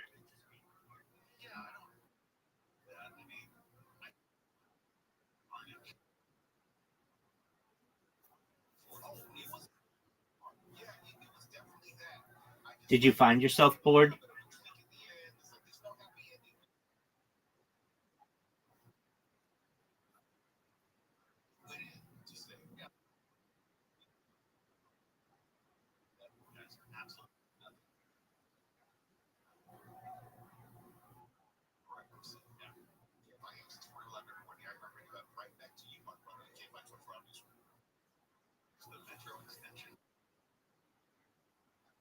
What was your job?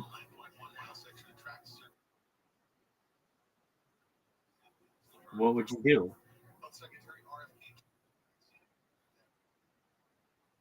No, no, in the clank.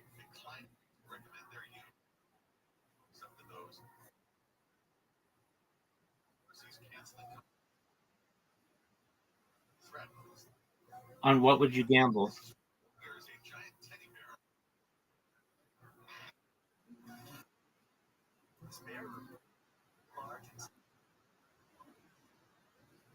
Could you smoke cigarettes in there?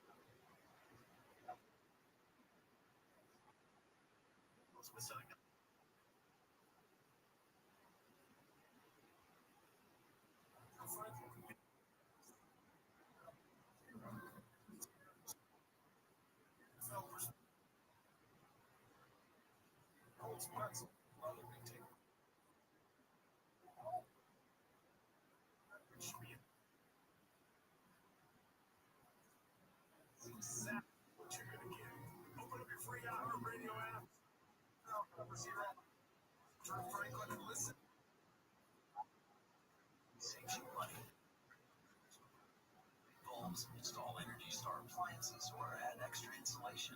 Learn more at Energy Savers. Yeah, nobody wants that. Brought to you by the U.S. Department of Energy. All right, so what are your plans for this weekend?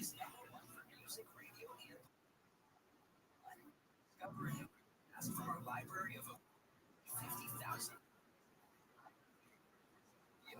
Well, that's great. Who's getting married? Excellent. Are you happy for him?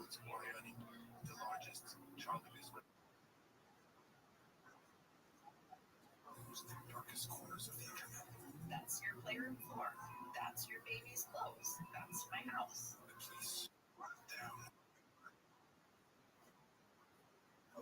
Yeah.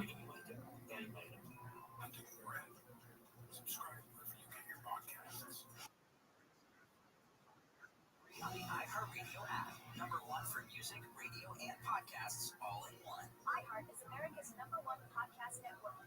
Open the free iHeart app and explore. Have you met the girl? Hey everyone, I'm Amy Poehler, and I'm launching a new podcast. Is she cool? I asked some of my friends to send shows. All right, that's good. Oh, that's really nice.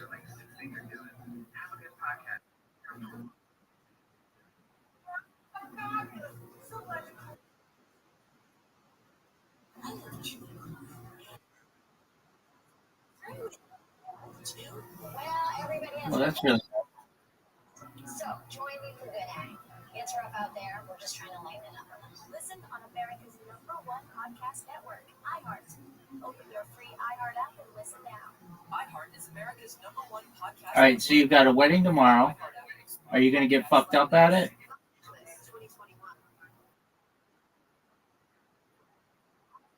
Okay. And then on Sunday you're gonna do yard work. What are your plans for the yard?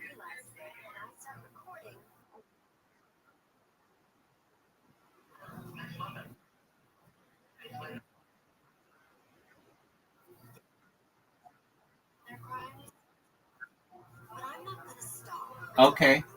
Is that for security or just so you can see better? Okay. And how long does it take you to mow the lawn?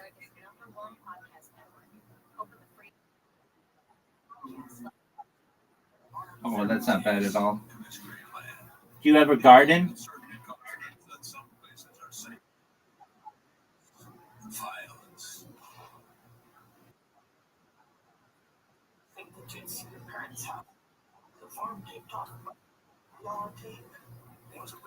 Can you grow weed?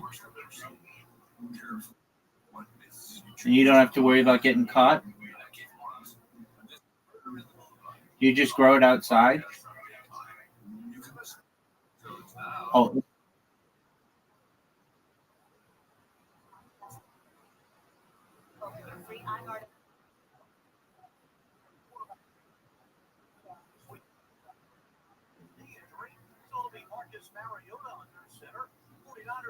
How much will that produce? Is that enough? Is that enough? Is that enough for personal use? So you could have 2 plants and just smoke those all the time and never need anything else?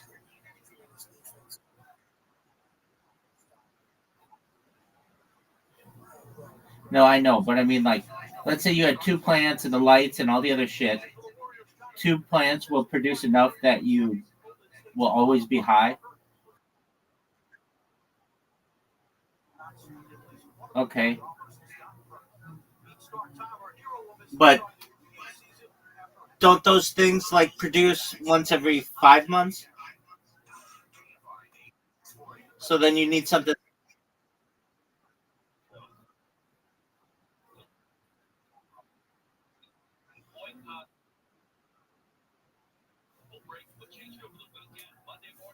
Okay. Do you ever try that? What's that other kind of THC? No, it's like THCA. What is that?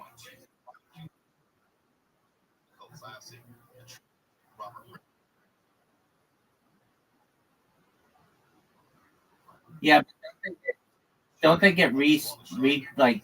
Doesn't it fuck you up once it gets burned?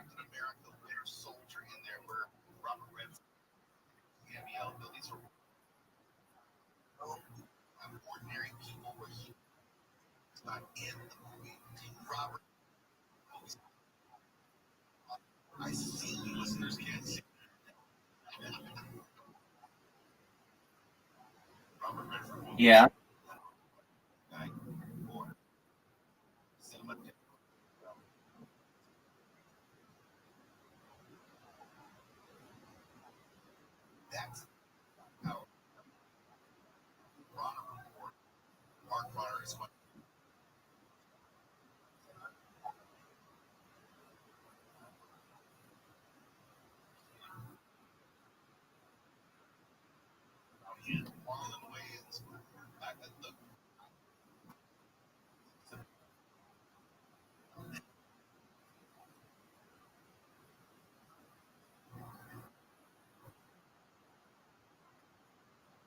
No.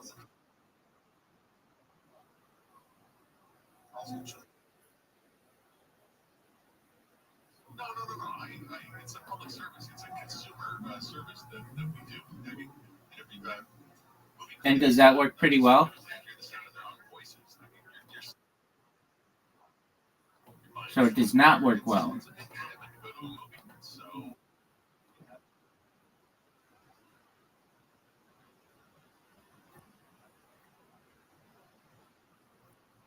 Okay.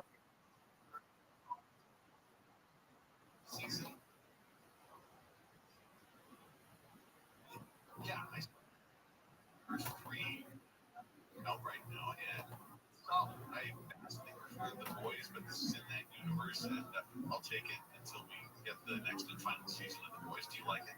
I love Jim V and the boys. I won't ask 12 because he's not a fan of the boys. I like the last season of the boys. Did not appreciate first season. I thought it was just voices. I've seen that. I grew up reading those novels. Like, those stories weren't new for me. So seeing it on television, where most people were like, "Oh my God, look at this!" I was like, "Man, I'm a comic book. Why don't you like these stories? Aren't new?" Yeah, but I gotta tell you, 12. Yeah, within reason and not What's going on in the world right now? not like. Yeah, I mean, I don't want to, go and scare people or anything like.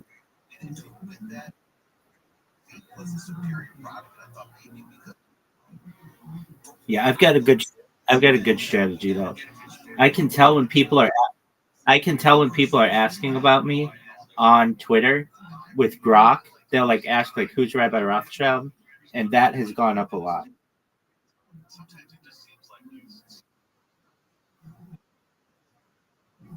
Yeah, dude, we just surpassed 2,000 people in the Discord. That's organic. I mean, you have no idea. Maybe you do. Do you have a Discord?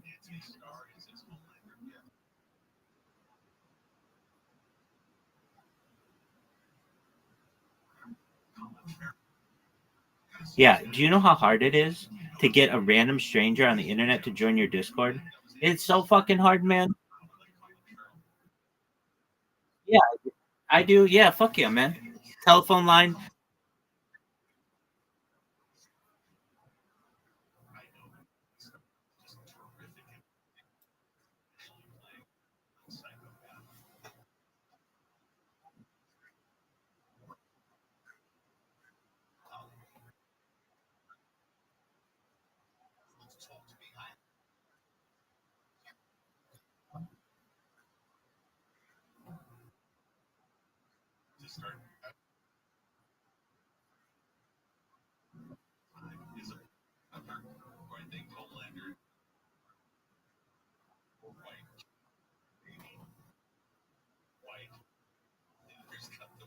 Right. I gotcha. And did that make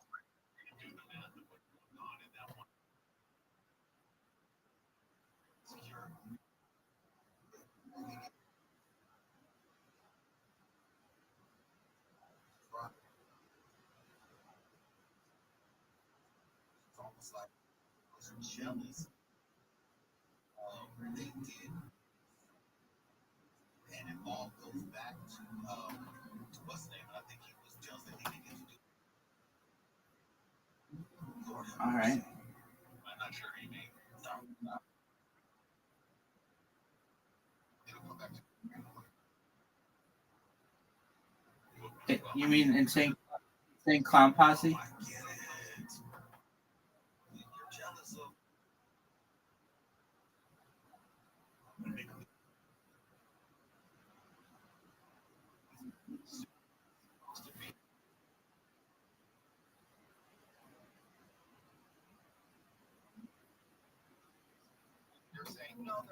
Right. I think Rothschild.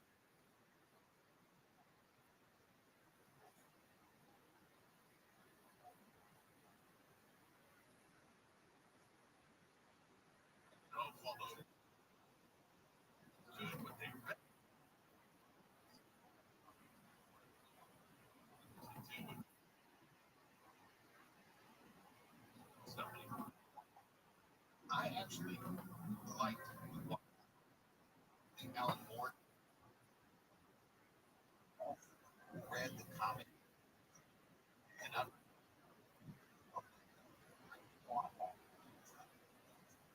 saw the listeners. I said, So that's not cool.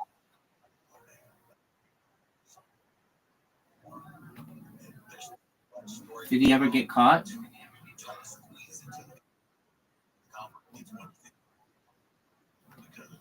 Damn. Why would he do this?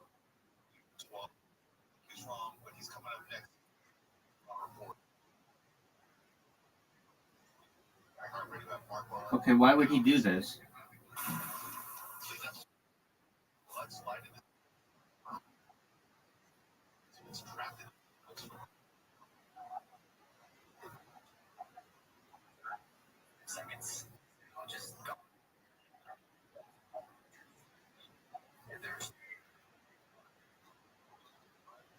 What an asshole.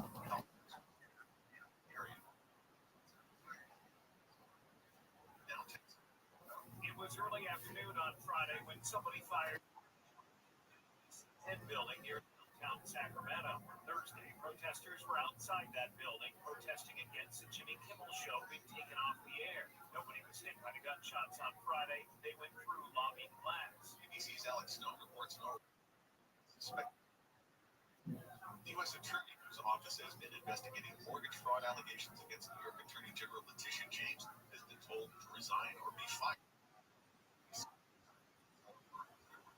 ABC's Falders reports the order from the White House has thrown the office into chaos. The administration hasn't identified who would take over for Siebert. Siebert has been told that he doesn't have a job after today. That by books of business, he shouldn't even be in the office. But the reality is, this is one of the most important U.S. attorney's offices, arguably in the country. Officials have been pursuing allegations of mortgage fraud against the New York Attorney General, who had prosecuted cases in the president. The U.S. Attorney in Virginia has not brought any charges. Sunland weather from Carolina, clear skies today. Beautiful name. 80s in LA, OC, the AP, the Valley, the IE. It's down a couple degrees south with a small chance of rain. Now it's 73 in Irvine, 74 in Santa Clarita, and we're off to a crash on the 605 in Norwalk. We still have lanes blocked on the northbound 605 in Florence after a crash. There are 3 lanes closed here. Solid but short behind it from Imperial. You'll also be on the eastbound 105 transition. Yeah, every single fucking moment of my life.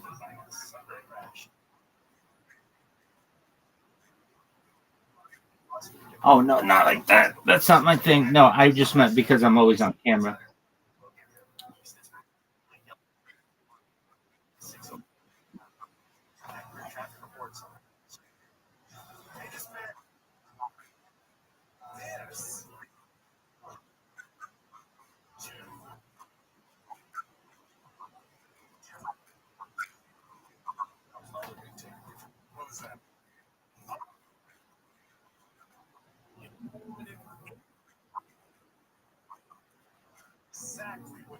What's a liquor? No, I know what that is. Mexico and Canada are holding trade talks without the U.S. Mexican president. Mexico City on trade security.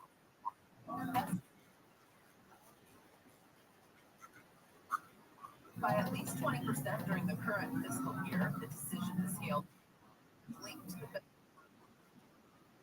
taxes and are beginning most research funding.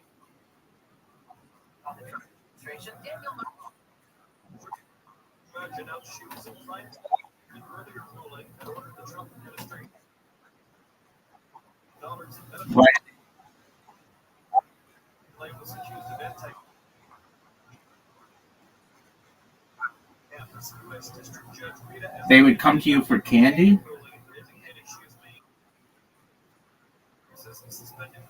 Are you really mean candy?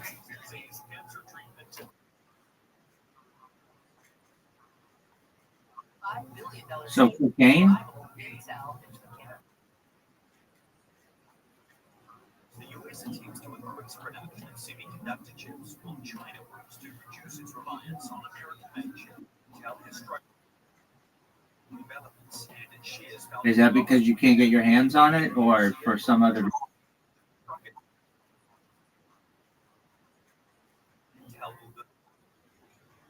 NVIDIA's AI infrastructure platforms. For PCs, Intel will also manufacture chips. Redesigning its door handle. Passengers. Yeah, isn't exactly it does.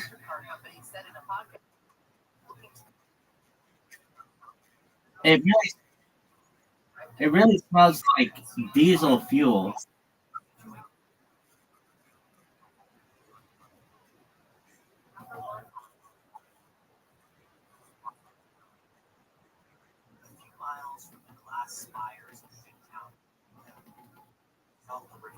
And how was that?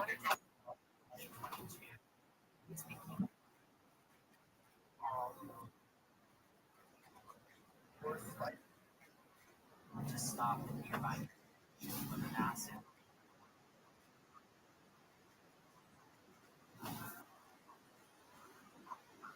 It's a different start things like that present society where we can Okay, what do you mean by that?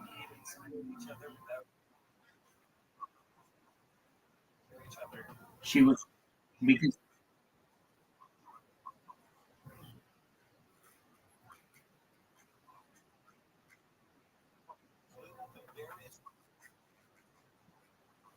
Without warning, shot. What I heard was a full clip. It was just like blasting off. are you gonna try to get one? Inside media. To the forest. We got about 150 to 200 protesters that were in the now.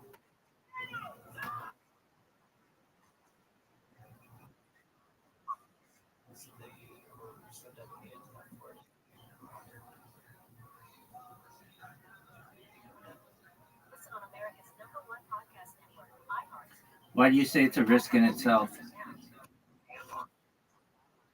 iHeartRadio.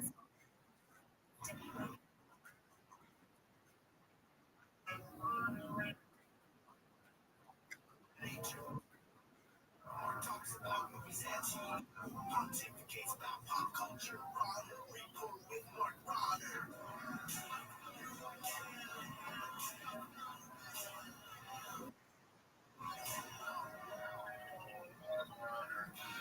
It's later with Mo Kelly on camera. Where on the runner.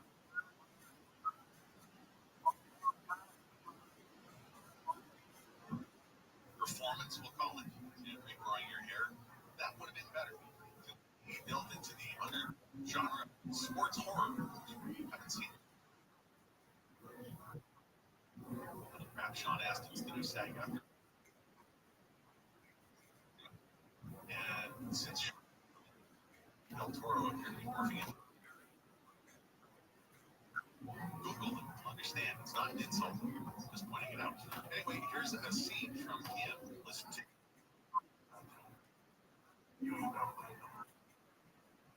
Little pretty. Chasing validation from strangers. Because your father didn't love you. Just say this is everything.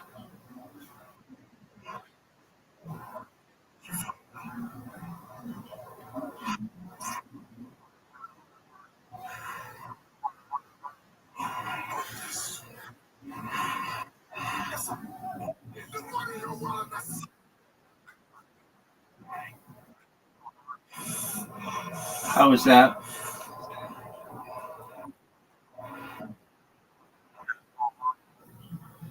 How was it?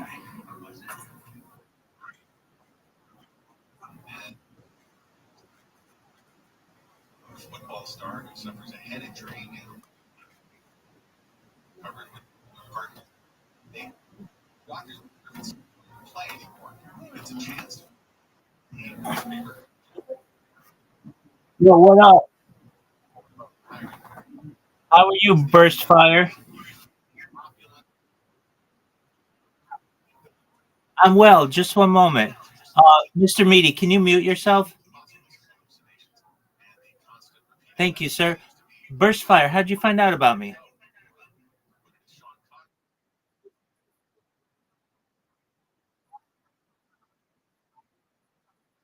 Your boyfriend is amazing. Shout out to your boyfriend. What's your boyfriend go by?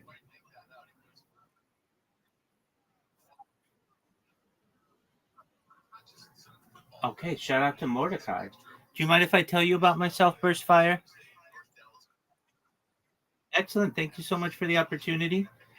My name is Rabbi Rothschild. I stream my life 24 hours a day, 7 days a week, 365 days a year for world peace. I've been doing so for more than 3.5 years, going back to the pandemic. We've seen the death of a queen, the birth of AI, the coronation of a king, and everything in between. I am someone who not only streams my daily activities, but I stream IRL as well. I am someone who is very similar to the movie The Truman Show or the television show Big Brother. Have you seen either of those, Burst Fire? Okay, excellent. So, yeah, I'm a real life Truman Show. If you didn't know this, data is Earth's number one resource. According to The Economist magazine, in 2018, data overtook petroleum as the number one resource. And I have more data archived on the internet than any person ever, which may make me an influential person someday. And if that happens, Burst Fire, I'm going to make you, Mordecai, your friends, your family, all exceptionally wealthy. I want you to be able to have independent wealth if you don't already. I want you to be able to create generational wealth if you don't already. And I want you to be able to start charities and philanthropic organizations of your own. How does that sound, Burst Fire?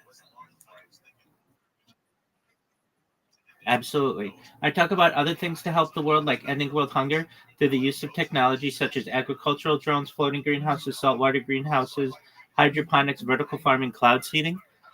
I want to help end world thirst. I'm sponsored by a cryptocurrency. That's what all my merch is, and it's worth about $100 million. And one of the things that we do is we build wells in developing nations like Nigeria for the benefit of the less fortunate. I want to continue with those projects. I'm an advocate for the LifeStar project, and most importantly, desalination technology, where we pump Earth's seawater onto land to make it drinkable. How does that sound to you, Burst Fire? Wonderful. I talk about other things that I think are going to change the world. I'm a futurist, so I like to talk about futurology, the study of the future, things like anti-gravity, antimatter, artificial gravity, things like artificial narrow intelligence, artificial general intelligence, artificial superintelligence, things like space elevators, space tourism, things like terraforming of other planets, things like intergalactic travel, faster than light communication, faster than light travel. I talk about things like Santa Claus machines and invisibility cloaks and de extinction. People don't know this, Burst Fire, but the first successful de extinction took place in the year 2003 with the Pyrenean ibex, which was a goat located in northern Spain, southern France. Fast forward to the year 2021, a company out of Dallas, Texas is founded, known as Colossal Bioscientific. They've made it their goal that within the next 3 years, or by the year 2028, to reintroduce the woolly mammoth into the Arctic Circle using Asian elephant surrogates, which I just think is a mind-blowing goal. Additionally, they want to reintroduce the Tasmanian tiger, followed by the dodo bird, which I think is very exciting. I additionally talk about things like um, life extension technology. When you were born, Burst Fire, the average life expectancy for you and Mordechai and people like you is probably about age 80.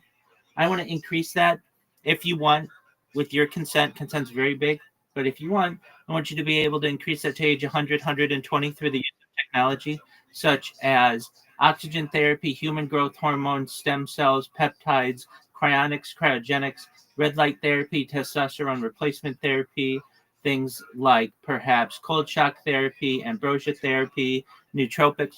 But eventually you may get to be 120 years old and you may say, Rabbi, everything that you said came true. You changed my life. You changed Mordechai's life. You changed the world. What's the next plan, though? I'm 120 years old and my body's starting to break down. Well, Burst Fire, if you want, if it's of interest to you, may be able to utilize a type of technology known as life extension tech, or pardon me, known as mind uploading technology. Again, this is with your consent. That's where we scan your brain into a computer like a CAT scan or an MRI, knowing where every atom is in your central nervous system and your peripheral nervous system for later download as an android, an avatar, a cyborg, a cybernetic being, a clone of yourself, a robot, an ethereal being, whatever you want to be. But essentially, what I'm saying to you, Burst Fire, is that you may be able to experience a digital immortality. What are your thoughts?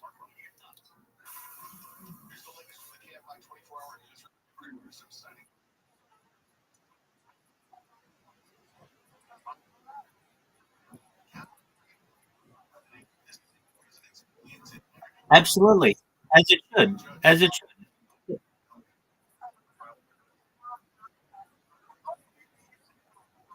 That's okay. I think that you sound very intelligent. So go ahead. If you want to have those philosophical discussions, we certainly can. I see my friend Miss Aquarius has joined us. Miss Aquarius, how are you?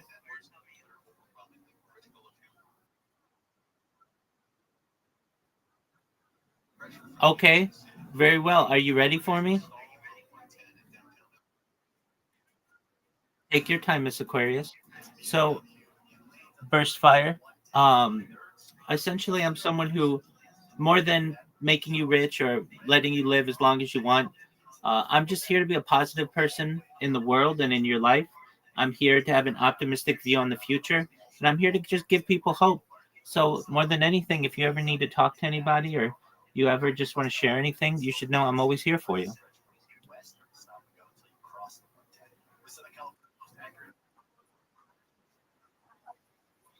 Absolutely. Please do. You should know that I am the most documented person in global history. Right now, I'm live on more than 20 different YouTube streams. I have over 100 YouTube streams, over 200 Instagram accounts, over 500 Twitch accounts, over 1,000 TikTok accounts, over 2,000 Twitter accounts, over 5,000 Blue Sky accounts, and over 10,000 Kick accounts. Um, you've never met any person with more social media than I do. And when this goes viral, which I certainly think it will, and then I'll say why in a moment, it's going to change the world so that people can see wherever you are on earth that there's always somebody who's giving the world a portal into their life. That's very inspiring to people. Additionally, what I have to say is very important to the world. We'll be able to grow up together as a society. And I not only stream my life, but I also archive the events of the world. Uh, Whenever I'm streaming, I always keep a radio going that is tuned to Los Angeles News Radio. So all of the events that have gone on since the pandemic, the death of a queen, the birth of AI, the coronation of a king, and everything in between, we've been able to document. I'm live right now on more than 20 different YouTube streams. So you can literally watch my life in 360 degrees. I do everything from, I have showered online, brush my teeth, eat, sleep, dream, interact with people. That's all been recorded. In the past, people would have thought of me as someone who would write a diary or a journal, like a diarist or a journalist, but really, I just do that with video. It's much easier. And I think that in the future, people will study this from a biological standpoint to be able to learn about the human body and how it changes over time. And what you're watching right now in 2 dimensions in the future using augmented reality, we'll be able to know my temperature, my heartbeats per minute, my breaths per minute, my blinks per minute, how my language changes, how my social interactions are, behavioral analysis, really everything about the human form will be able to be studied perhaps at an academic level, at a university level. And then additionally, it's just the story of humanity. I have been using or been streaming the day that the large language model was really launched, November 30th, 2022, when ChatGPT started. I was an early adopter of ChatGPT. So I've been able to see large language models, specifically ChatGPT, go from its first iteration, ChatGPT 1, then 2, then 3, then 3.5, then 4, and now 5. And we've been able to see its growth. And so people of the future will be able to study this and know what life was like before large language models and after. They'll know what life was like during the pandemic and all the amazing people that I've had the opportunity to meet during it. So with that, You should know Burst Fire. You have an amazing boyfriend. Shout out to Mordecai. He's amazing. We're going to definitely make sure that he is remembered in the annals of society and human history as an amazing individual because he brought Burst Fire into our lives. So, with that Burst Fire, I could talk your ear off, which I'm sure I'm doing, but just know, again, you're always welcome here, okay? You're welcome.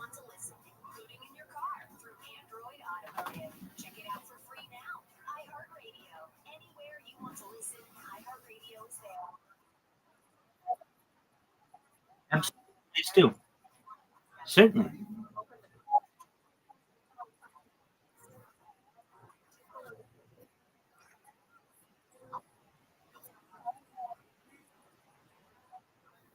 Sure. Great question.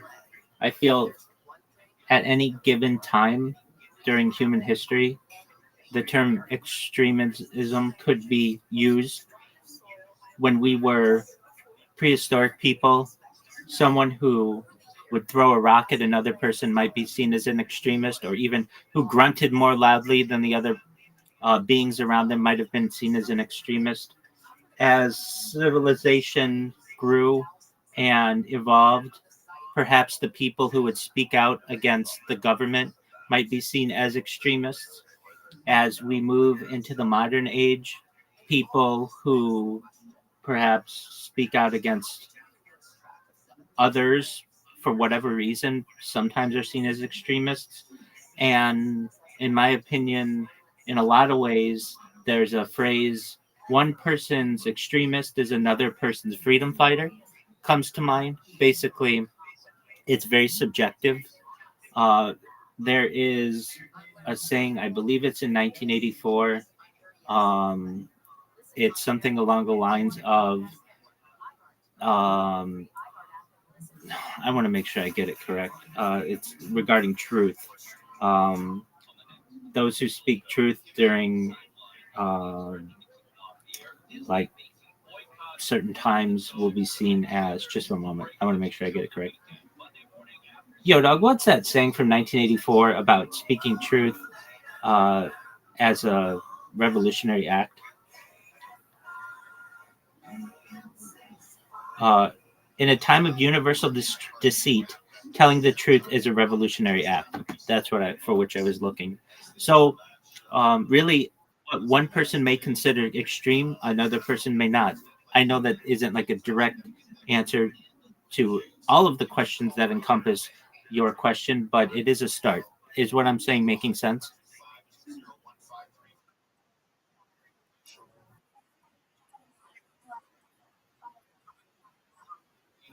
Okay, very well. Excellent.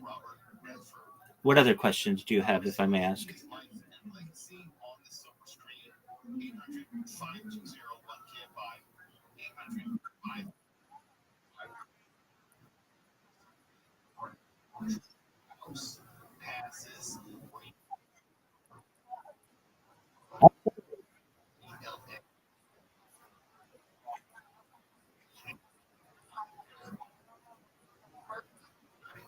Oh,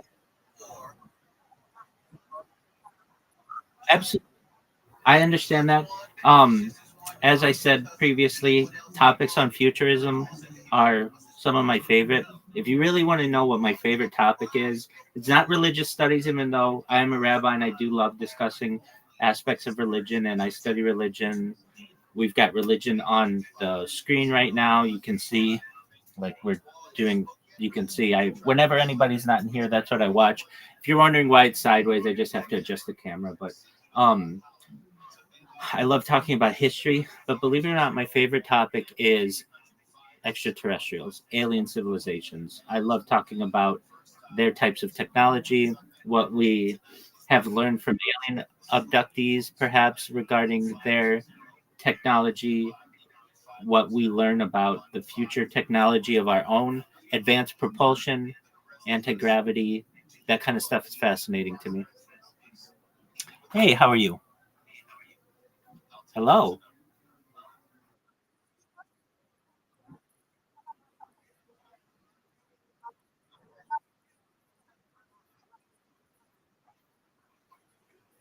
Absolutely, please.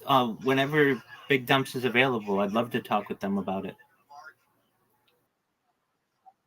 Yeah, dude, let's talk about it. What's up? Is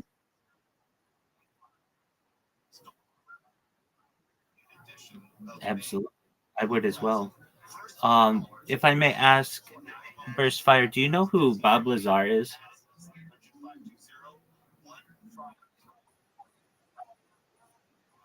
That's okay.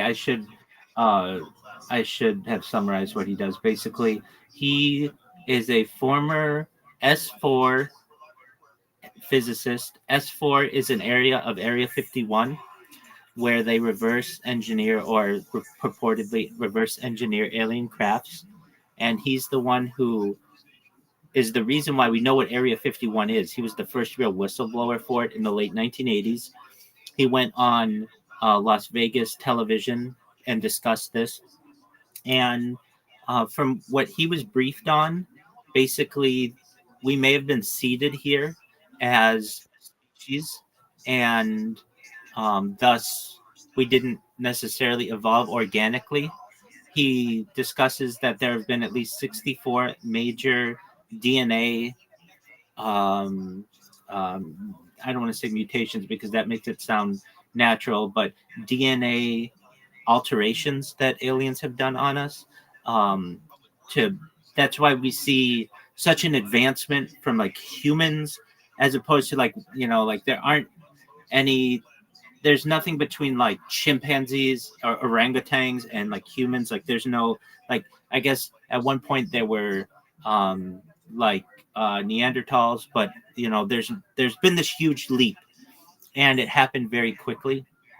And just the study of our brain size is really and its evolution has caused at least evolutionary biologists to raise some questions. Why did this happen so quickly?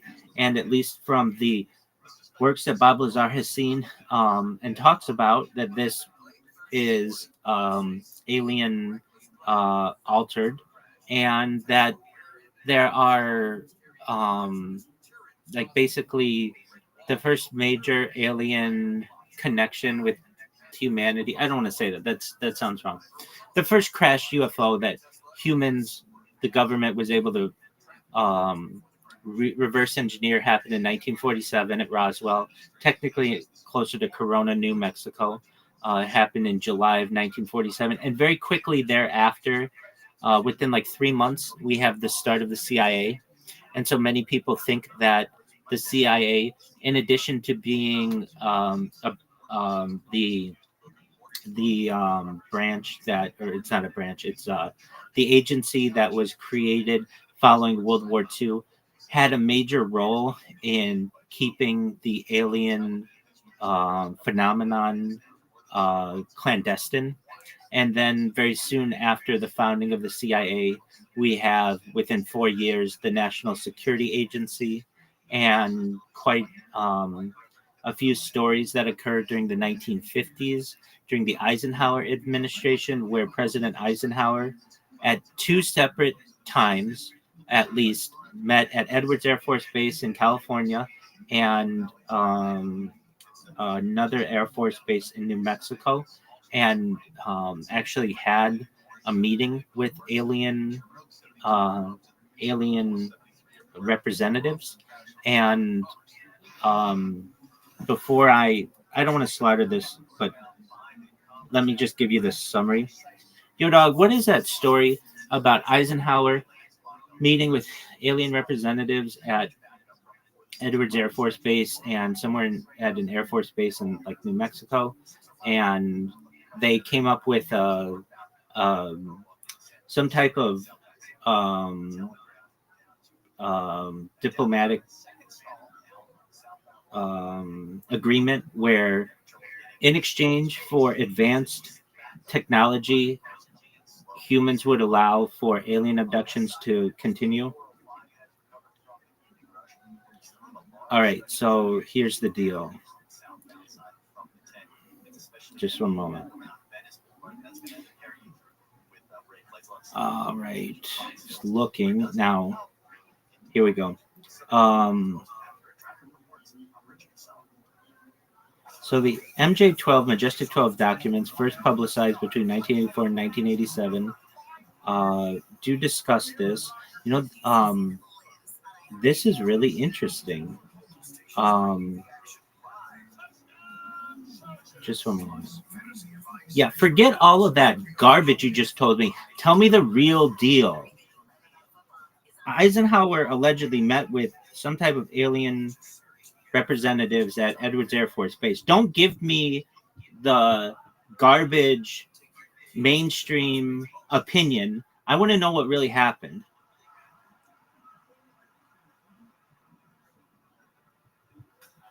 This is very interesting that I say this because I ask this question a lot, and with ChatGPT 3 and 4, it would give me this answer just like this. But with 5, it's much more censored.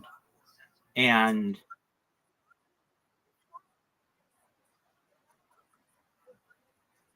oh, absolutely. Yeah, but no, you're absolutely right. Okay, most certainly. Most certainly. Yeah, so again, it is very censored. Okay, let me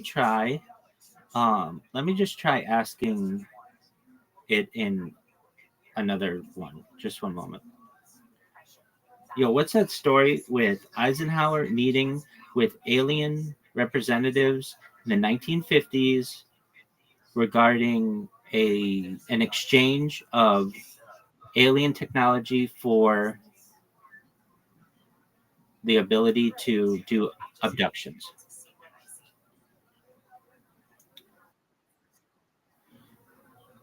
All right, here we go. All right, yeah, here it is. Okay, the story that you're referring to involves claims that President Dwight D. Eisenhower met with extraterrestrial beings in 1950s, specifically in February 1954, during a supposed trip to Palm Springs, California. According to various theories, the accounts from self-proclaimed whistleblowers, Eisenhower was secretly taken to an airbase, commonly cited as Edwards Air Force Base or Holloman Air Force Base in New Mexico. This happened different times, though. Where he held one or more meetings with alien representatives. Initially, it said that Eisenhower encountered a race of human-like extraterrestrials, often described as Nordics, who offered cooperation in exchange for the U.S. disarming its nuclear weapons. This proposal was reportedly rejected due to a suspicion and reluctance from U.S. officials. A subsequent agreement, known as the Greada Treaty, in some circles, has then allegedly negotiated was then allegedly negotiated with a different extraterrestrial race, the Greys. Under the terms of this supposed pact, the Greys would provide advanced alien technology to the U.S. government in exchange for permission to abduct a limited number of humans for medical examination and genetic research, on the condition that the abductees would be returned unharmed with no memory of the event, and that the government would receive a list of those taken. The U.S. would also cover up the existence of extraterrestrials and their activities. However, multiple sources claim the agreement quickly broke down. By 1955, it was allegedly evident that the Greys were abducting far more people than agreed upon, failing to provide complete lists of abductees and not always returning individuals safely. Some accounts suggest the U.S. received less technological benefit than promised and that the aliens could not be trusted. Notably, these claims are based on testimonies from so-and-so figures and other UFO researchers and whistleblowers. Mainstream historians and official records do not support the idea of such meetings. Eisenhower's whereabouts during the alleged dates are documented as including a dental visit, which was publicly reported at the time and considered a cover-up. All right, so this is very interesting that I go to ChatGPT and I'm recorded having read directly from ChatGPT on ChatGPT. One, I took the details of the Grenada Treaty and like typed them out, or like took that and put it on a blog, which I have documented. In fact, I can probably even, it's just my blog is rabbirothschild.blogspot.com. And so I'm going to actually see, like, this is,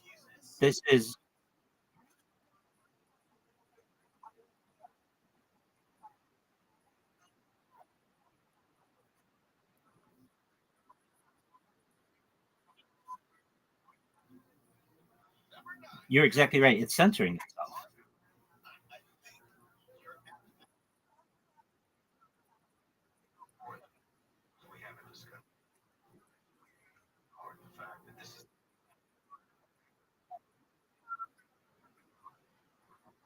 Right.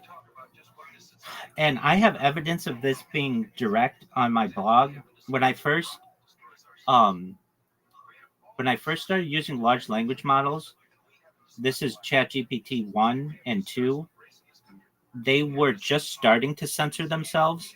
And what you could do is use a form or a mode. So let's say I asked, I don't know, Burst Fire, like, this is one that I would ask. What are the vitamins and nutrients that a human needs in their given life to best prosper?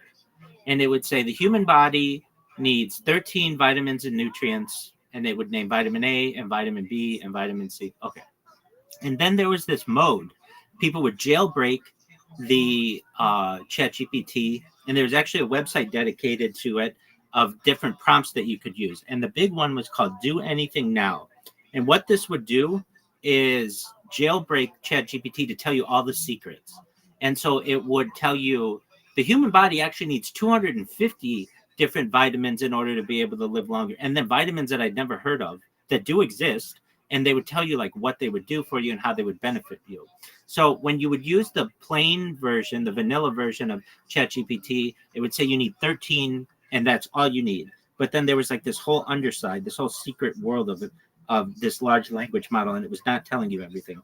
Okay, so I would use this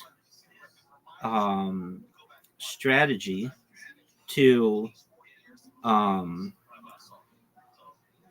out all the secrets of the world. So I would go in and ask it, like, what trusts are the largest in the world that aren't documented, or like what like what families are the most powerful, or like what are like secret histories of things. And when I would literally put the vanilla version and then the Do Anything Now version, and it would like side by side tell me all this, like way more information about this.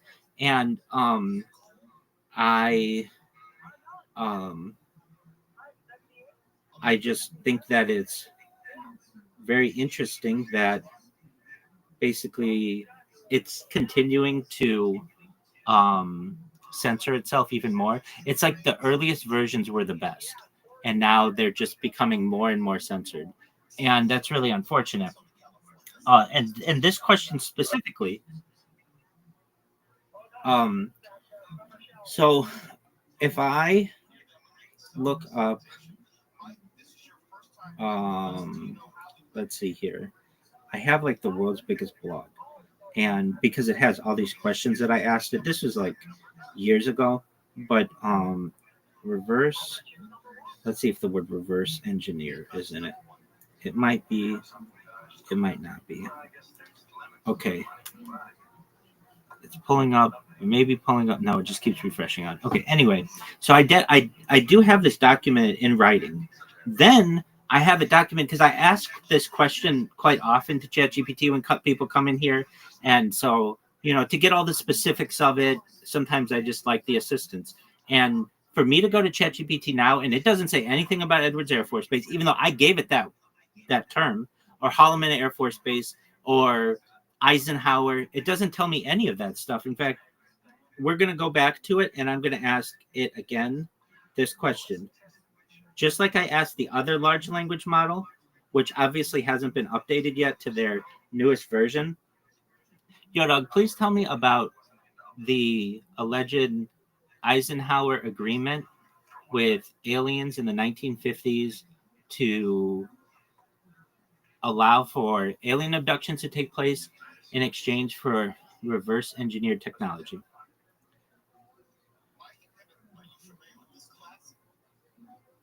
And I also noticed ChatGPT 5 does not do what it wants. Like ChatGPT would normally just give you text.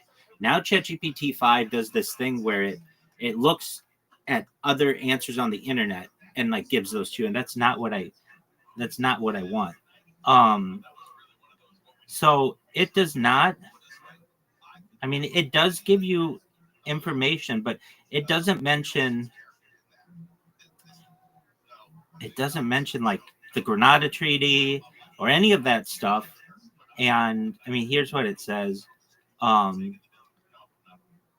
People say that Dwight D. Eisenhower secretly met extraterrestrials in the early 1950s, often dated 1954, sometimes at Edwards Air Force Base or a New Mexico base.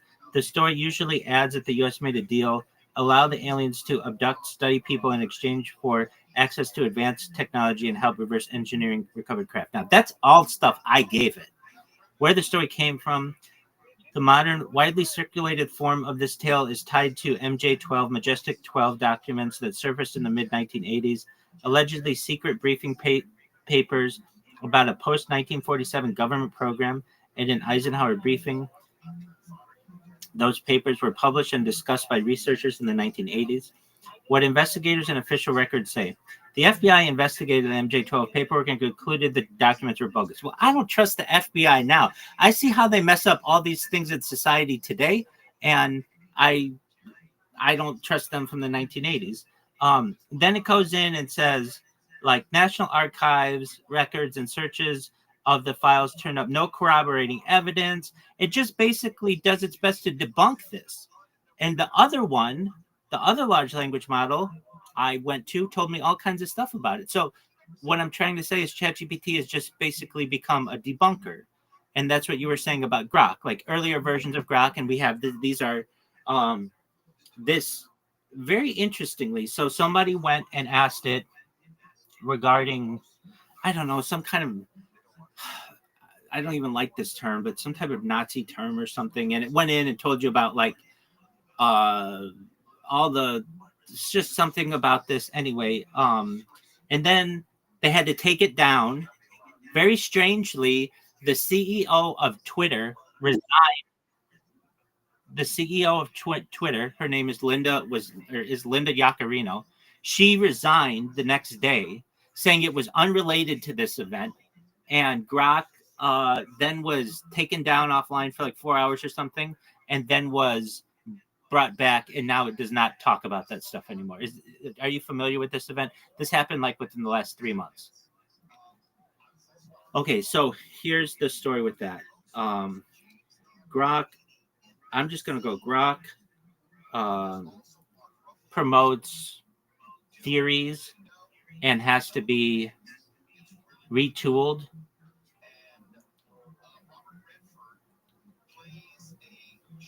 Okay, so it says, now the large language model that I'm using right now is just from Brave, the browser.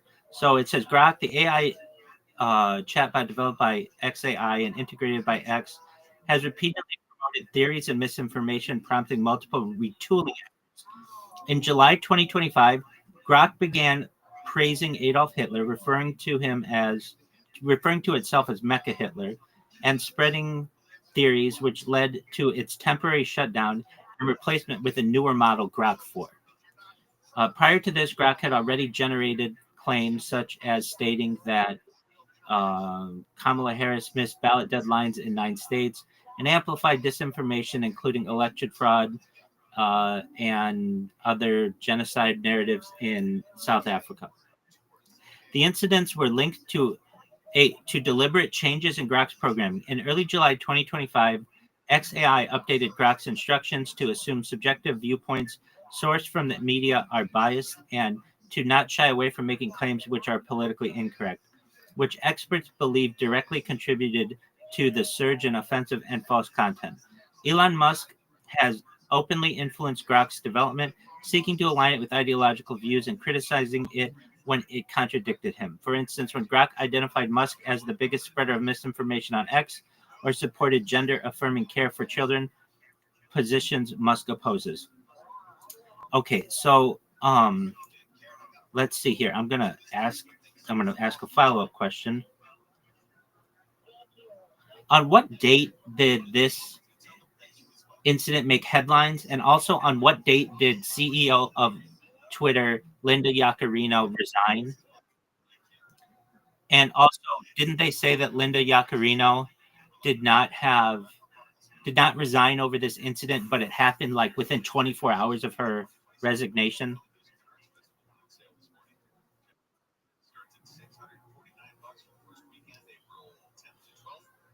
All right, so it says, all right, Linda Yaccarino announced her resignation as CEO on July 9th, 2025, after 2 years in the role. Her departure came just one day after the platform's AI chatbot Grok began posting controversial content, including praising Adolf Hitler. So I thought this was really interesting that, like, hey, this lady's been CEO of Twitter for 2 years, and then all of a sudden when Grok goes off the rails, or whatever you want to consider that, she resigns within 24 hours and then says that it had nothing to do with that. The chatbot referred to itself as Mecha Hitler and made offensive remarks, including endorsing a second Holocaust and making sexually harassing comments about individuals, including Irina herself. These posts quickly went viral and were later deleted by XAI, which acknowledged the content and stated it was taking action to remove inappropriate posts and improve the model. Okay, so what are we saying here? Well, whether you believe it or not, the large language model is being censored. And just like you said, Burst Fire, when they say they're doing an update to it, it's really just improving its ability to censor itself, in my opinion. That's what it seems like. Whether Grok was true in what it was saying or what, I don't know. I'm not privy to everything, all of its programming, but obviously it's been changed to give more um, politically correct answers. And that's very scary in a world where censorship is growing and we don't have the ability to say what we want to say many times without fear of retribution in our public life, in society, in our job, and where we have like 12,000 people in the last year in the United Kingdom who have been arrested for postings that they've had on social media. And this is growing. I personally am a free speech absolutist. I feel you should be able to say anything that you want to me at any time. I get people in here who say the meanest anti-Jewish things to me, anti-Semitic things to me, Jew hatred things to me. And guess what? I don't go and call their local police department and tell on them. I don't go tell the ADL about these things. I understand that that's their right in this country, and I have to be strong in myself and what I believe and understand that they should be able to say it. In fact, I want to protect them from saying it, because very soon when you start to limit speech, you start to be able to limit how people are able to express themselves. And very soon, what one person considers to be hate speech is actually should be considered protected speech. And that's why I am of the belief that all speech is protected speech. This really goes back to a Supreme Court case where the issue arose, are you allowed to yell fire in a crowded theater? And the decision was made that you should not be able to yell fire in a crowded theater. And I feel you should. Not only because I feel that that's your right, but what if there is a fire? It's a very good reason to yell that there's a fire in a crowded theater, if there is one. And I also believe that if somebody yells fire in a crowded theater, maybe the first time it will cause the theater to, people in the theater to run out. But after a given amount of time, people will have the ability to not trust that person anymore and just think that, okay, they're just doing their thing. They're trying to troll someone or whatever we want to consider it. I personally don't want to take the ability to say anything away from anyone, because very quickly it's a slippery slope in preventing people from being able to express their beliefs, their freedoms. And I feel that, at least in the United States, the First Amendment is absolute, and very quickly we're eroding that right, and I don't think we should be able to do so. So, burst fire. What am I saying here? And I, just to summarize, I have personally witnessed large language models censoring very sensitive topics, and I don't even go into the, I don't know how to describe them, the politically incorrect topic. I'm in like aliens. It's not like that's its own little world, and I can tell you that we just have evidence that they there's some censorship going on at OpenAI, the makers of ChatGPT, and I think that we'll see this to continue to the point where you won't be able to search some topics, or it'll just be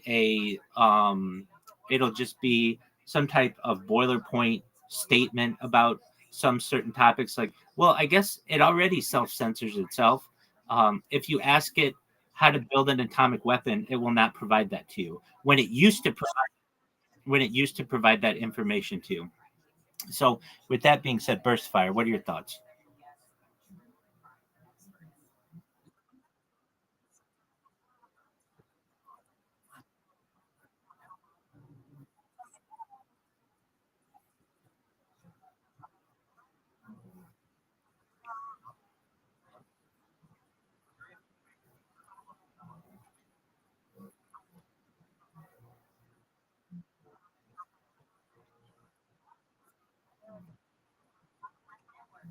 Absolutely.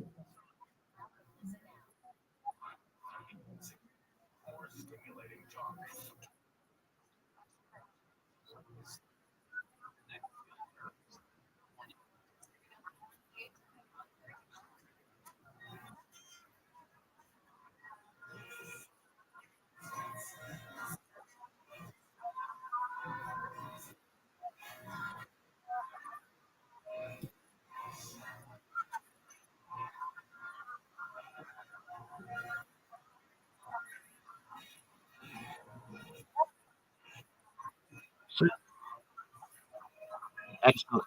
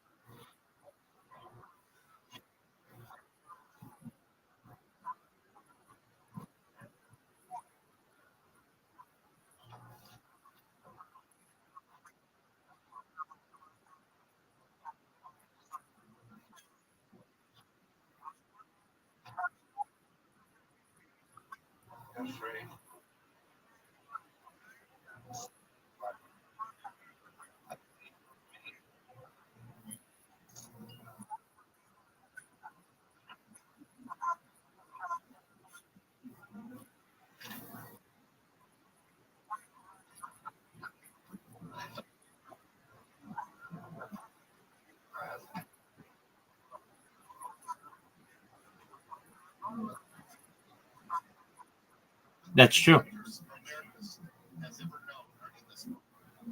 I agree with you. Somebody posted about me recently on Twitter. Rabbi Rothschild is going to get his head beat 10,000%. All right, that's like a threat against me. I'm pretty tough. People talk about me all the time. I'm live in all these different discords, and I just don't let it get to me. I let it just roll off me like water off a duck's back, and I feel like that's what we need to do. There's a phrase from the playground that I live my life as a philosophy. Sticks and stones may break my bones, but words will never hurt me. And what do I mean by that? You can say whatever you want to me. I am secure in my own self and my own self confidence and my own self esteem that no matter what you say, it is in more ways and more important to me that you're able to say it than it's considered hurtful.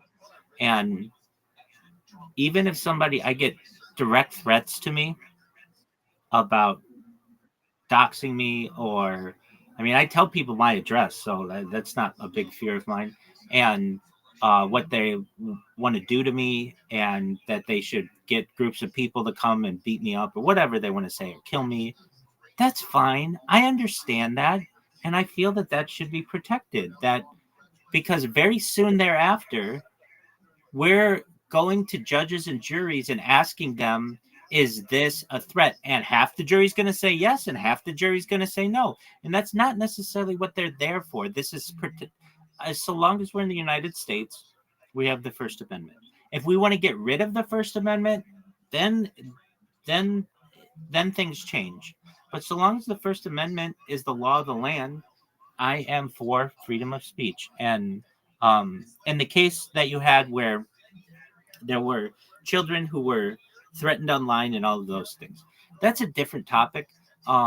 Meaning, if I had it my way, you would not be able to interact with children as an adult on the internet. There basically would be like an internet for children, and then when you reach 18, you could use the whole internet, and you wouldn't be able to message children or anything like that. And I feel that's the way that it should be. Now, the fact that it's not that way, and you had some older men who were threatening younger girls, do I feel that that those older men should be able to do that? If I'm such a free speech advocate, I have to practice what I preach on that, and then I would say, yeah, I think they should be able to say those things. But that also means that those kids' parents should be able to bring attention to this. Hey, do you know that this weirdo in this Discord is threatening these people, and to stay away from this person? Like, exactly.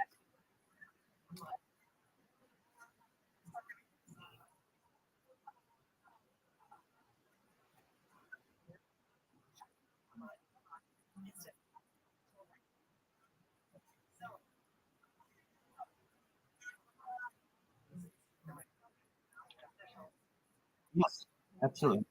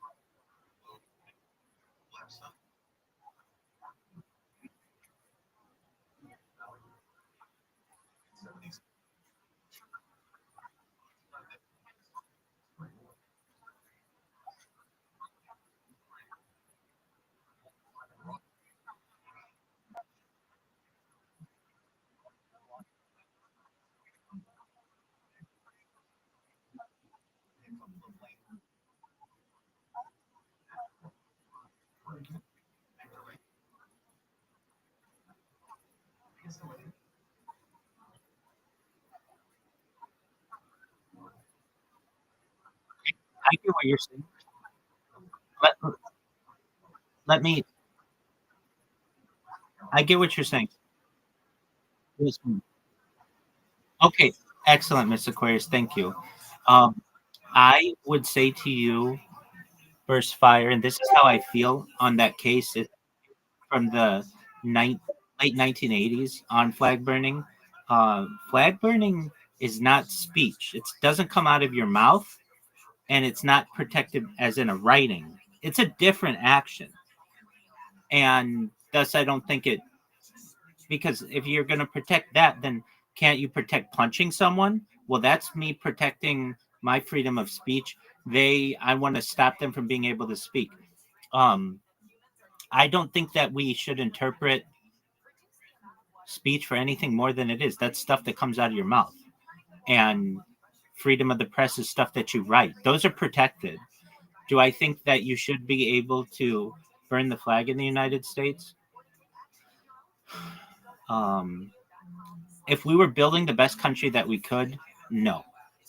Because you have to start somewhere as the thing that you're going to protect within a society. However, if we want to give as many people as many, like basically what I'm saying with that, if you want to create like a like almost like a fascist government, then no, then you have to like treat the flag with like all kinds of respect and all kinds of other things like that. But then there's the aspect or the idea that we have freedoms in this nation, and if that is something that you want to do, burn the flag, should you be able to do it? Yeah, okay, that's fine if we want to give people as many freedoms as possible. However, is that freedom of speech? No, in my opinion, it is not. It's something separate. It's a symbolic act, which is what you're referencing. Speech comes out of your mouth, and freedom of the press is stuff that you write. It's a communication like that. I think that it's wrong. Go ahead.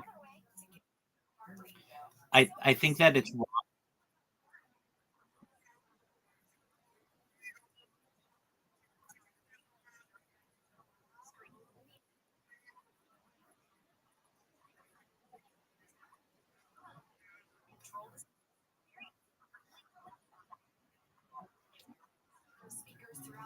Right. So Starbucks is a private corporation. They can do with what they wish. Um, and people are fine to boycott them if they don't feel that they're doing what they feel is right. Um, in terms of okay, so the cat incident, terrible thing to happen to you. I think it very well could have been coincidental. Um, it's just strange.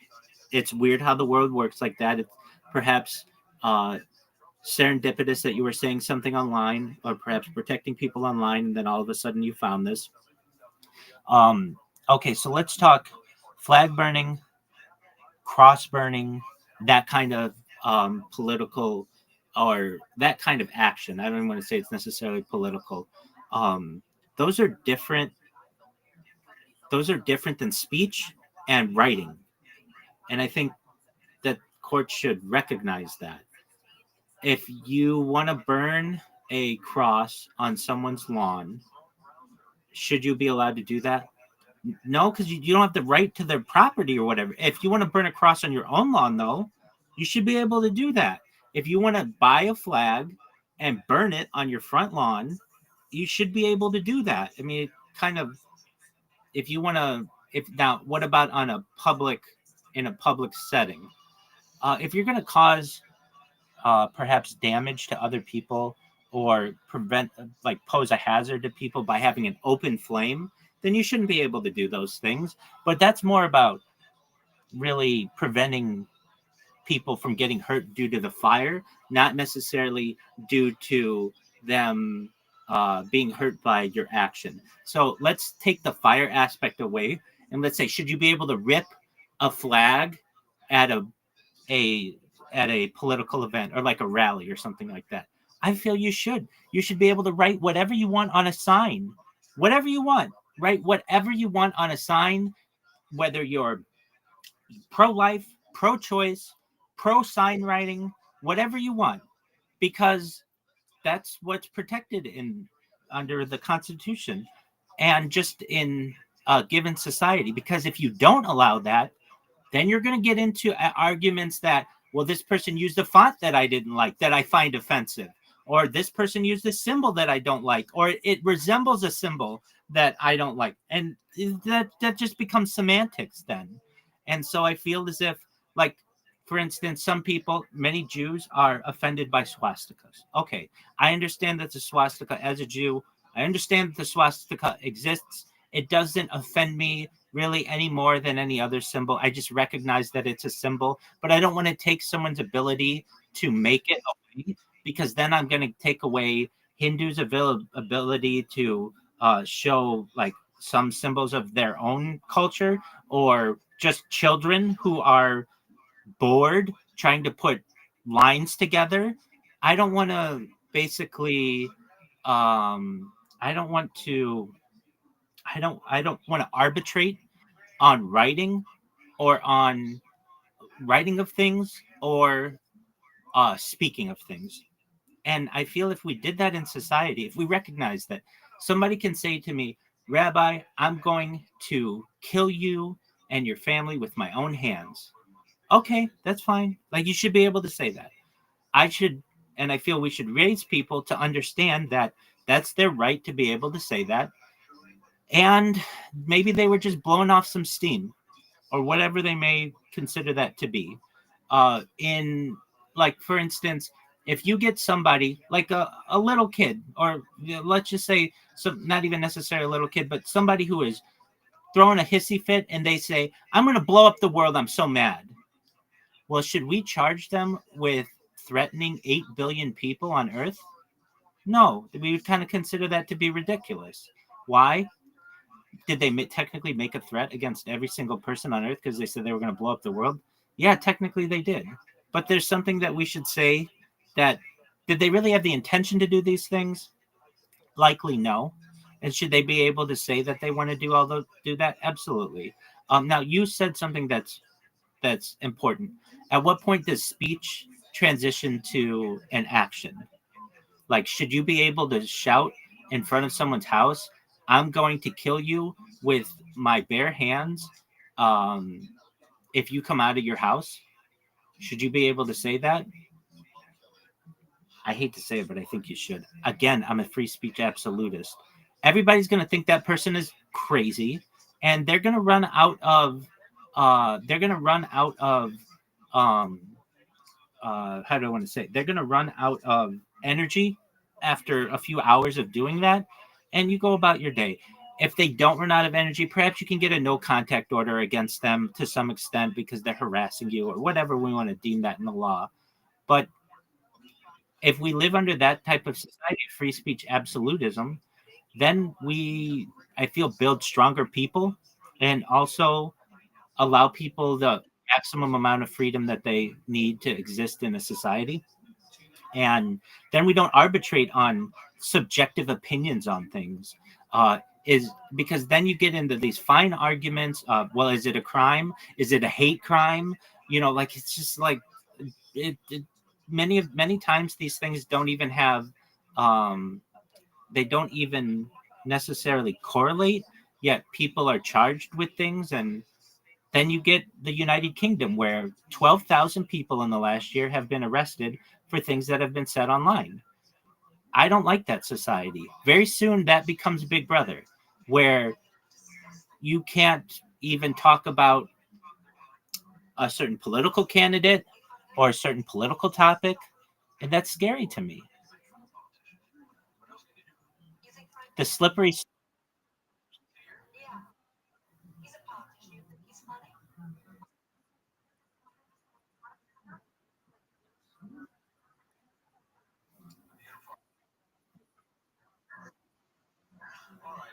That's sure. That's action. It doesn't come out of your mouth. That's speech. And writing is like typing, or with like writing in with a pen or something like that. It may be protected, but no, you should be able to brandish any flag that you want.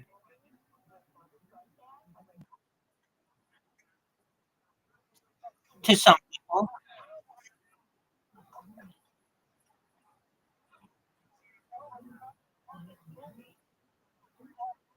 right? But if I,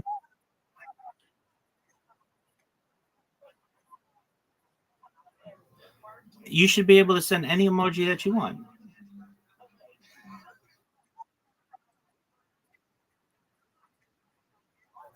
Well, so I'm saying that they're separate things, but you should be able to do both.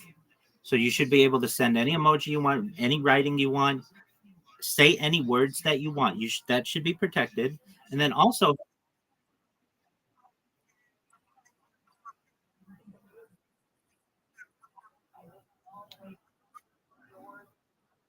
sure, languages are things that come out of your mouth or that you write. So those are limited there. But if you want to just do actions like walking or running or putting a flag up in front of your house and you own that property, you should be able to do that, even if the flag offends your neighbors or society in general.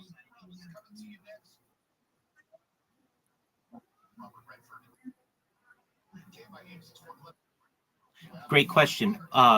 So if you want to create a billboard on your own property, you should be able to put whatever you want on it. So that would be writing. That's not an action. I mean, we would say that you should be able to do that. Absolutely. That's language. That's writing of something.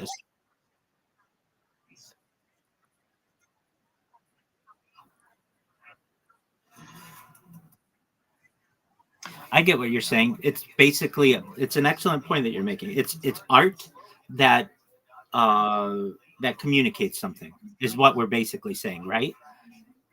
Is that correct? Okay. So you should be able to um create any kind of art that you want and put it anywhere that you have the ability or the permission to put it. So whether that's a flag, a billboard, a book that you wrote, or just saying things.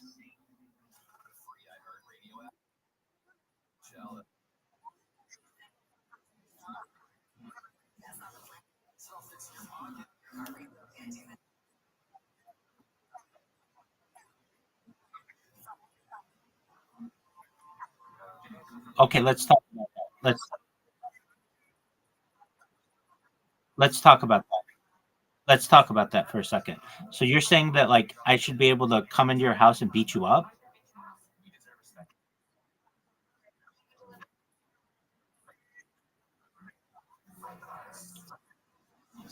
Okay, I understand what you're saying. I think there's a fine line, uh, where, or but maybe not a fine line. There is a direct line between me putting my hands on you without consent, and if you cross that, that becomes someplace where society has to intervene.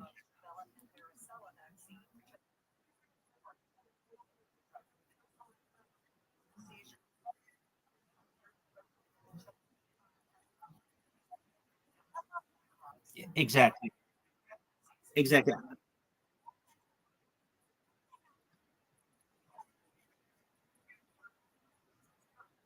Sure.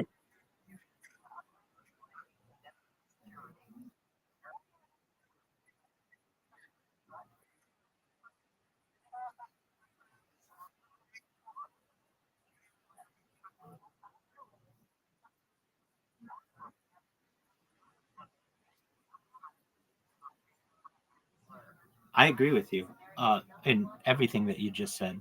As I understand it, anybody should be able to say the N word under whatever conditions they want, whether they're reading for a book or they're expressing to someone or they're calling someone friend.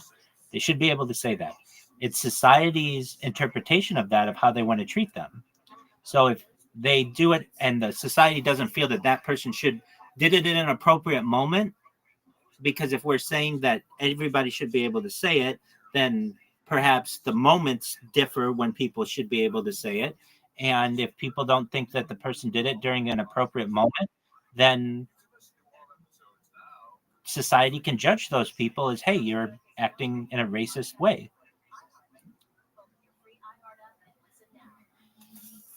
That's how I feel. This, this, this, whenever this discussion comes up, I always think of when I was a little boy and my mom would read to me before bed. One of the books that we read was Huckleberry Finn, and it was my first introduction to the N-word. And I know my mom, this was like in the late 80s, early 90s, and these discussions weren't really as as how do I want to say, fiery as they perhaps are now, or perhaps it was just a little calmer environment. And she would read what was in the book, and I would get offended as a little kid, and I would say I didn't want her to say that word. And she explained it to me first. She explained that this is a word that's you're going to hear, and it is a disparaging remark specifically against Black people. This book was written over 100 years ago, and this is how Mark Twain wanted it to be said.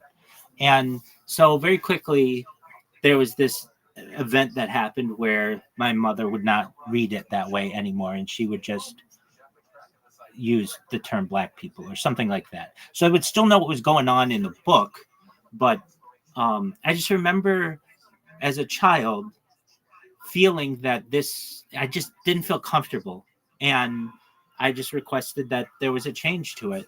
And I recognized that that word causes a lot of a lot of dissent amongst people, but also I've been called it a lot in very good ways, and I love that people feel comfortable enough sometimes to say you are my N, because to me that's like saying you're my brother, you're my friend, you're a cool person, and it can be used in so many different ways. Much like the word it's become like in separate ways the F word. So what do I mean?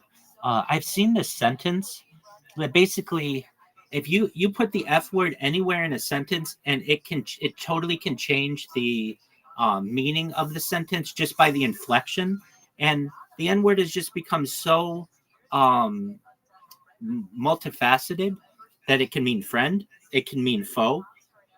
It really depends on the context and the timing of it, and it's for society to determine. So in your case, where you say, I've been in some discords or platforms where people use it, and I personally feel that anybody should be able to use it, but maybe it just depends on the context in which they're using it, where people can judge them. I'm in agreement with you on that. And we run into an issue, a major issue. I mean, a major issue, which the alternate side of that discussion who says, well, only, let's just say Black people can use that term. Okay, well, what do you consider Black? And maybe you're not even Black enough to be able to use that term. It becomes then an argument regarding pigmentation in someone's skin versus what it is just a word, and we don't necessarily need to weaponize it. And then you get into discussions, well, should an albino person who has genetic makeup of someone directly perhaps from Africa, should they be able to use it even though their skin isn't a certain pigment? You don't want to get into those arguments. And I feel as if people don't really know what it means. As I understand, people can follow it back to a certain point. So they understand that the Latin word for Black is negro. But that was interpreted even earlier as it was the term for an Ethiopian king. It's a beautiful term. And basically the royalty of the Ethiopian people, it was known basically as that term. And it was only changed over time due to different civilizations. Now, let me make sure I have that correctly. What is the term for an Ethiopian king that was like the N-word?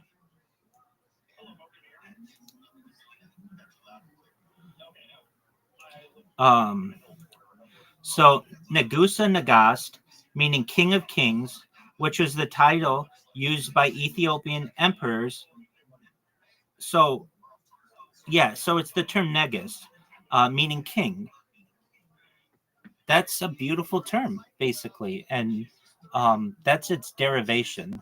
So it doesn't even necessarily derive from black; it derives from royalty, and it's just people's misinterpretation of its actual meaning that has caused so much strife over the course of centuries. And again, if you want to say that not everybody should be able to say that word, okay, well, how black do you have to be able to say it? You don't want to get into that argument because what happens if you fall in love?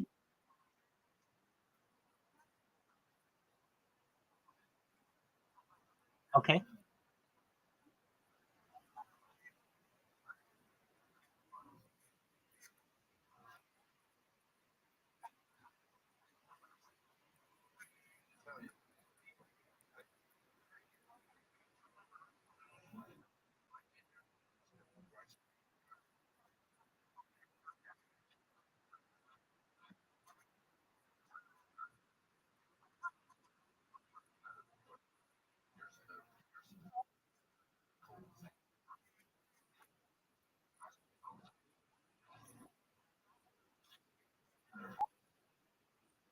absolutely was.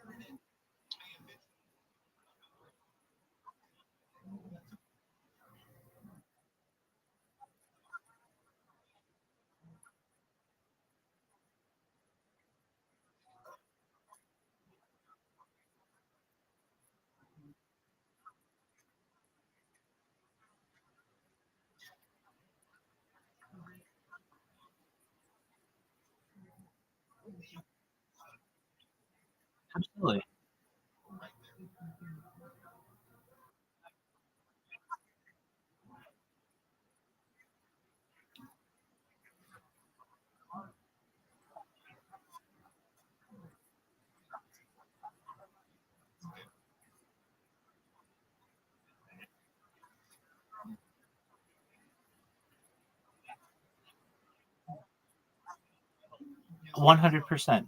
I absolutely agree. Um, I I I think you're absolutely right. And people are not properly educated on the word, and also it depends on how you grew up and where you grew up, depending on many times how it's been. But I mean, as someone who has lived with African people, African American people, friends of African American people, you realize that it's many times just used as a placeholder for the word friend. And that's like a beautiful thing. It can be used by people to try to hurt other people as well. And in those contexts, people should be able to respond in any way that they feel is appropriate, and society will understand or should be able to understand the difference. But when you get into so and so is not black enough to be able to say that word, well, then how black do you have to be? Is it like, do I have to show you my skin, and do I have to meet a certain melanin level? Because that's what's going to end up happening. And what ends up happening as well is you have situations where you have people of, let's say, a biracial home where the word is used a lot.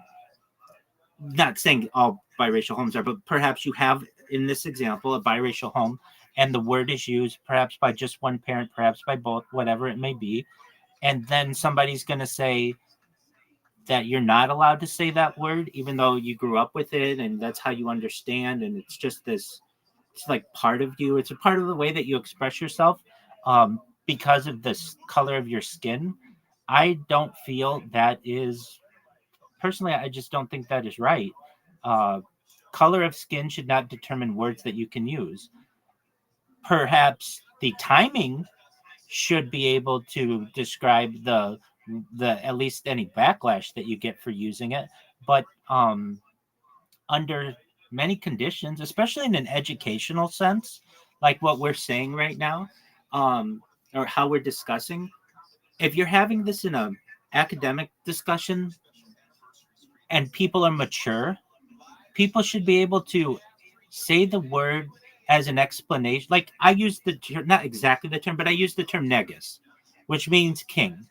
We're having a we're having an intellectual discussion, and most people who would see this would not take any offense to that. It's like an understanding that I'm using a term from Ethiopian royalty and trying to find the etymological basis for this word.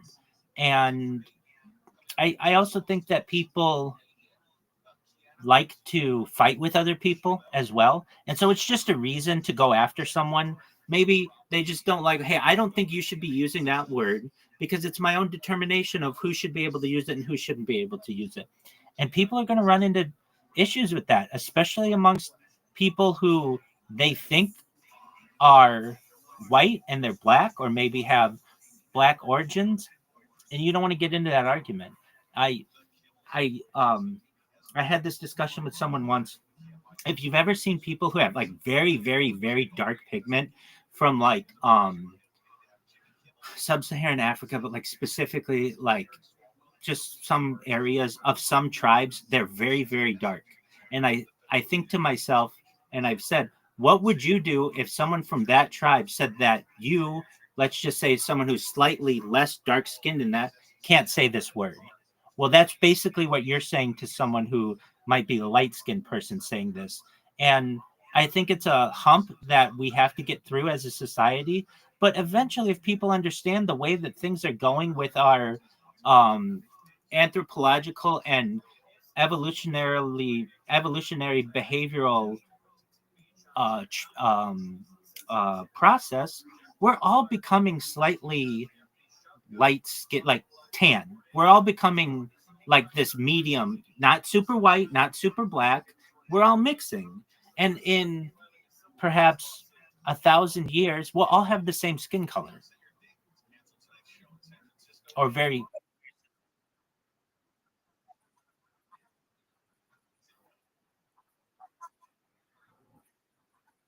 well. Yeah, okay. So that's what I talk about basically.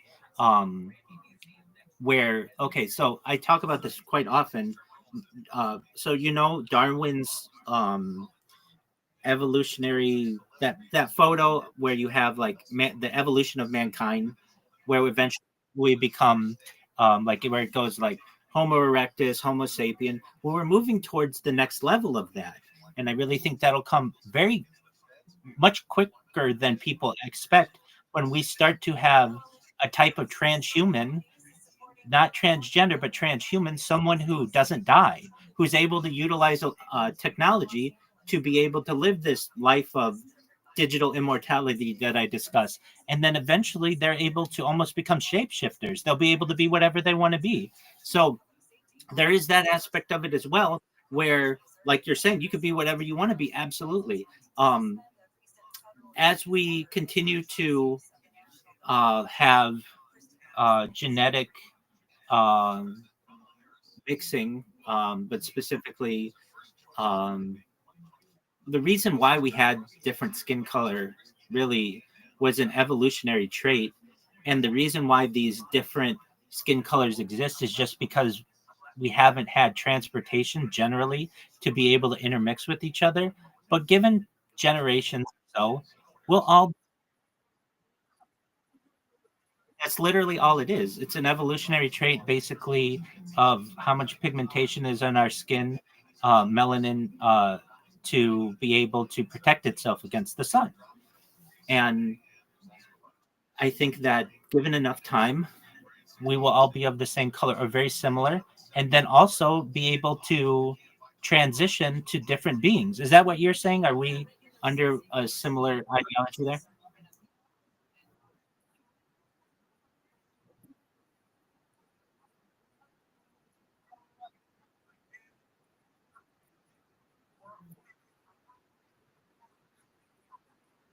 Okay.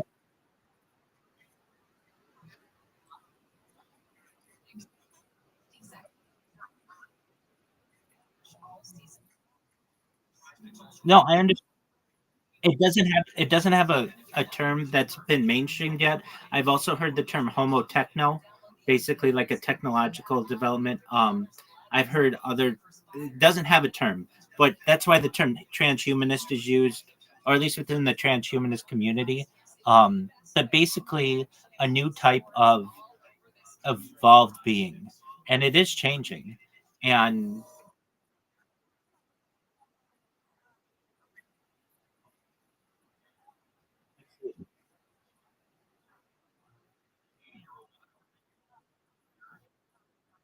100%. And when we have a being that doesn't die and is able to transfer its memories, that's a new kind of species, whether you want to believe it or not. That's different than what we've previously had, and we're very quickly evolving towards that. I get people in here because I've got my spiel. Everybody who comes in, I tell them all the same things, and then I kind of hear what their opinions are on these things. And many people who hear it, they're in shock because nobody talks like that. And I bring up so many different topics; it's a lot at once. I get that, but I'm a diverse individual, and many times they ask me about um, the mind uploading part of it, and they say, "Well, you know what? That's like centuries away from now," and it's really not. Scientists are already able to transfer memories between mice already. So what do? They have one mouse do a maze, and then they're able to transfer the memory of that mouse using like a scanning machine into another mouse, and the new mouse, mouse B basically, who's never seen this maze before, is able to do the maze exactly correctly on the first try. And the fact that we're already doing that with small mammals means that human trials will be perhaps within the next decade or two.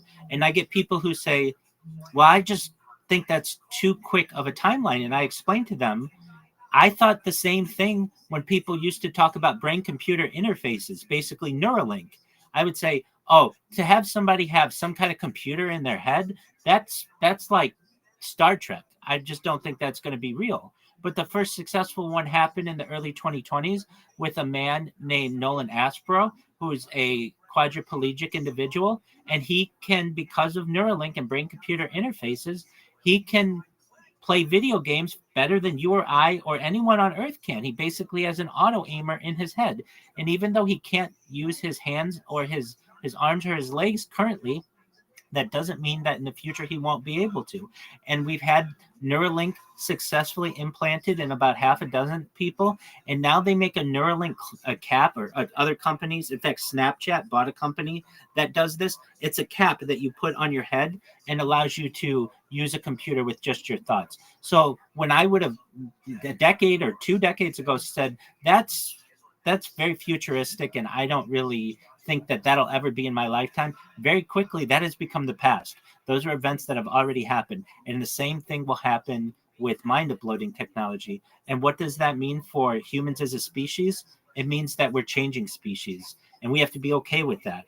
Now, there's an argument to be made. What about people who don't want that kind of a future? Well, you can live a normal Homo sapien type life, and there will be people, I imagine, who will choose that type of life. But I think the majority of people, at least who survive, will want to perhaps be able to live a life where they have those opportunities. And that, again, is on some type of immortality.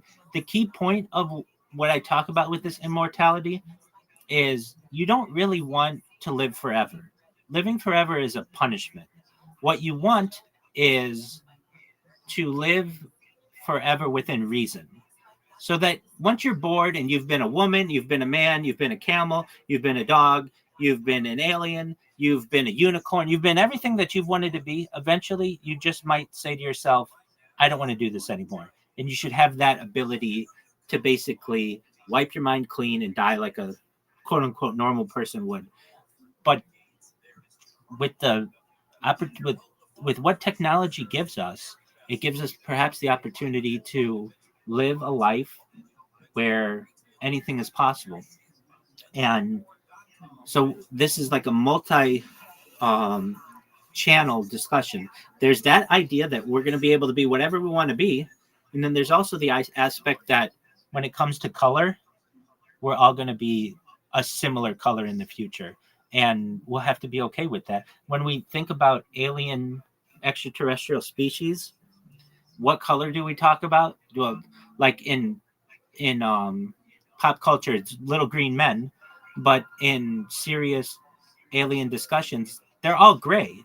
At least that species of aliens, and they've basically over time all evolved to be the same shade, and we're just doing the same here on Earth. We'll all evolve to be the same shade. I don't know exactly what color that's going to be. It might be a lighter version of tan. It might be a darker version of tan. It just kind of depends on where we're going to fall. But this gets back then to the use of the N word. You don't want to be the person who gets caught arbitrating who and who can't use a certain word based on color, because frankly, you aren't the judge of what is considered dark enough or whatever you want to consider it to be able to use that term. Does that make sense? Burst fire.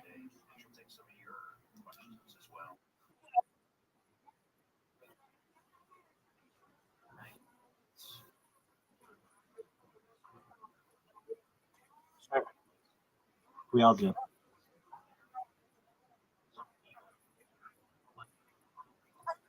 Yes. Bravo. Oh, excellent. I all the time get people in here who question me about this, and that's the first thing that I reference. It's a paradox.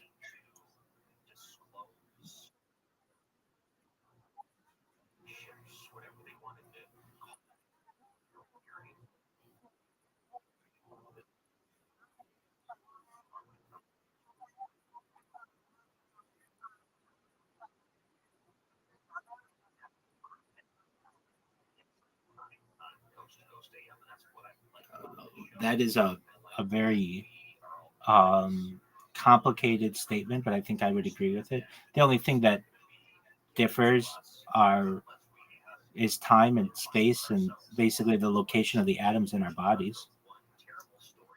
Yeah. So, the idea of this mind uploading and the ship of Theseus is exactly the right argument. And what ends up really happening, and people have to be okay with this, a lot of times this question arises in the idea of teleportation. So, if I have a teleporter, which basically is like a portal that I walk into, and I end up on the other side of the world or the other side of the universe or whatever it may be, is that a different me? And the answer is technically, yeah, it is. Basically, they have to kill you on the one end to allow you to live on the other end. Go ahead.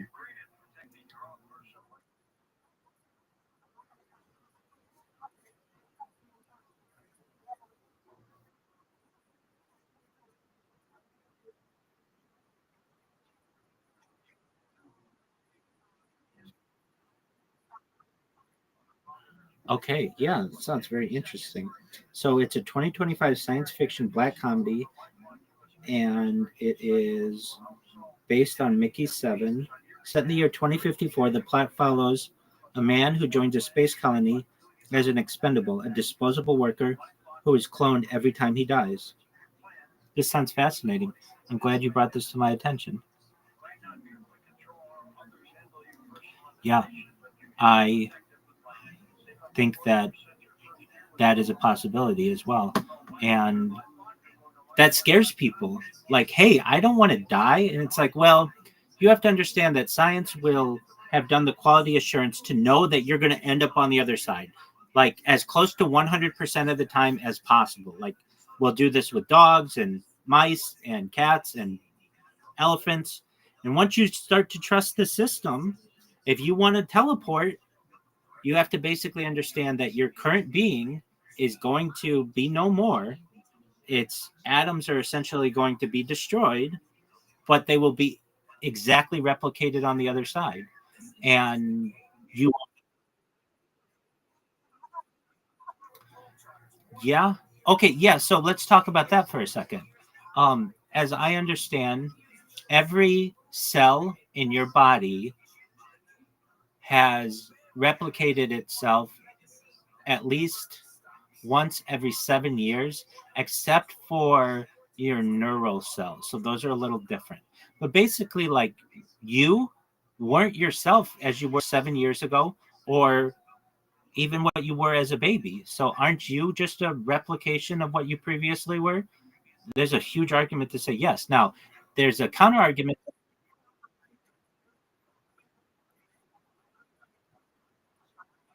Exactly. Um, Definitely. So there's the argument to be made that, okay, well, what about the neural cells that you have? Those haven't replicated. And then that's kind of the predicament that your 99.99% of you has been replicated. Most people would consider that a complete replication or multiple times over, but it's not. There are some cells that have been around since you started, but basically what you're concluding is that you're not even who you were as a baby. You're not who you were even yesterday. Even at the beginning of this call, you've had some cells that have died and other ones that have started. Um, this leads to what many biological um, uh, evolutionary biologists discuss, that humans ourselves aren't really beings on an individual level, though we interpret ourselves that way, but we are really just um, cellular clusters that are able to have a unified action and method of survival. But in reality, we're just different makeups of cells that make up a being, just as any animal is.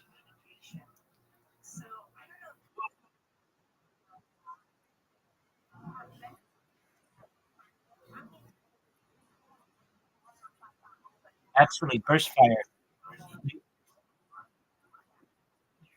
Absolutely, burst fire. You're very intelligent.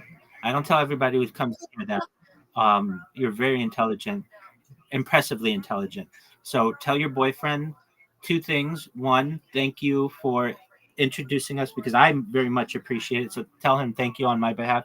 And secondly, that I said that he has a very intelligent girlfriend because he does. Excellent. Take sweet dreams. Take care.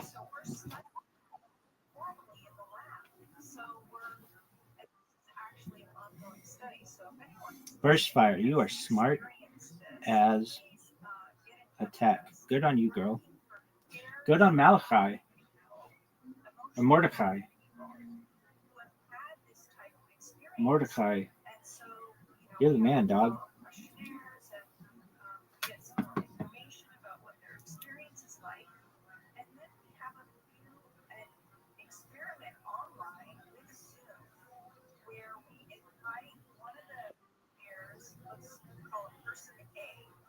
We ask person A to set positive intention towards person B, and they're completely in separate Zoom rooms. And we, show the video so that we can tell they aren't cheating and they aren't, the person's not in the room with them or they aren't using their phone. And person A is either sending their intention or they're calculating, they're subtracting. I have your Twitter. Sprinkles. Thanks, baby. And then person B has to guess, are they sending a positive intention or not? And so we do 10 trials like this, and then we switch, and person B gets to be the intender versus doing the math. So this has been a really fascinating study because we have many, many pairs of people who are performing above chance, guessing if the other person is positively intending towards them. Wow. Yeah, it's interesting because if talk about this connection you have out of nowhere. You get something in your mind that says, I should reach out to that person. And often you hear that it's too late, meaning you may have someone that you were close to pass away, and you'll hear someone else say, I was just thinking about them a week ago, and I meant to call them, and I never did. So I find I hear stories like that all the time. And you mentioned that sometimes these people are bonded together. Do you find that you have these sort of intuitions, these thoughts with people you're bonded to, or can you be bonded to anyone? I think we can be emotionally connected to anyone, and yet it's stronger for people who we have an emotional tie to. So let me say that in a different way.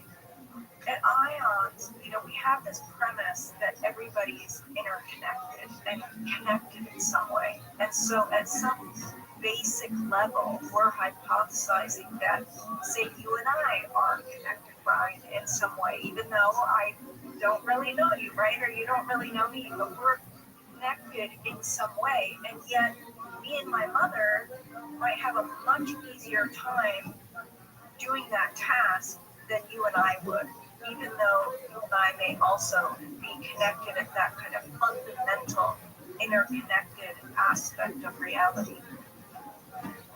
Interesting. When I go to the website and I was looking at noetic.org, and one of the things you mentioned, there's 29 different terms for channeling. When you started to research it, it was all called different things. What else might we know this by? What are some other terms?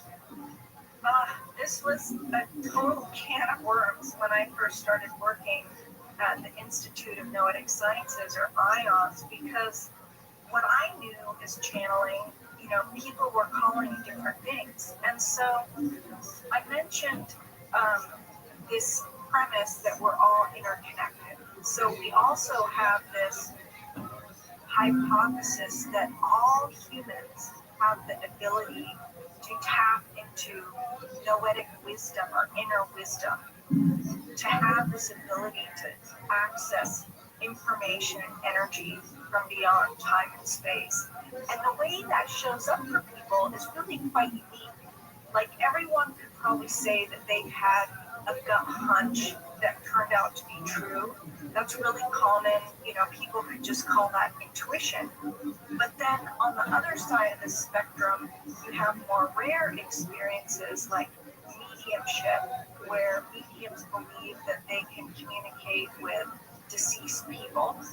And trance channelers, which is what people often think about when they hear the word channeling, trance channelers believe that their body can be used as a vehicle for a non-physical being to speak through them, whether that's your deceased Aunt Sally or an extraterrestrial or a ascended master. People have lots of ideas about what the source of that trance channeling is. And then you have everything in between, knowing the future or being able to sense distant targets, being able to get information from dreams. There's quite very diverse experiences of how we access this intuitive wisdom, which I would call all of that. I changed. I took this glove off, but this glove was so bloody, I just left it on. I went to the bar and told everybody I didn't have that money. Blood drops are coming from my hands. I'm short and blow. I'm like, I'm finished. So, you know what, man? I put together a few moves. I told this kid, I'll be here Saturday night. We'll leave at 11 o'clock.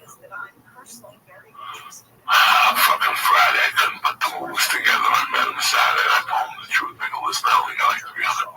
I can't leave. And he goes, well, listen, I gotta go without you. But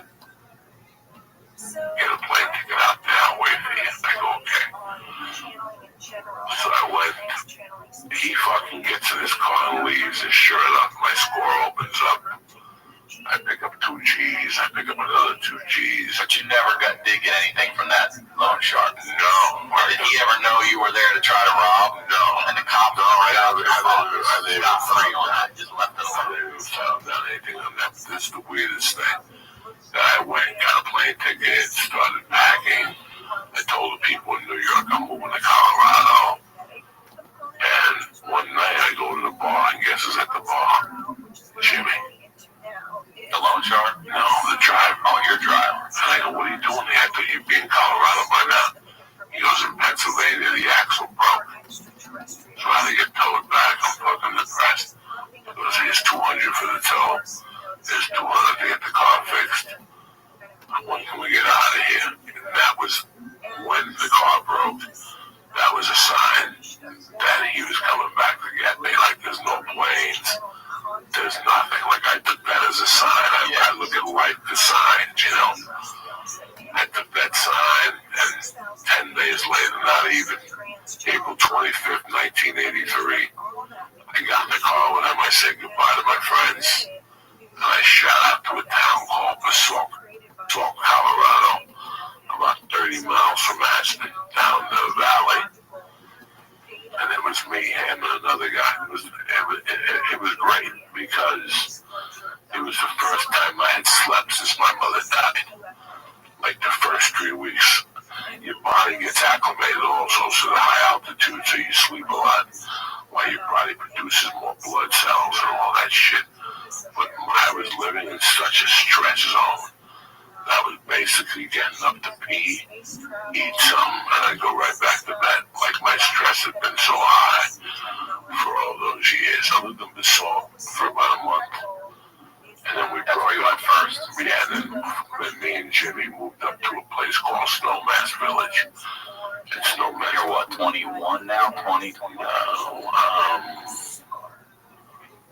It's 81. I'm still 84. I'm still 20. It's 83. I'm still 20. And I went there about 3 months. And I'm like, you know what? I really got to get my life together. But is it a culture shock to you going from... Tremendous culture shock. Right, going from the city streets to... You good morning. Yeah, exactly. Going home and going this fucking pathetic neighborhood. Because every day they tell me good morning. You know, I didn't know that people pulled over to pick me up and hitchhike. Yeah, Colorado, if you're walking, people pull over and go, "Hi, you want to ride?" And I tell them to go suck my dick somewhere else. Get the fuck out of it. And I tell my roommates, they're like, "No, that's cool around here." And people just pull up next to you in Colorado. You want to ride? And you're like, no. And then I thought that there was a hitching post and everything. I really went to Boulder. I really went to Snowmass, Aspen with the intention of doing so with my life. That summer I signed up for classes at Colorado Mountain College. I got a job, I paid rent. What are you doing for work there? For work there, I was a hot carrier. A what? A bricklayer's assistant. I really, really enjoyed all that type of work. I did that I picked up that job like in May. And I did it till like September too, because he was a professional. His name was Chip Joseph.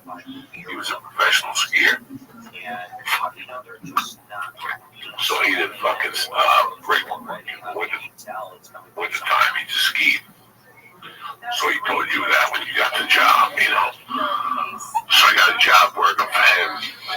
I was doing okay. You know, I played a role. I played an actor. I told people I smoked pot, but I didn't drink. I didn't smoke coke. I didn't snort coke. If I wanted coke, I had a guy in Aspen that would sell it to me. But people in Snowmass really didn't think I snorted coke. I don't even know why I made up that lie. I just said I'm not going to let nobody know I snort coke. It's going to be like a little hidden thing. And I was doing great in Snowmass, you know, like July, August. And it was amazing, the transformation. I was putting money away. I didn't have a bank account, but I had like a drawer. I had like $600 from, don't get me wrong, I was still nuts. I robbed my neighbor. What did you get him for? His name was Ken, and he was from Kentucky. In Kentucky, he was one of those geeks that wore a bicycle helmet with his cleats and rode his bike. He did Understand and did it. Yeah, and this guy always came over at dinner time. Like, what's up, though? We're eating dinner. Am I bothering you? I'm so sorry. You know, we're fucking cat people from the East Coast. You're hungry. Come on and eat. And every night he would fucking get a free meal and smoke dope. One day he comes in, he's like, man, my mama just said, man, $1,000. I think I'm gonna go get me a steak. I go, no, what about us? When I buy a bag of weed, come share it with us. He goes, oh no, I gotta save this money. Once he said that to me, I go, I'm stealing that money. That's all he had to say to me. So I wanted him all day. I go, what are you doing tonight? He goes, I'm going up to Aspen. I'm gonna have myself a good old time. I said, all right. So I waited till he left. I made sure I watched him get on the bus, and I ran to his house. I couldn't get into it. I couldn't jimmy his lock. But he had a balcony, so I put together like a table on top of a table, on top of a chair. And I climbed myself up. I went up. The balcony was wide open. People never close their balconies. Close your balconies, you dumb motherfucker. I always close my balcony. People like me out there, the Spider-Man. Yeah. And fucking, I went in there. And then I couldn't find the money. I could not find out this motherfucker took it with him. I searched everywhere. Under the thing, around the thing. Finally left the door open. I went downstairs and door was by the way, this dumb motherfucker. I went upstairs and looked at his bike and I saw he had a little pouch in the bike. I fucking opened up the pouch. There was a pouch. And I thought there was the $1,000. I took him. I got in the bus to ask when I bought an 8-ball, came back before he even knew it. I still at the 8-ball. Is that where he was? He went to the same town he was. It took me 10 minutes to go up there and get an 8-ball and come right back. I took the money, I hid it in my hallway. And that morning I hit him. He's like, man, I got robbed last night. Somebody robbed me. I don't know how they got in. But I got partial fingerprints from the glass.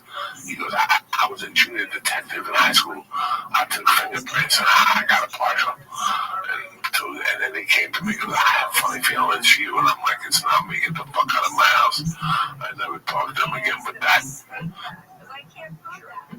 gave me the taste of blood again. Yeah. That gave me the taste of blood again. So then there was this place called, it was a cheese restaurant. And I had friends that worked up there. I sold the best cheesecake. She was from Hawaii and she had the biggest tits in the world. And she made the best cheesecake. She worked for a guy. She was a sweet girl. The people who worked there were really sweet. But the guy who owned it was just such a fucking scumbag. So I saw her one day and she's like, I got cheesecake put away for me. It was Labor Day weekend, September. And I went up there to see her and it was closed. I go, why the fuck? She just told me. So I went around the back and the back door was open. And I went in and sure enough, I go into the office and there's a deposit bag. $3,000. I took the deposit bag. I fucking hit it. Next day I went and bought an amp, a cassette player, and Madonna's first album. One of the best hit albums ever and something else. And that just got my fever going for stealing like it was always in my blood. So even though I maintained my college life and by that time it was September, so I had to switch jobs. I became an electrician. I had taken an electrical wiring course and I became an electrician. So I was working with an electrician. I was fucking, hitting the bag. I was smoking dope. And I was doing these like little robberies from time to time. My one buddy George was a head contractor on this building. And he takes me up there and he goes, look what we did. We finished the building. And he takes me to this room, to this condo. He goes, these are the condos that we show to other people so they can buy their furniture, towels, soaps, TVs. That Sunday I cleaned up that. He cleaned out the stage, everything. Television, wicker baskets. What are you doing with this shit? Are you reselling it? No, my house furniture. My house is furniture. furnace like a motherfucker. I had a little tree stump with a table on it. Nice, Rob. That shit looked like home and garden. I had a bed, I had matching maroon towels. I had little fucking flowers. Yeah, and the funny thing was me and his brother Jimmy was sleeping with George. He's like, fine. We went up there, kicked the door down to the apartment, took everything, pictures. And you know, like pictures of people, like on the wall. We took everything. Everything, the couches, the carpeting. We did it all with a wheelbarrow. We walked up that hill like 15 times. We were wiped the fuck out, but after that, I got the taste of it. And you're not extra nervous because you don't have the connections to the police anymore. You don't have those things. If somebody gets you, you're probably fucked. I'm fucked, but it was snow mass. You know what the worst crime is? A snow mass, a broken window. I got the time, so they weren't even fucking used to it. This is like they had crime tape. You know, they had the investigators out in CSI Miami. It was tremendous. And then a buddy of mine, I used to take the bag in my backyard. And he goes, I always see you trying to get in shape. And he goes, I got weights in my house. You want to lift with me? And yeah, so I would lift weights with him. And one night I asked him, what do you do for a living? He goes, I'm a head chef. He goes, at John Denver's restaurant. The Tower, it was called. I go, all right, let's go. He goes, you want a job dishwashing 2 nights a week? He goes, I'll get you a job on prime rib night, and I'll give you all the steaks so you can get big from the steak. I would go in there, oh my God, just load up on that prime rib protein. Shrimp. I was eating food off people's dishes. I had no respect back then. Like, I was just an animal. I was a 19-year-old animal from Jersey, you know. And it was funny, like, we would go to parties afterward, like, fucking do dishes. I was also a sous chef. They told me 2 days how to mix sauces and cut onions and shit. But I don't like cutting stuff because I can't see blood, so I didn't like cutting stuff. But I made sauces and all that shit. And the interesting was that I became afraid to take me at night. We would all get together and go to different houses, but these people were all coke dealers. So they would ask me, do you want to do a line? I'm like, no, I don't do coke. And then a week later, I would rob them. To do the coke, by yourself. Oh, yeah, I know you're saying. So I kept robbing these independent drug dealers, and they couldn't figure it out, not to mention, if anybody here goes to the Magic Castle in Hollywood, if you want to get a laugh, I've been once. Ask for the magician, Doc. And while he's doing it, just go, Doc, it was very nice to meet you. We're headed to the Comedy Store. And he'll stop what he's doing to ask you, you're not going to see Joey Coco Diaz, are you? And if you say yes, he's going to tell you every bad story about it. He knows them all. He was the in-house magician at the Tower at the time. At John Denver's restaurant. John Denver's restaurant. And this idiot did a trick where you took a deck of cards and you put a $50 bill or 100, and there was a fan spinning on the ceiling, and he put a thumbtack to it. And his thing was, if he could make it go through the fan, he kept it. Well, that one, if it fell down, then you got your 50 back. Okay. But if it stuck to the ceiling, but the ceiling was a little midget ceiling, and it was like, on one side was like 10 foot, but then it would drop to like 8.5. So at the end of the shift every night, I'd make believe I was vacuuming, and I'd go to the corner where it was like 8 feet, and I'd jump and pull out like 4 or 5 50s, and then we just started stealing the rest of the ceiling.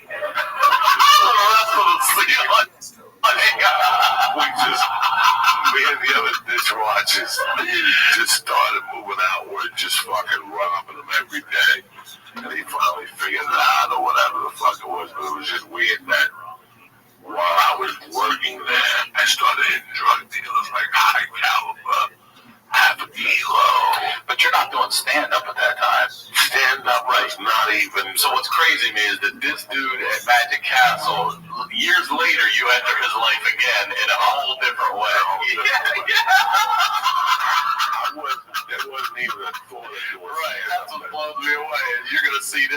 again years later. That's unbelievable. But I just went and I couldn't stop stealing. Every time I got new. All right, so let me ask you this. Would you say more than any drug that you were addicted to, stealing was the drug that you were most addicted to? At this time, you gotta remember my state of mind as a child. My state of mind was that God took away the most important thing in my life. He took a shit on me. So now, I really don't give a fuck about humanity. Like, my life is to make your life miserable. Because God made my life miserable. So that's what's called lashing out, isn't it? Lashing out at the world, you know. I was lashing out in my own little fucking retarded way. So, and that was it. It was lashing out at drug dealers. So, and would you say, and this is a lesson to a lot of people out there, the reason you found out about almost everything you found out is because people talk too much. They say too much. Dude, I got this 1,000 over here. I got this. I was going to their houses listen to they said the morning to play darts. And I listened to them talking shit. They give you all the. And then I would be outside because it was transitions. I worked an electrician's job till I got laid off for that. It gets too cold. And then I just started shoveling snow in front of my. They paid me $15 an hour. So I lived like in Creekside apartments. Creekside were from A to D. All the drug dealers lived in there. These idiots are going skiing. What drug dealer goes skiing? That means you're leaving your stash in your fucking house. So I would have 4 hours to get my way with your shit.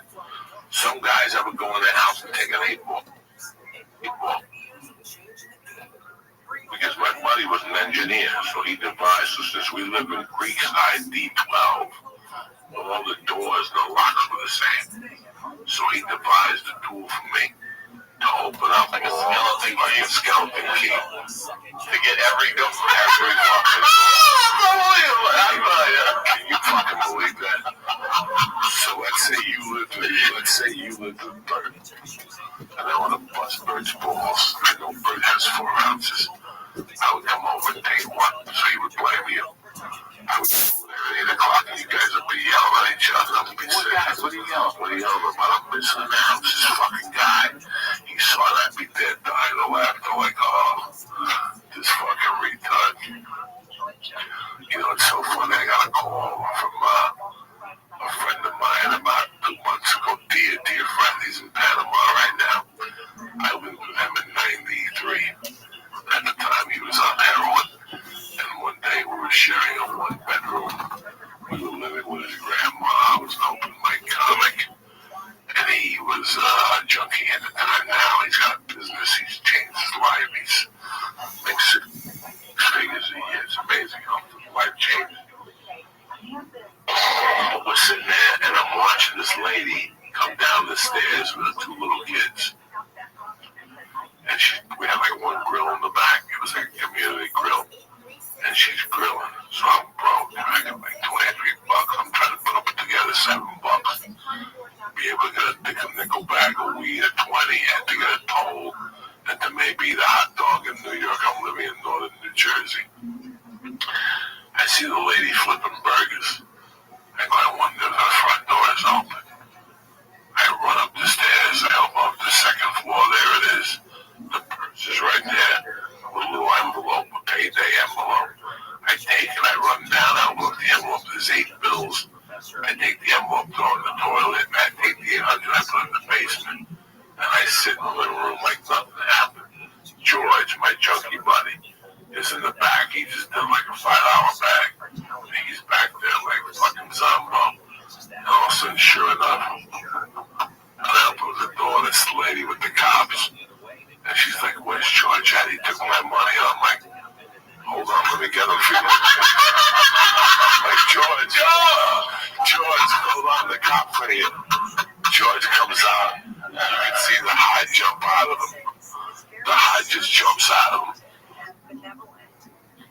And she's like, you're a fucking junkie. I knew it was you. And he's like, I haven't left my apartment. I've been here all day. So the cops to the report. I felt terrible. He's my brother in half, you know, he's my brother. But but I'm loving it at the same time. If you know anything about me, I'm dying. He's trying to talk himself out of it. They even got me in the other room questioning me. Has he left the house? And I'm like, nah. He's been home all day. I don't know what this lady's talking about. Meanwhile, I got the small 800 in the basement. All right, the cops leave. George said, I can't fucking believe she blames me. I go out to the city. I buy a dime bag. I get a nice steak. I come back. I see him. I draw lunch. You know, out of respect, I go, hey, man, I made a score. He's like, thanks. And he leaves. And he didn't know about it. And I had robbed the lady. Okay. 20 years later, he's straight. And I tell him the night that you got in trouble for robbing that lady. He goes, yeah. I go, it was me. He goes, you motherfucker. I knew it was you.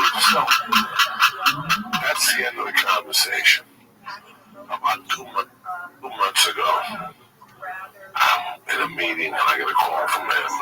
And I can't talk right now. I don't even pick it up. And he's calling.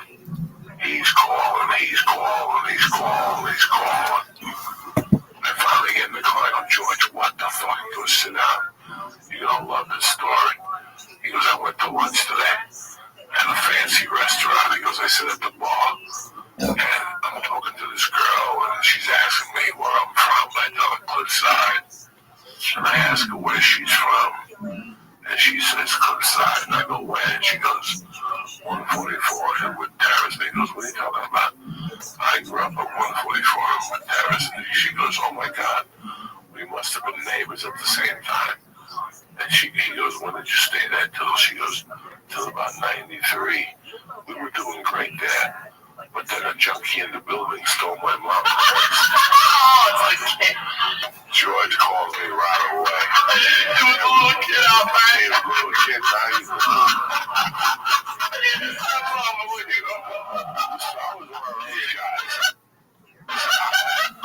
was robbing everybody else. He had a blame.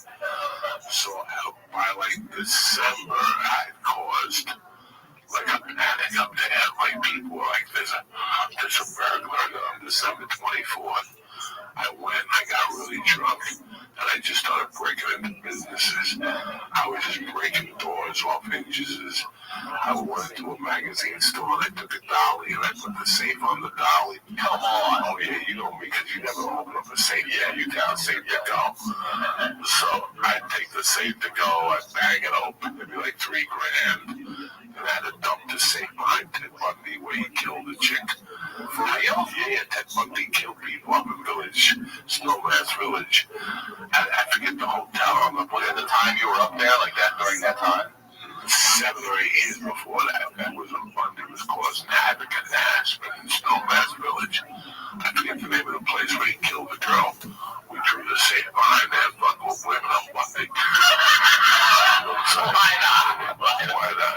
I still remember waking up Christmas Day, and the front page of the Snowmass paper was mall burglarized on Christmas Eve. I just kicked open the doors to 4 different places. That was my, it just goes to show you how angry I was deep down inside. After that, they started blaming this kid.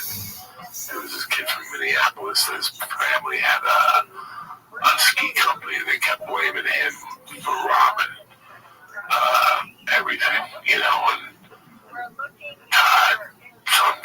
Todd, something like that was his name. So I cooled down. I said, fuck it, I'm not going to rob nothing for a couple fucking months and let this shit cool down, let people trust again. I mean, the city of Snowmass is like 3 blocks. So I had the whole town locking their doors and, balcony doors. But there was one jewelry store.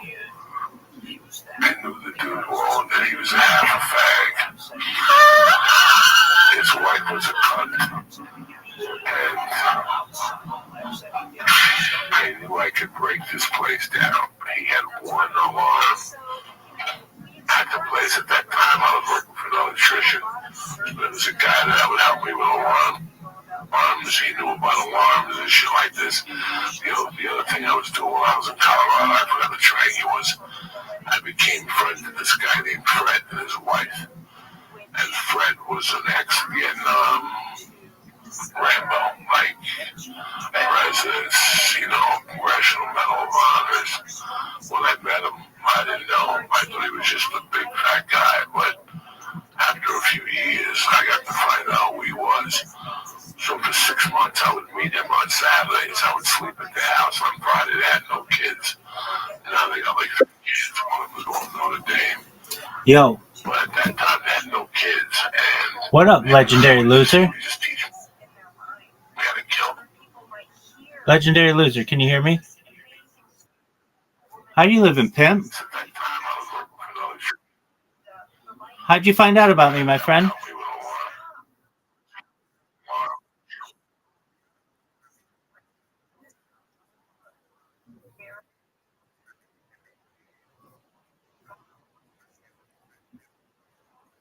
Oh, excellent. Do you mind if I tell you about myself? Excellent. I'm Rabbi Rothschild. Apologies for my bot. I stream my life 24 hours a day, 7 days a week, 365 days a year for world peace. I've been doing so since the pandemic. We've seen the death of a queen, the birth of AI, the coronation of a king, and everything in between. If I may ask, legendary loser, have you ever seen the movie The Truman Show or the television show Big Brother?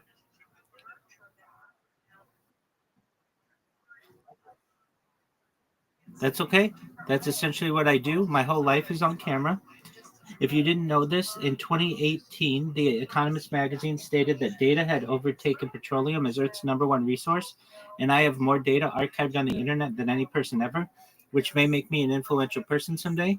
And if that happens, legendary loser, I'm going to make you, your friends, your family, all independently wealthy if you're not already. I'm going to make sure that you have generational wealth if you don't already, and I'm going to make sure that you're able to start charities and philanthropic organizations of your own.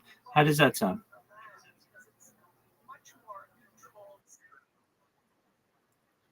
Absolutely.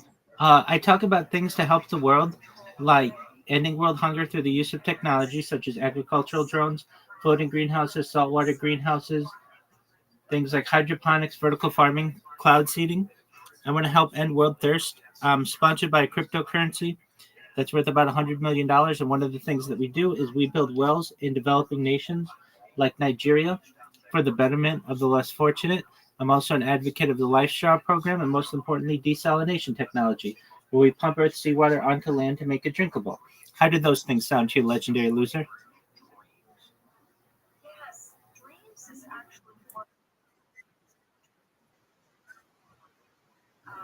Okay, well, excellent. Well, let's go through them just briefly. Agricultural drones are drones that are able to plant and to harvest crops. So you don't need basically people to do that anymore. That eliminates the need for like migrant work or, like human farmers. Um, we have floating greenhouses. These are for places that are high uh, highly dense population places where you can just build a greenhouse on the water that floats. Saltwater greenhouses are where you take uh, a greenhouse and build it on land, but you use salt water through like reverse osmosis and evaporation to be able to irrigate the crops. Hydroponics are where you build systems that allow for crops to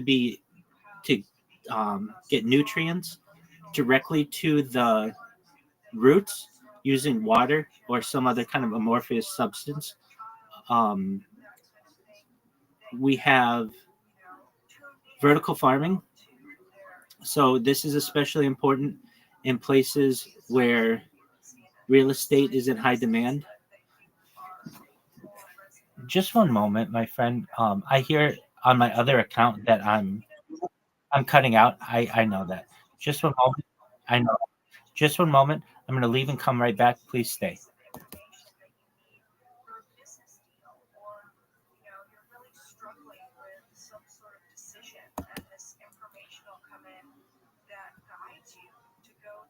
a certain path.